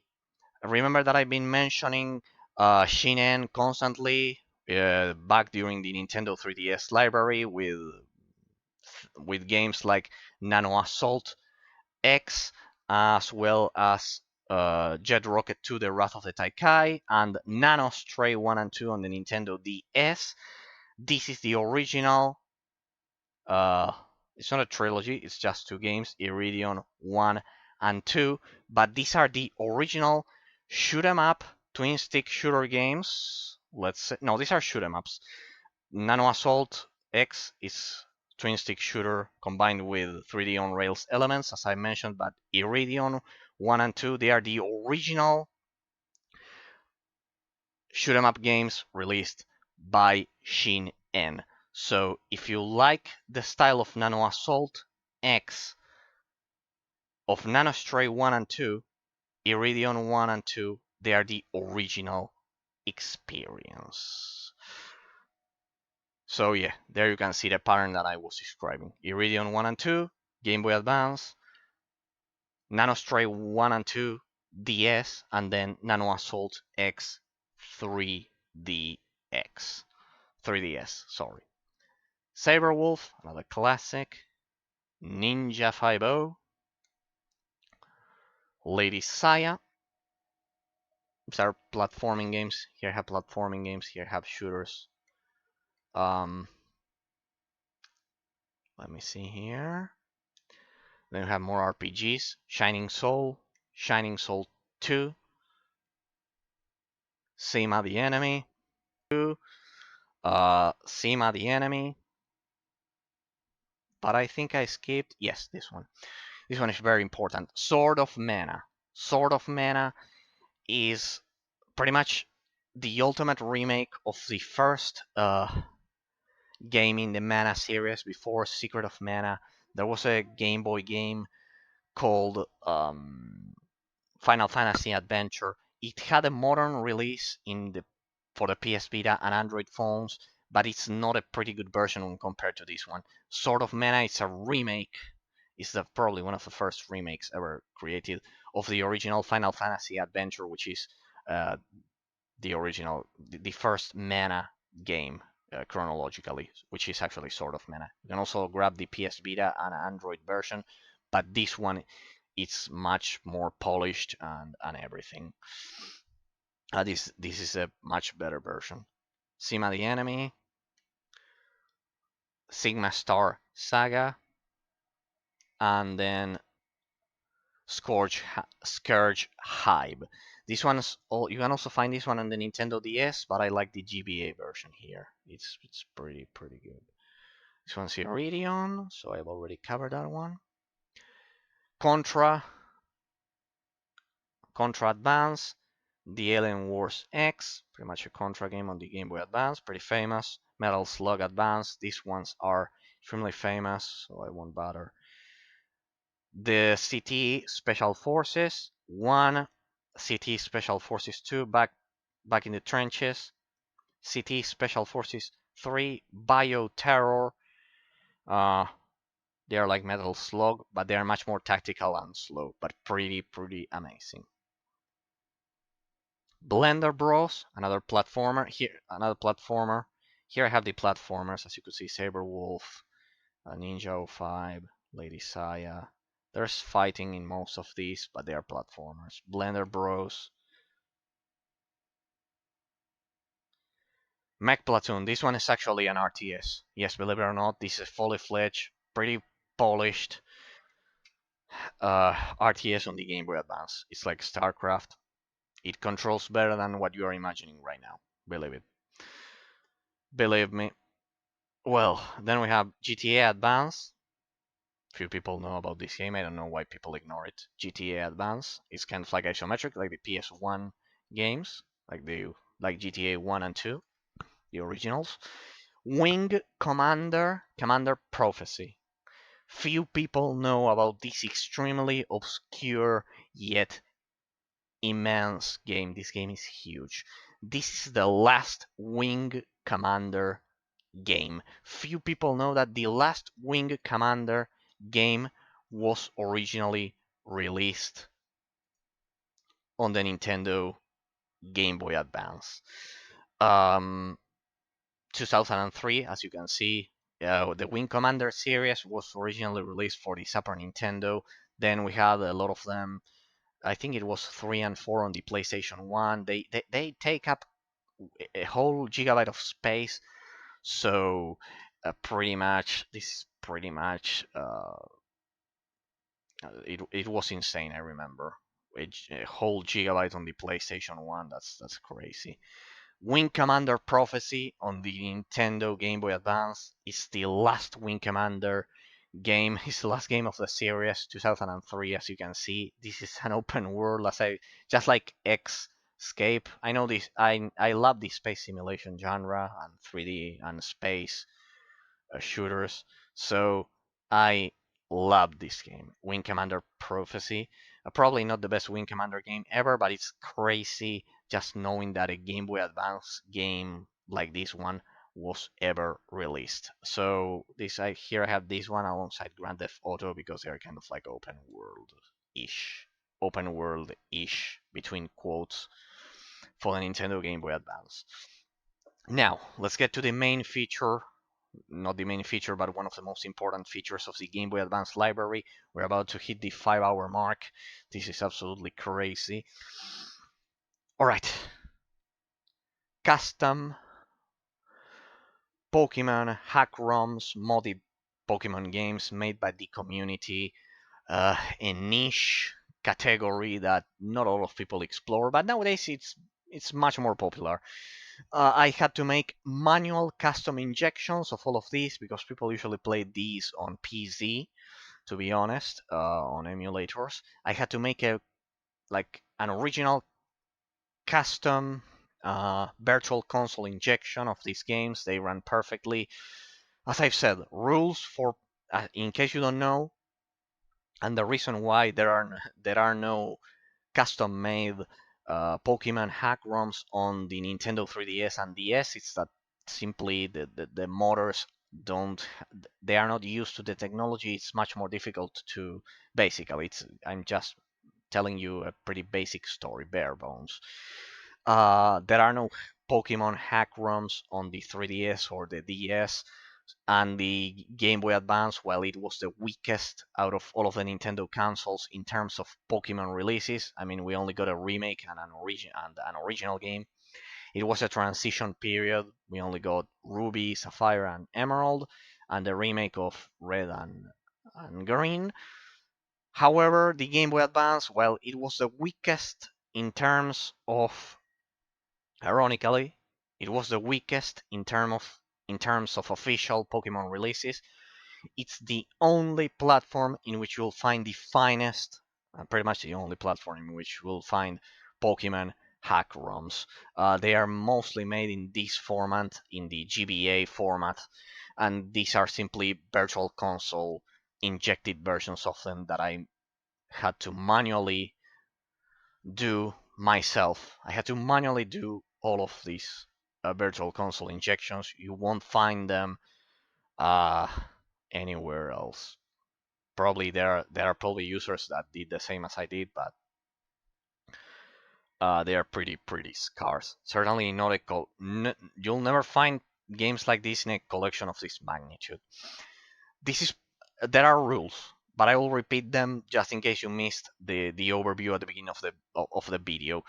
Not a single one of these all of these Pokemon games have several features. You'll see that they are different hack ROMs, but they all have some standards of quality that I had to personally investigate over the course of years, to be honest.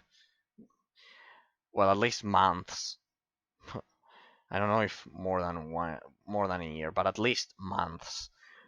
None of these Pokemon hack ROMs have hackmons, what we usually call customized Pokemon created by the community. You won't find them here, except in one specific case that I'm going to mention, but it's not on these games. It's a Game Boy Color game, not a Game Boy Advance game, and it's only one case. Here there are no custom Pokemon, no modded, no hacked Pokemon, no weird Pokemon created by the modder at all. They all feature. These are my standards. No hacked Pokemons, no hacked Mons, original Pokemons created by the modder and injected into the game. No altered stats, which means all of the stats you can use the which means that you can use the previous knowledge that you gained from previous Pokemon games on these games because they have the same stats as the official Pokemon games. I don't grab custom mods of Pokemon games for the Game Boy Advance if they alter the stats of the original Pokemon. Never, never at all. So no hack mons, no altered stats. Um, it's also imperative that a new region, an original new region, I don't like mods that actually change the original. They slightly change the original region. Like there are some with an original story which has nothing to do with the original Pokemon games. I don't know when they do that. No hacked mons, no altered stats, no anything at all. Just new region with its own distribution of Pokemons, which are completely legal. Anyways, I'm not transferring Pokemon from here to my original games, to the official games at all. But anyways, those are the standards. Those three standards ensure that you won't get a crazy, weird monstrosity and that you realize about it after you played for 20 hours or something like that. These are famous mods of Pokemon games. They have been tested by the community endlessly. They have been polished uh, until the end of times. For example, this one is version 3.2. They've been updated throughout the years. These are massive games. They include new regions. They are like continents. Basically, it's beyond this world. So the ones that I recommend, Pokemon Gaia. You'll see that these are all classic games. This one is from 2004. Pokemon Gaia, Pokemon Light, Platinum. They all None of them feature hacked Pokemons or modded Pokemons or altered stats or anything like that. Just a new region, new story, with just like it would be an official game. I like them to be similar to official games, but with different regions. Pokemon Glazed, Pokemon the Orange Islands. Yes, this one tells the just in case you're wondering. The Here you play as Ash and you explore the Orange Islands. Actually, the expansion only. I mean, the expansion, the anime, the extra anime series that they showcased on TV. So those are the main three classic. These are all classic, famous, tested, and polished classics. Gaia, Light Platinum, Glazed, as well as the Orange Islands. Next up, I have four more. As you can see, I love symmetry. Achieving this degree of symmetry and accuracy took me several years because of what I've said, that the badges, you need to perfectly calculate the badges and the amount of games. Pokemon Victory Fire, the same, let's say, mother released Pokemon Resolute. It released a third game, but these are much more polished and they are classics. Pokemon Unbound, this one is modern. This one is probably the best one because it includes a lot of modern aspects. But as I've said, the three rules, my three personal rules, are still active. No hacked mons, no altered stats of Pokemons. That means no IV modifications. And a brand new story and region. Remember to always download the most updated versions of this one because this one is still being updated, but most of the and they need to be complete. And the last one, Pokemon Sovereign of the Skies. Sovereign of the Skies and Unbound, they are modern, they're technical marvels. They don't even look like GBA games. They look like Nintendo DS games at this point. They are pixel perf not pixel perfect. They are pixel art at this point. They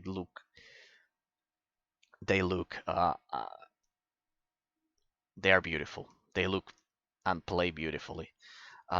Gorgeous beyond any kind of measure.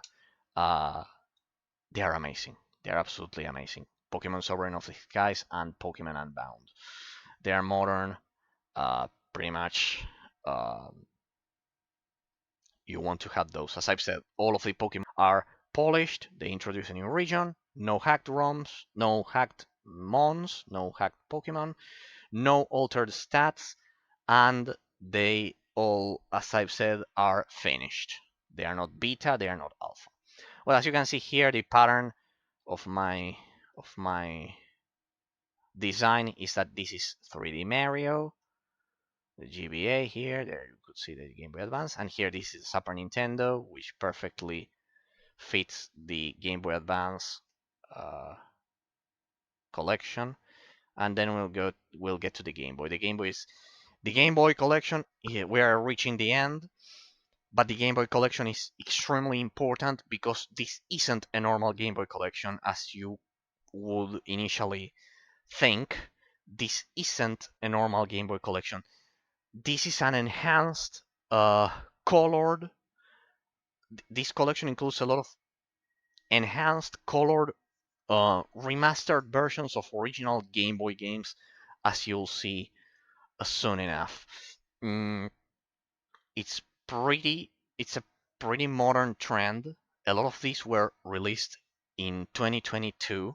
There you can see that I have the Game Boy Color and the Game Boy Advance at the gate. I call this the gate, kind of like the separation between those. Have them perfectly separated. As you can see here, the Game Boy, my Game Boy collection is unique because a lot of these games I had to manually. The first part of the collection, you'll see that I had to manually patch a lot of them, so I remastered them. I didn't do this myself. The modders do all of this. I just apply the patches and concentrate them in this collection. Um, a lot of special cases here, so we'll go over each one of them one by one. Sadly, this will take more than 5 hours. Pokemon Yellow, this one isn't patched. This one has the original sprites. This one I have to showcase it. This is actually Pokemon Red patched, so it features Pokemon Gold and Pokemon Silver sprites for the Pokemons as well as the game, I believe. Um,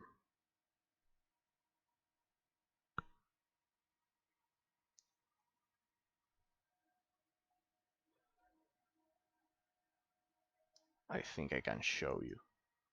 I think I had a game. Well, there you can see that it's Pokemon Red, but with Pokemon Heart Gold and Soul Silver.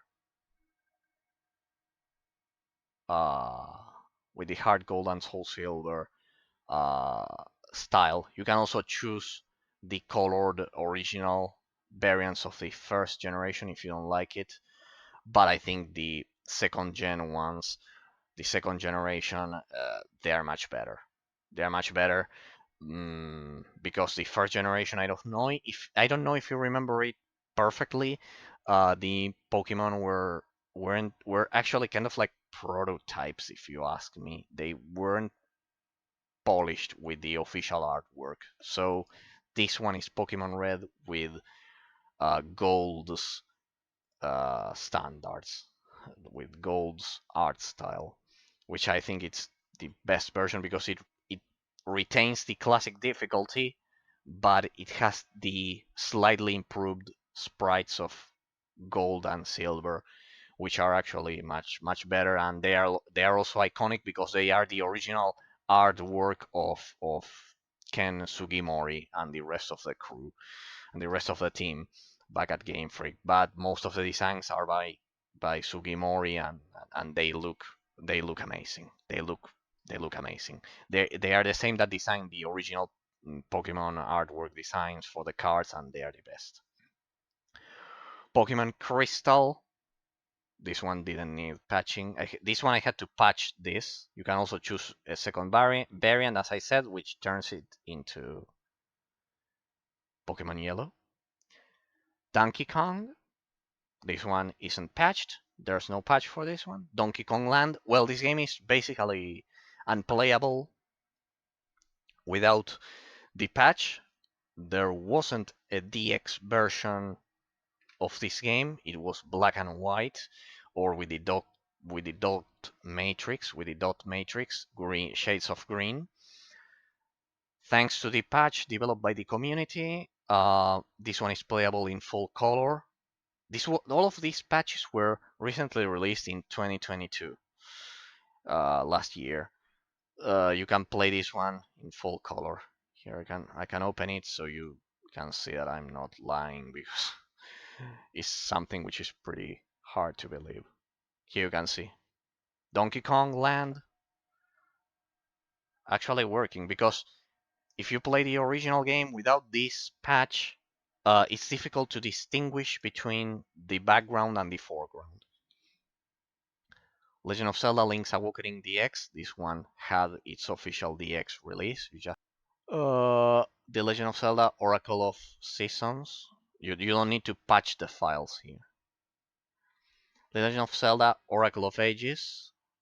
Oracle of Ages. Kirby's Dream Land. Well, this one is a disaster. This one actually requires 3 patches. You have to patch it 3 times in order for it to work. It's an absolute disaster.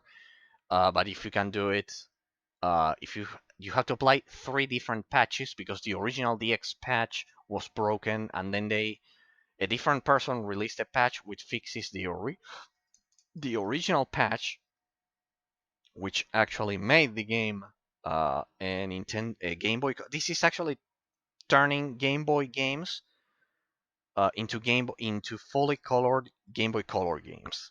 It's like remaking them for the Game Boy Color. It's incredible that we even have these patches. So this one is a disaster because you have to apply the original patch, which works but breaks some of the textures, and then you have to apply a fix, which fixes it, but it changes the logos, and it's absolutely disgusting because the motor's name is even bigger than the title screen. So you have to apply a third patch. All of this in a specific sequence. You have to patch this game 3 times to get it to work. So, but at the end of the day, if you can do it, you can play Kirby's Dream Land, the original on the Game Boy, in full color. This is actually a modern trend, remaking Game Boy games into Game Boy Color ones, like this, made by modders. 2022 is they are It's basically the year in which they started releasing this. There are many more mods in the works. This is still in process. I mean, in process. My library and my collection is complete. The amount of remakes of Game Boy games to Game Boy Color, they are actually working on it. Still working on it. Super Mario Brothers Deluxe. These are I forgot. This isn't patched. This is an original Game Boy Color game. This is basically a remake of Super Mario Brothers 1, which also includes Super Mario Brothers. Um, sorry, Super Mario Brothers 2, and you don't need to patch the game's files. And yeah, basically this one includes Super Mario Brothers 1 and Super Mario Brothers 2. Sorry, I'm way too tired by now. This one includes the original, the real Super Mario Brothers 2, which is actually the Lost Levels. The Lost Levels, not the one that they released for the US. So this one has Super Mario Brothers 2. This is Super Mario Land, also patched. This one I had a lot of issues. Be careful with this one. It's extremely difficult to make this one work because you have to specifically download version 1.0 of the Game Boy Color patch of this game, because version 2.0 only works on RetroArch, which is not what I'm looking for. Besides, this one is pretty good. This is the version 1.0. It was extremely difficult finding the version 1.0 of the Game Boy Color patch of this one, but yes, as you can see, I actually have had to manually replace the icon that you are looking at over there in the top bottom, in the top screen. Sorry, I'm way too tired by now. Um, I I had to manually fit that image there to distinguish which one of them are already remakes made by modders that, I mean, remakes that I've already applied the Game Boy Color patch. These are all of the ones that are available: Pokemon Red, Super Mario Land, Super Mario Land 2, the 6 golden coins. There are more of them. You can Google online if these were originally released as Game Boy only games, but and you can see that these ones here, I had to manually, for each one of these, I had to manually change the the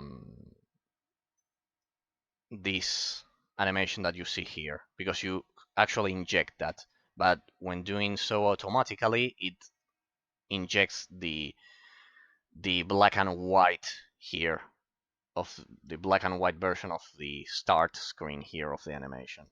I had to fit those specifically, manually. Here, for example, you can see that this one, Kirby's Dream Land 2, doesn't have a patch. Anything, as you can see, it's green. I'll leave them green. I missed some games, I believe, at this point up here.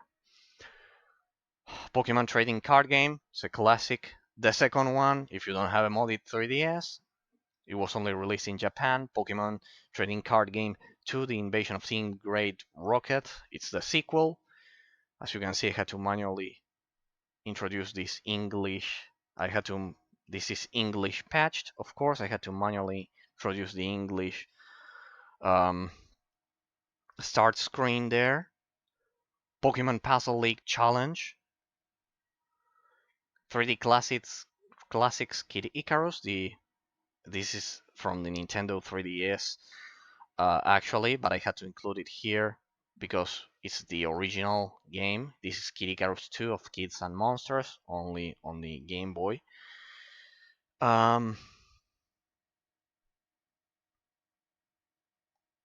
What else? What else? These are all remakes. This is Super Nintendo Kirby's Dream Land 3. I had to include this here because I had Kirby's Dream Land 1, Game Boy Color remake, Kirby's Dream Land 2, classic Game Boy, and the Super Nintendo Kirby's Dream Land 3. It's a custom virtual console injection as well.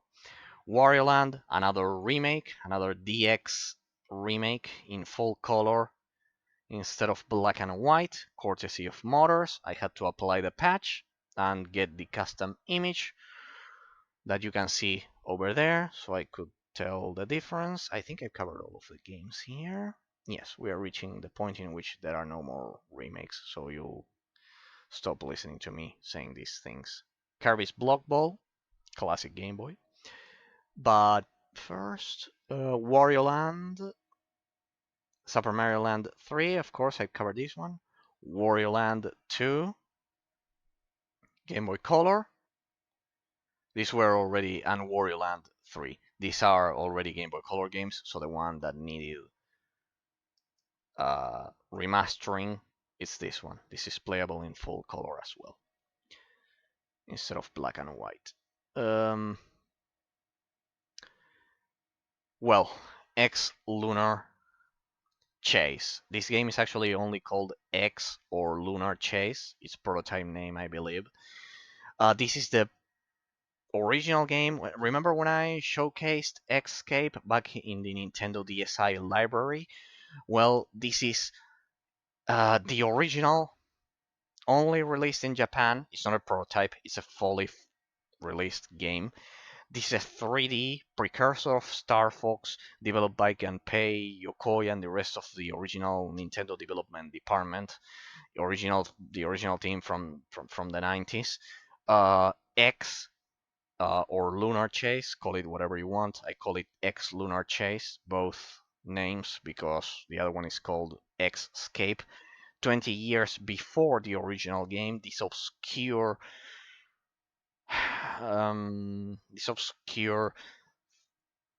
space simulation game, which is, it's not, as I've said, it's not like the X series of Egosoft. It doesn't have economic simulation features. It's an arcade shooting game. But it's not on rails because it's the original idea behind Star Fox. This one was the original Star Fox game that and that was never released in North America or Europe. This one is exclusive to Japan. Recently, the source code leaked, and modders were able to English patch the game because there was a version. I know it's not the source code. Yeah, it's the source code, but they managed to get their hands on a mostly translated part of it. And well, basically this is an English patch. Then you apply the patch, and I applied the patch manually, as I did with the rest of the games. And this is the precursor of Star Fox, and the prequel is the original game that then 20 years later would have its sequel called Escape, exclusively released for the Nintendo DSi. But this is the original game, but know that you can play it in English thanks to the English patch. This was a recent discovery. It wasn't English patched and up until recently. This game is probably it's a technical marvel, bleeding edge technology. It's a for the Nintendo, for the Game Boy, of course. It's 3D. It's in, of course, black and white. In my case, it's shades of green because I like the original style. I make my Game Boy injections like that when I cannot use the custom patches. And you should get this game because it's a classic. It was made by Nintendo, uh, and yes, by the original team, by Gunpei Yokoi, an absolute genius. Sadly, he's no longer among us. Uh, that certainly he's the father of handheld gaming.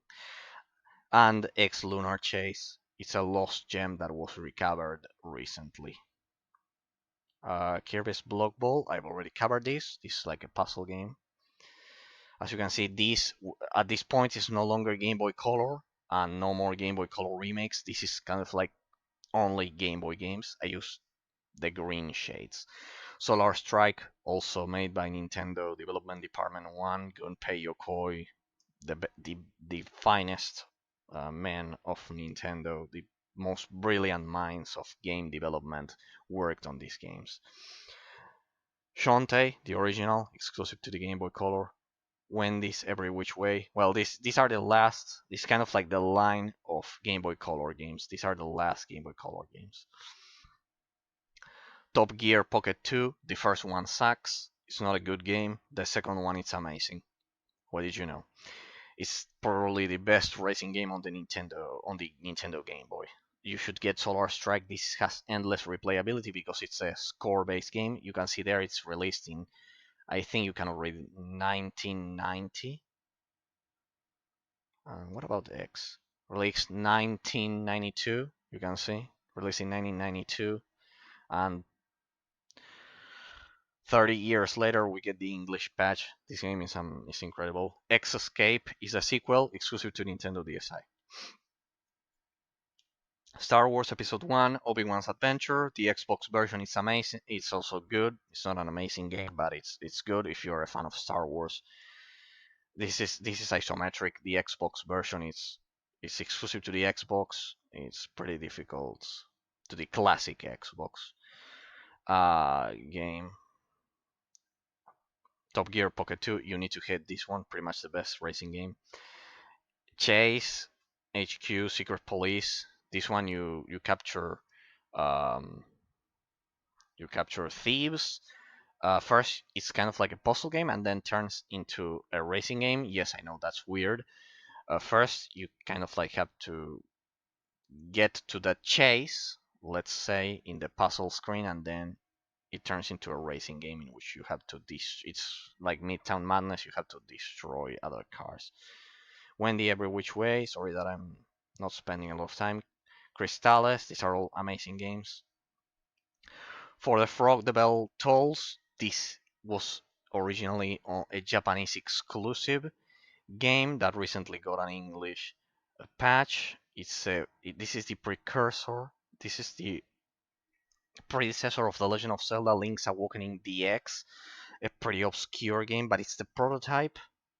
I mean, it's not a prototype. It's a fully released game. It was released in Japan, but it was the game that they used as testing for then releasing The Legend of Zelda: Link's Awakening DX. I think I covered everything. I didn't miss any of them. Bionic Commando, Elite Forces, Operation C is a Contra game. Gradius: The Interstellar Assault, 1992. This one was really. This is Gradius 2 for the Game Boy. Quarth. This is inverted Tetris mixed with shoot 'em up mechanics. This game is endless. You should definitely get this game. It's amazing. This one is probably the best shoot 'em up on the system, alongside Solar Striker as well. I have all of the shoot 'em ups there. Mercenary Force. This is extremely obscure. This is released. This was released. This was published by Nintendo in a lot of countries, in Europe and Japan, I believe, but in the US it was a different unknown developer, but it was a different unknown publisher, but it was developed by Nintendo. This is a shoot 'em up game in which you have a squad of samurais and ninjas and monks. It's pretty good. It's a side scroller shoot 'em up. Mercenary Force, developed by Nintendo. Avenging Spirit, another classic of the Game Boy. That one is pretty famous. Batman 1, Batman 2, Return of the Joker, Mall Mania, developed by Shigeru Miyamoto, Trip World, and Spoot's Adventure, probably the most expensive game of the original Game Boy. Cave Noir, this is a roguelike on the Game Boy. Crazy, but it's the truth. It has randomly generated dungeons, everything you could possibly imagine. It's amazing. It's amazing that they could fit a game like this here. There's not a lot of fighting, but yeah, it's different. I haven't tried it. Japan English patched. This one is Japanese exclusive. It's English patched, this version, of course, with a custom virtual console injection. Cave Noir. Castlevania Legends, as I mentioned, while the first Castlevania Game Boy game was released as part of the Castlevania Anniversary Collection, as well as the second one. So Castlevania 2 and Belmont's Revenge are part of the Castlevania Anniversary Collection. Um, The third one isn't, so Castlevania Legends, it's exclusive to the Game Boy still. Gargoyle's Quest by Capcom. Uh, this one is Wizards and Warriors Chapter 10, The Fortress of Fear. This is basically called The Fortress of Fear, a pretty classic Game Boy game. I didn't cover the Pokemon moment. There was a Killer Instinct port uh, of the Super Nintendo version here.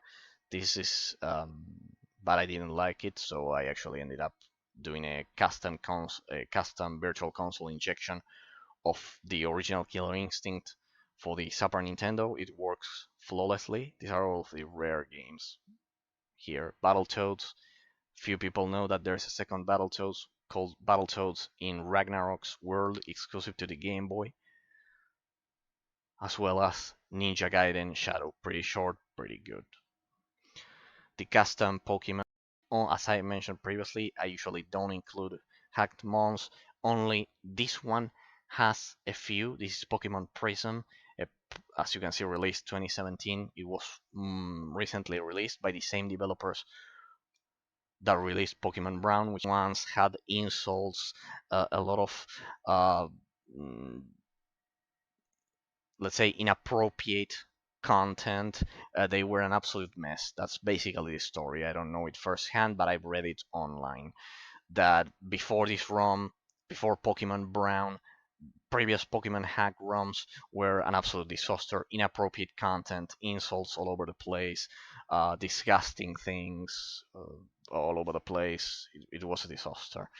Then Pokemon Brown came and it kind of like brought order to the Pokemon hack ROM modding scene. And from that point onwards, we got excellent uh, Pokemon hack ROMs, all thanks to Pokemon Brown.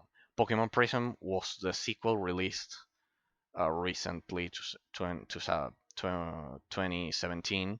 Well, not recently, we're in 2023, but basically it's the sequel to that one, so it's also classic story. Well, as you can see, I follow the pattern here. This is the NES Mario 3, and here I have the original from Mario Brothers 1. So this one's Mario Brothers 1 and 2. This one's Mario Brothers 3, and this one is the one from the Super Nintendo, following the trend, following the fact that the Game Boy Advance is actually the inheritor of the Super Nintendo, the perfected version of it.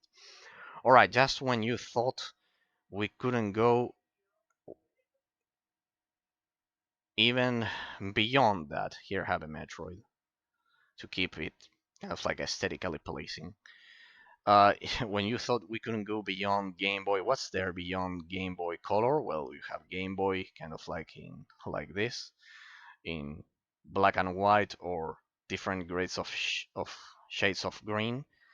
What could we possibly what could possibly be beyond the original Game Boy? I mean, at this point, the Game Boy Advance covers. Well, I'll do an overview once I finish. Uh, the Game and Watch. As you can see here, the Game and Watch. This badge that you can see here, it's actually 3 sections. This one was entirely created by me. I had to manually edit this to pixel until I could achieve pixel perfect proportions. Um, it was extremely difficult. It took me several days. You won't find this badge anywhere else online. The Game and Watch, that Game and Watch badge, and well, yes, this part is absolutely exclusive, as you'll see soon enough. As you'll see soon enough. This, we are getting into the 80s. At this point, I should highlight one thing, that is that at this point, we're into the 80s here in the Game and Watch section. So there's a historical event that is related to what I'm going to showcase to all of you right now, which is the Cold War. That you'll see how it affected this section. Well, here in the West, of course, we got Game and Watch. Well, the Game and Watch games. These are LCT games from the 80s. I actually followed a blog a personal blog, not mine, a blog that I found online which made a compilation of all of the LCD games from the 80s that were the best. Out of all of them, the ones that you're gonna see here, they are playable. And besides, well, for those of you who don't know, before the Game Boy, we had the Game and Watch. They were recently re-released, so you probably know them. The Game and Watch, they kind of like only had one game per machine, and basically, they are LCD games. This is kind of like we've reached the birth of the handheld gaming at this point. LCD games from the 80s. There's a genre. Well, I'm going to explain it when we get there. These are basically LCD games. However, the most famous the most famous LCD games from the 80s, without a doubt, are the Game and Watch games made by Nintendo, and they were available in the West. In the West, I mean Europe, Western Europe, and US, and of course South America and all of us.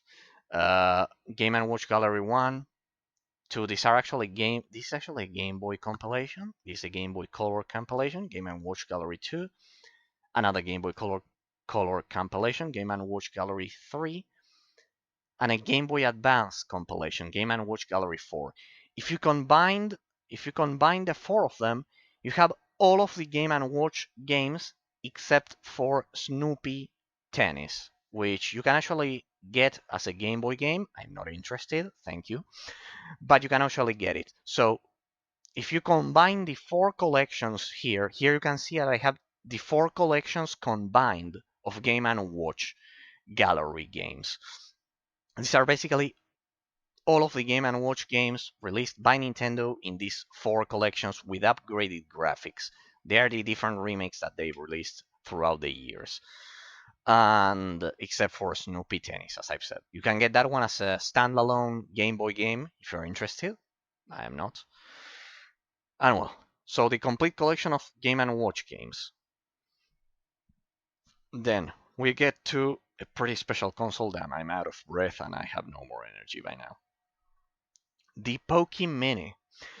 The Poke Mini, it's actually a console that Nintendo released back in 2001. This thing, it was a console. You can Google it. It's probably one of the most forgotten Nintendo handheld consoles of all time, alongside the Virtual Boy.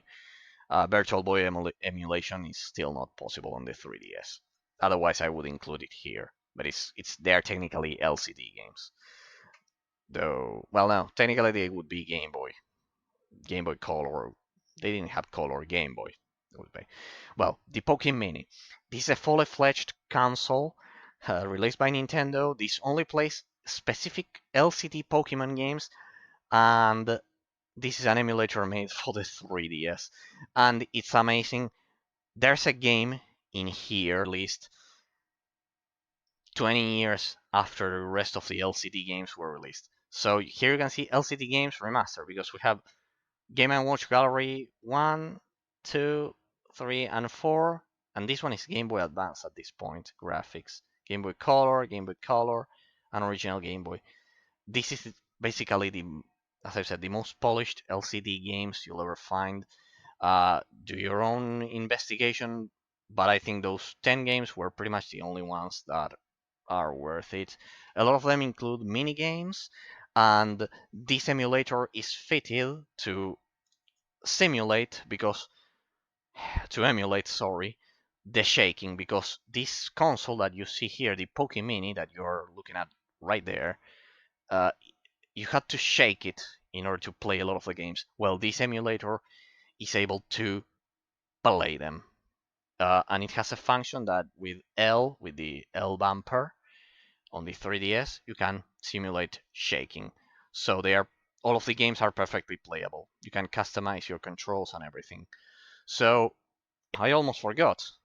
Some of them need to be English patched as well because they were only released in Japan. I English patched all of them. I mean, not all of them were released. Sorry, not all of them were exclusive to Japan. There are 3 or 4 that are exclusive to Japan. I took the time to English patch them. There's a website that takes care of that. It gives you all of the information you need. But yes, basically, you can English patch those because some people still have the original console and they patch it, pretty similar to the Game Boy Advance. So yes, a whole console with 10 games, and these are collections. And with the 4 Game and Watch gallery collections, you are pretty much covered in terms of the Game and Watch games. You'll have all of the Game and Watch games. With the Pokemini 3DS, you'll have the 10. I think there are 12 or something like that. The best one are these 10. The 10, there were only 12 games released for this system or something like that. Maybe there were only 10. But well, there are it was discontinued promptly, this console. Probably Nintendo's biggest failure. But the Race Mini, you have to play it, and you have to English patch it, the the few games. So well, I have the full collection of the Pokemini games. Don't underestimate this, especially don't underestimate Pokemon Race Mini, because it's probably the best LCD game you'll ever find, because it's platforming and it looks amazing. When compared to all of these games, now we get to, as I've said, remember what I've said. At this point, we're in the 80s. uh, Remember that there was something called the Cold War. So we were split into West and East. Well, from the other side of the Iron Curtain, they had the Game and Watch games weren't released. The Game and Watch machines. The machine actually contained the game. For those of you who don't know. For those of you who this is way too old for Game and Watch veterans, you're probably thinking that I already know this. Move on. But yes, here from the other side of the Iron Curtain, in the middle of the Cold War, they couldn't get the Game and Watch games. So what did they get in eastern countries of Europe and other parts of Asia? They got custom-made uh, LCD games. Sorry, I'm tired at this point. The companies behind these were always the same, and there's one genre that I love a lot, which is the spinning plate genre. I know this will sound extremely weird, but trust me, this genre is probably the birth of handheld gaming as a whole, derived from calculators. And this is the spinning plate genre. Basically, you move your character in 3 directions, and you basically just either kill stuff or you simply block their path. You generally have 3 lines and you have to stop them. They are pretty simple games, but uh, it's a classic genre that has been sadly forgotten, the spinning plate genre. This is the Fendo. Of course, I had to custom make this virtual console injection. Yes, you can actually do virtual console injections of LCD games from the 80s. It's not easy, but you can do it if you know what you're doing. And they actually play. They actually play. We'll actually open one of them once I've showcased them. This is the Fendo.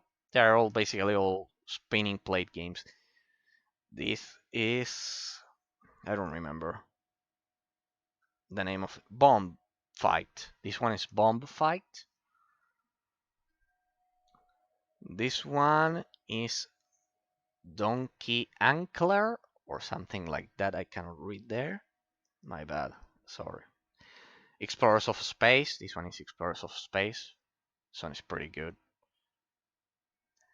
This one is pretty famous. It's Towering Rescue. This one's Towering Rescue. These are all classics. well, classics. The Game and Watch games took they had a monopoly here, but this was the kind of like their competition. So it's pretty interesting. You have to escape jail. That's why it's called escape without being noticed by the guards. You could say it's a stealth game. Incredible. This one is pretty much, and this one is the jewel of the crown. Motocross. This is actually a racing game, but it has different shifts. Uh, it's number one out of all of the LCD games, which aren't Game and Watch. Motocross. It's absolutely amazing. You have different speeds with your with your with your bike and everything. So sorry, I'm way too tired by now. But yeah, pretty much uh, you have to race instead of crashing. Pretty amazing game. Well, so English patched Pokemon mini games, uh, spinning plate games from the other side of the Iron Curtain, from the east. And I'm going to show one of them to you, just so you have an idea. Of course, I had to custom make all of the everything, pretty much everything, the virtual console injection and the photos that you see there. Um, I'll show you that they are actually playable. Uh, let's see if I can show you motocross. If I don't remember how to start it, then we'll go to another one. Don't worry about this. You do this, as you can see, just like the original.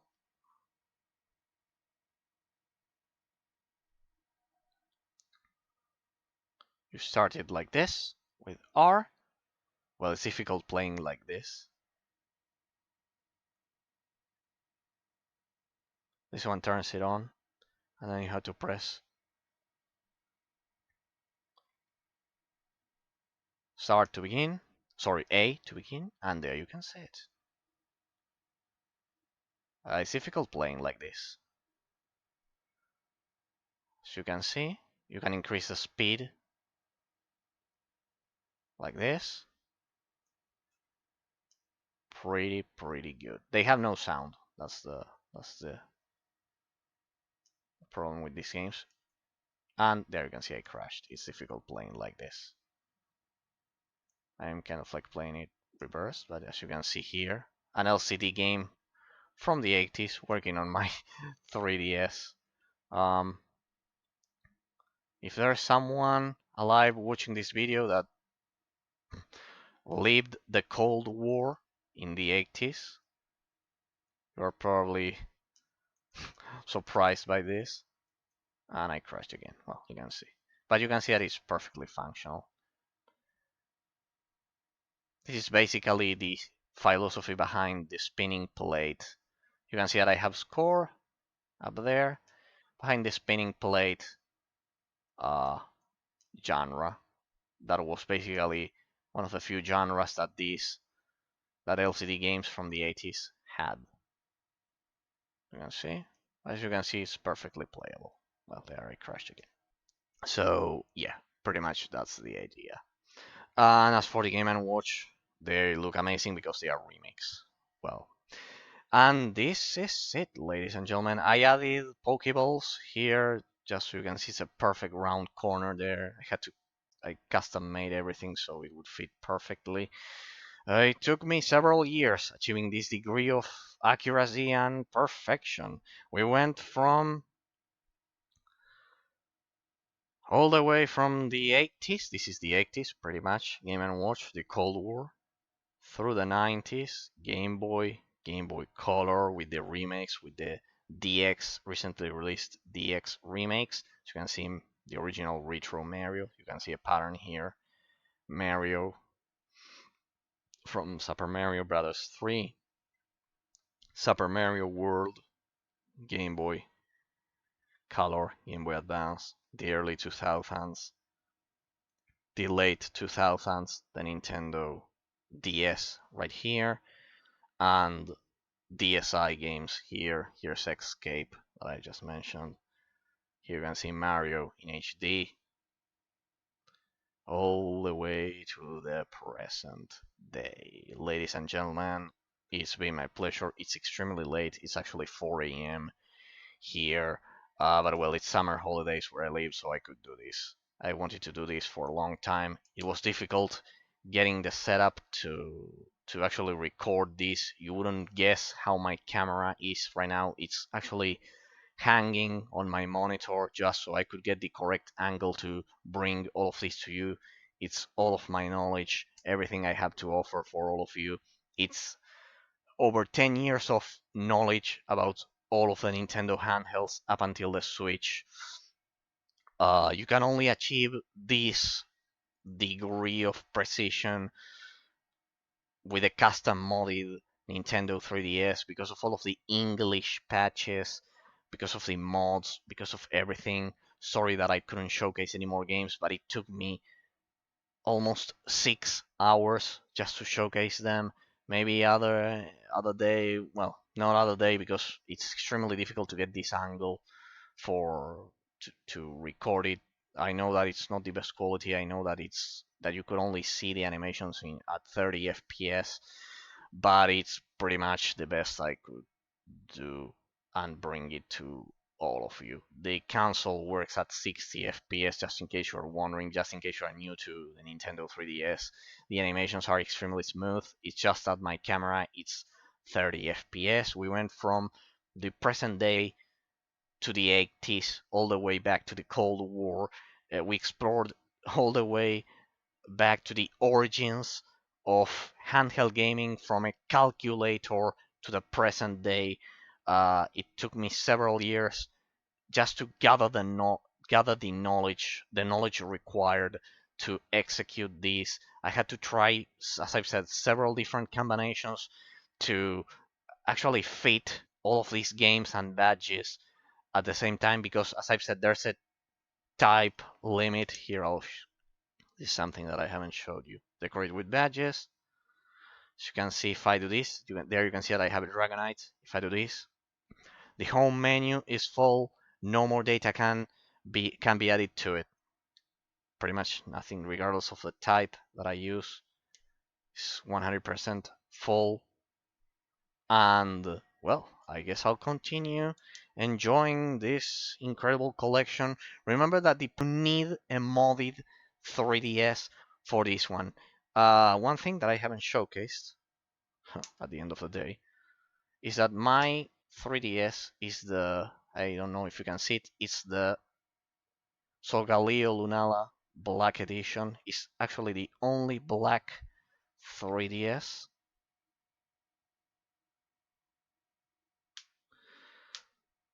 ever released.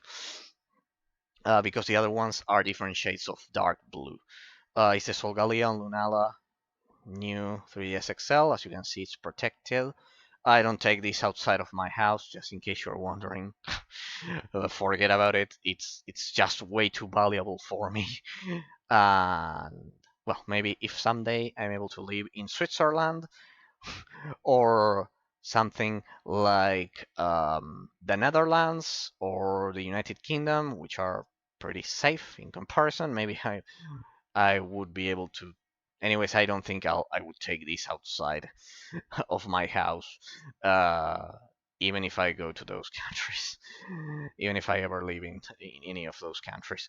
But yes, it took me years upon years of gathering the required knowledge just to achieve this degree of accuracy.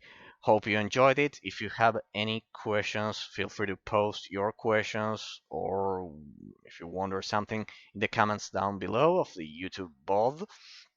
As I always say, thanks to the 16 followers of my Twitch channel. I actually have a collection pretty similar to this with these crazy things on my PS Vita and my Android phone, but because of how difficult it is to capture footage for these things, I'm only going to do that if this video gets enough attention. So if you actually loved this video, please, as I said, I think this is the only time I've ever said this. Please like the video, comment, and if you can hop over to my Twitch channel so we can hang out together, because I just did this live stream completely alone without answering any questions. So yes, you could have the opportunity to ask me, leave all of your questions about this collection and the other ones. As I've said, if this video gets enough attention um, over at YouTube, I will release a similar one covering the PlayStation Beta, which also includes the PlayStation Portable and the PlayStation Mobile and the PlayStation Minis platforms, as well as Android. You shouldn't underestimate Android because while Android games suck nowadays, they are shitty. Back in the late 2000s and yeah, back in the late 2000s, there are some amazing games that you don't want to miss. Um, and one more thing before I forget, thanks from the bottom of my heart to the 14th subscriber of the YouTube channel. You subscribe. You subscribed. So sorry that I didn't. I usually thank all subscriptions as soon as I stream, but in this case it was exactly on um, December the 31st. So it was actually in the middle of New Year, exactly um, at 12 a.m. at 12 p.m. where I live. So I was, and it's summer holidays where I live. But thanks from the bottom of my heart to the 14th subscriber of the YouTube channel. Thanks for following all of you my analysis over at YouTube. I actually analyze PC games. I also have the 2020. I also have to do the PC if this video gets enough attention. I also do the PC 2023 collection. Remember, my collections are meant to achieve idyllic perfection and those things, and you also need to get the knowledge, just gathering the knowledge required to do all of these things. It takes years. So from the bottom of my heart, thanks to the small group of people that always support my content. From the bottom of my heart, the 16 followers of the Twitch channel, as well as the 14 subscribers of the YouTube channel. You're actually friends in my heart, and any question you may have, I am here to any recommendation you like. I'm here for anything you need. I've dedicated part of my life, not my entire life, but part of my life to uh, game preservation, and this is the result of it. Hope you enjoyed. Thanks once again to the 14th subscriber of the YouTube channel. If you like this video, as I've said, please uh, give it some love and attention, and I will showcase the rest of my I'll happily showcase the rest of my collections with you, because as you can see, it took me 6 hours. It's a lot of time that I could be using doing other things. It takes a lot of effort. My camera is right now hanging on my monitor, so yes, pretty much the angle. It's difficult to capture this footage. I know there's ways to stream this, but I just don't want to connect this unit to the internet because of I don't want it getting updated or anything like that. So well, ladies and gentlemen, exactly 6 hours. Thanks from the bottom of my heart to everyone, to anyone who watched this video, and see you all in the next one. You haven't seen my face today, but well, I'm sure next time we'll resume with London 2038, and you'll be able to see my beautiful face again. So thanks from the bottom of my hard. No, actually, thanks to everyone. So bye bye. Hope you enjoyed. It was hell of a ride from present day to the early 2000 from the present day to the 80s. My God. Well, bye bye. See you all next time.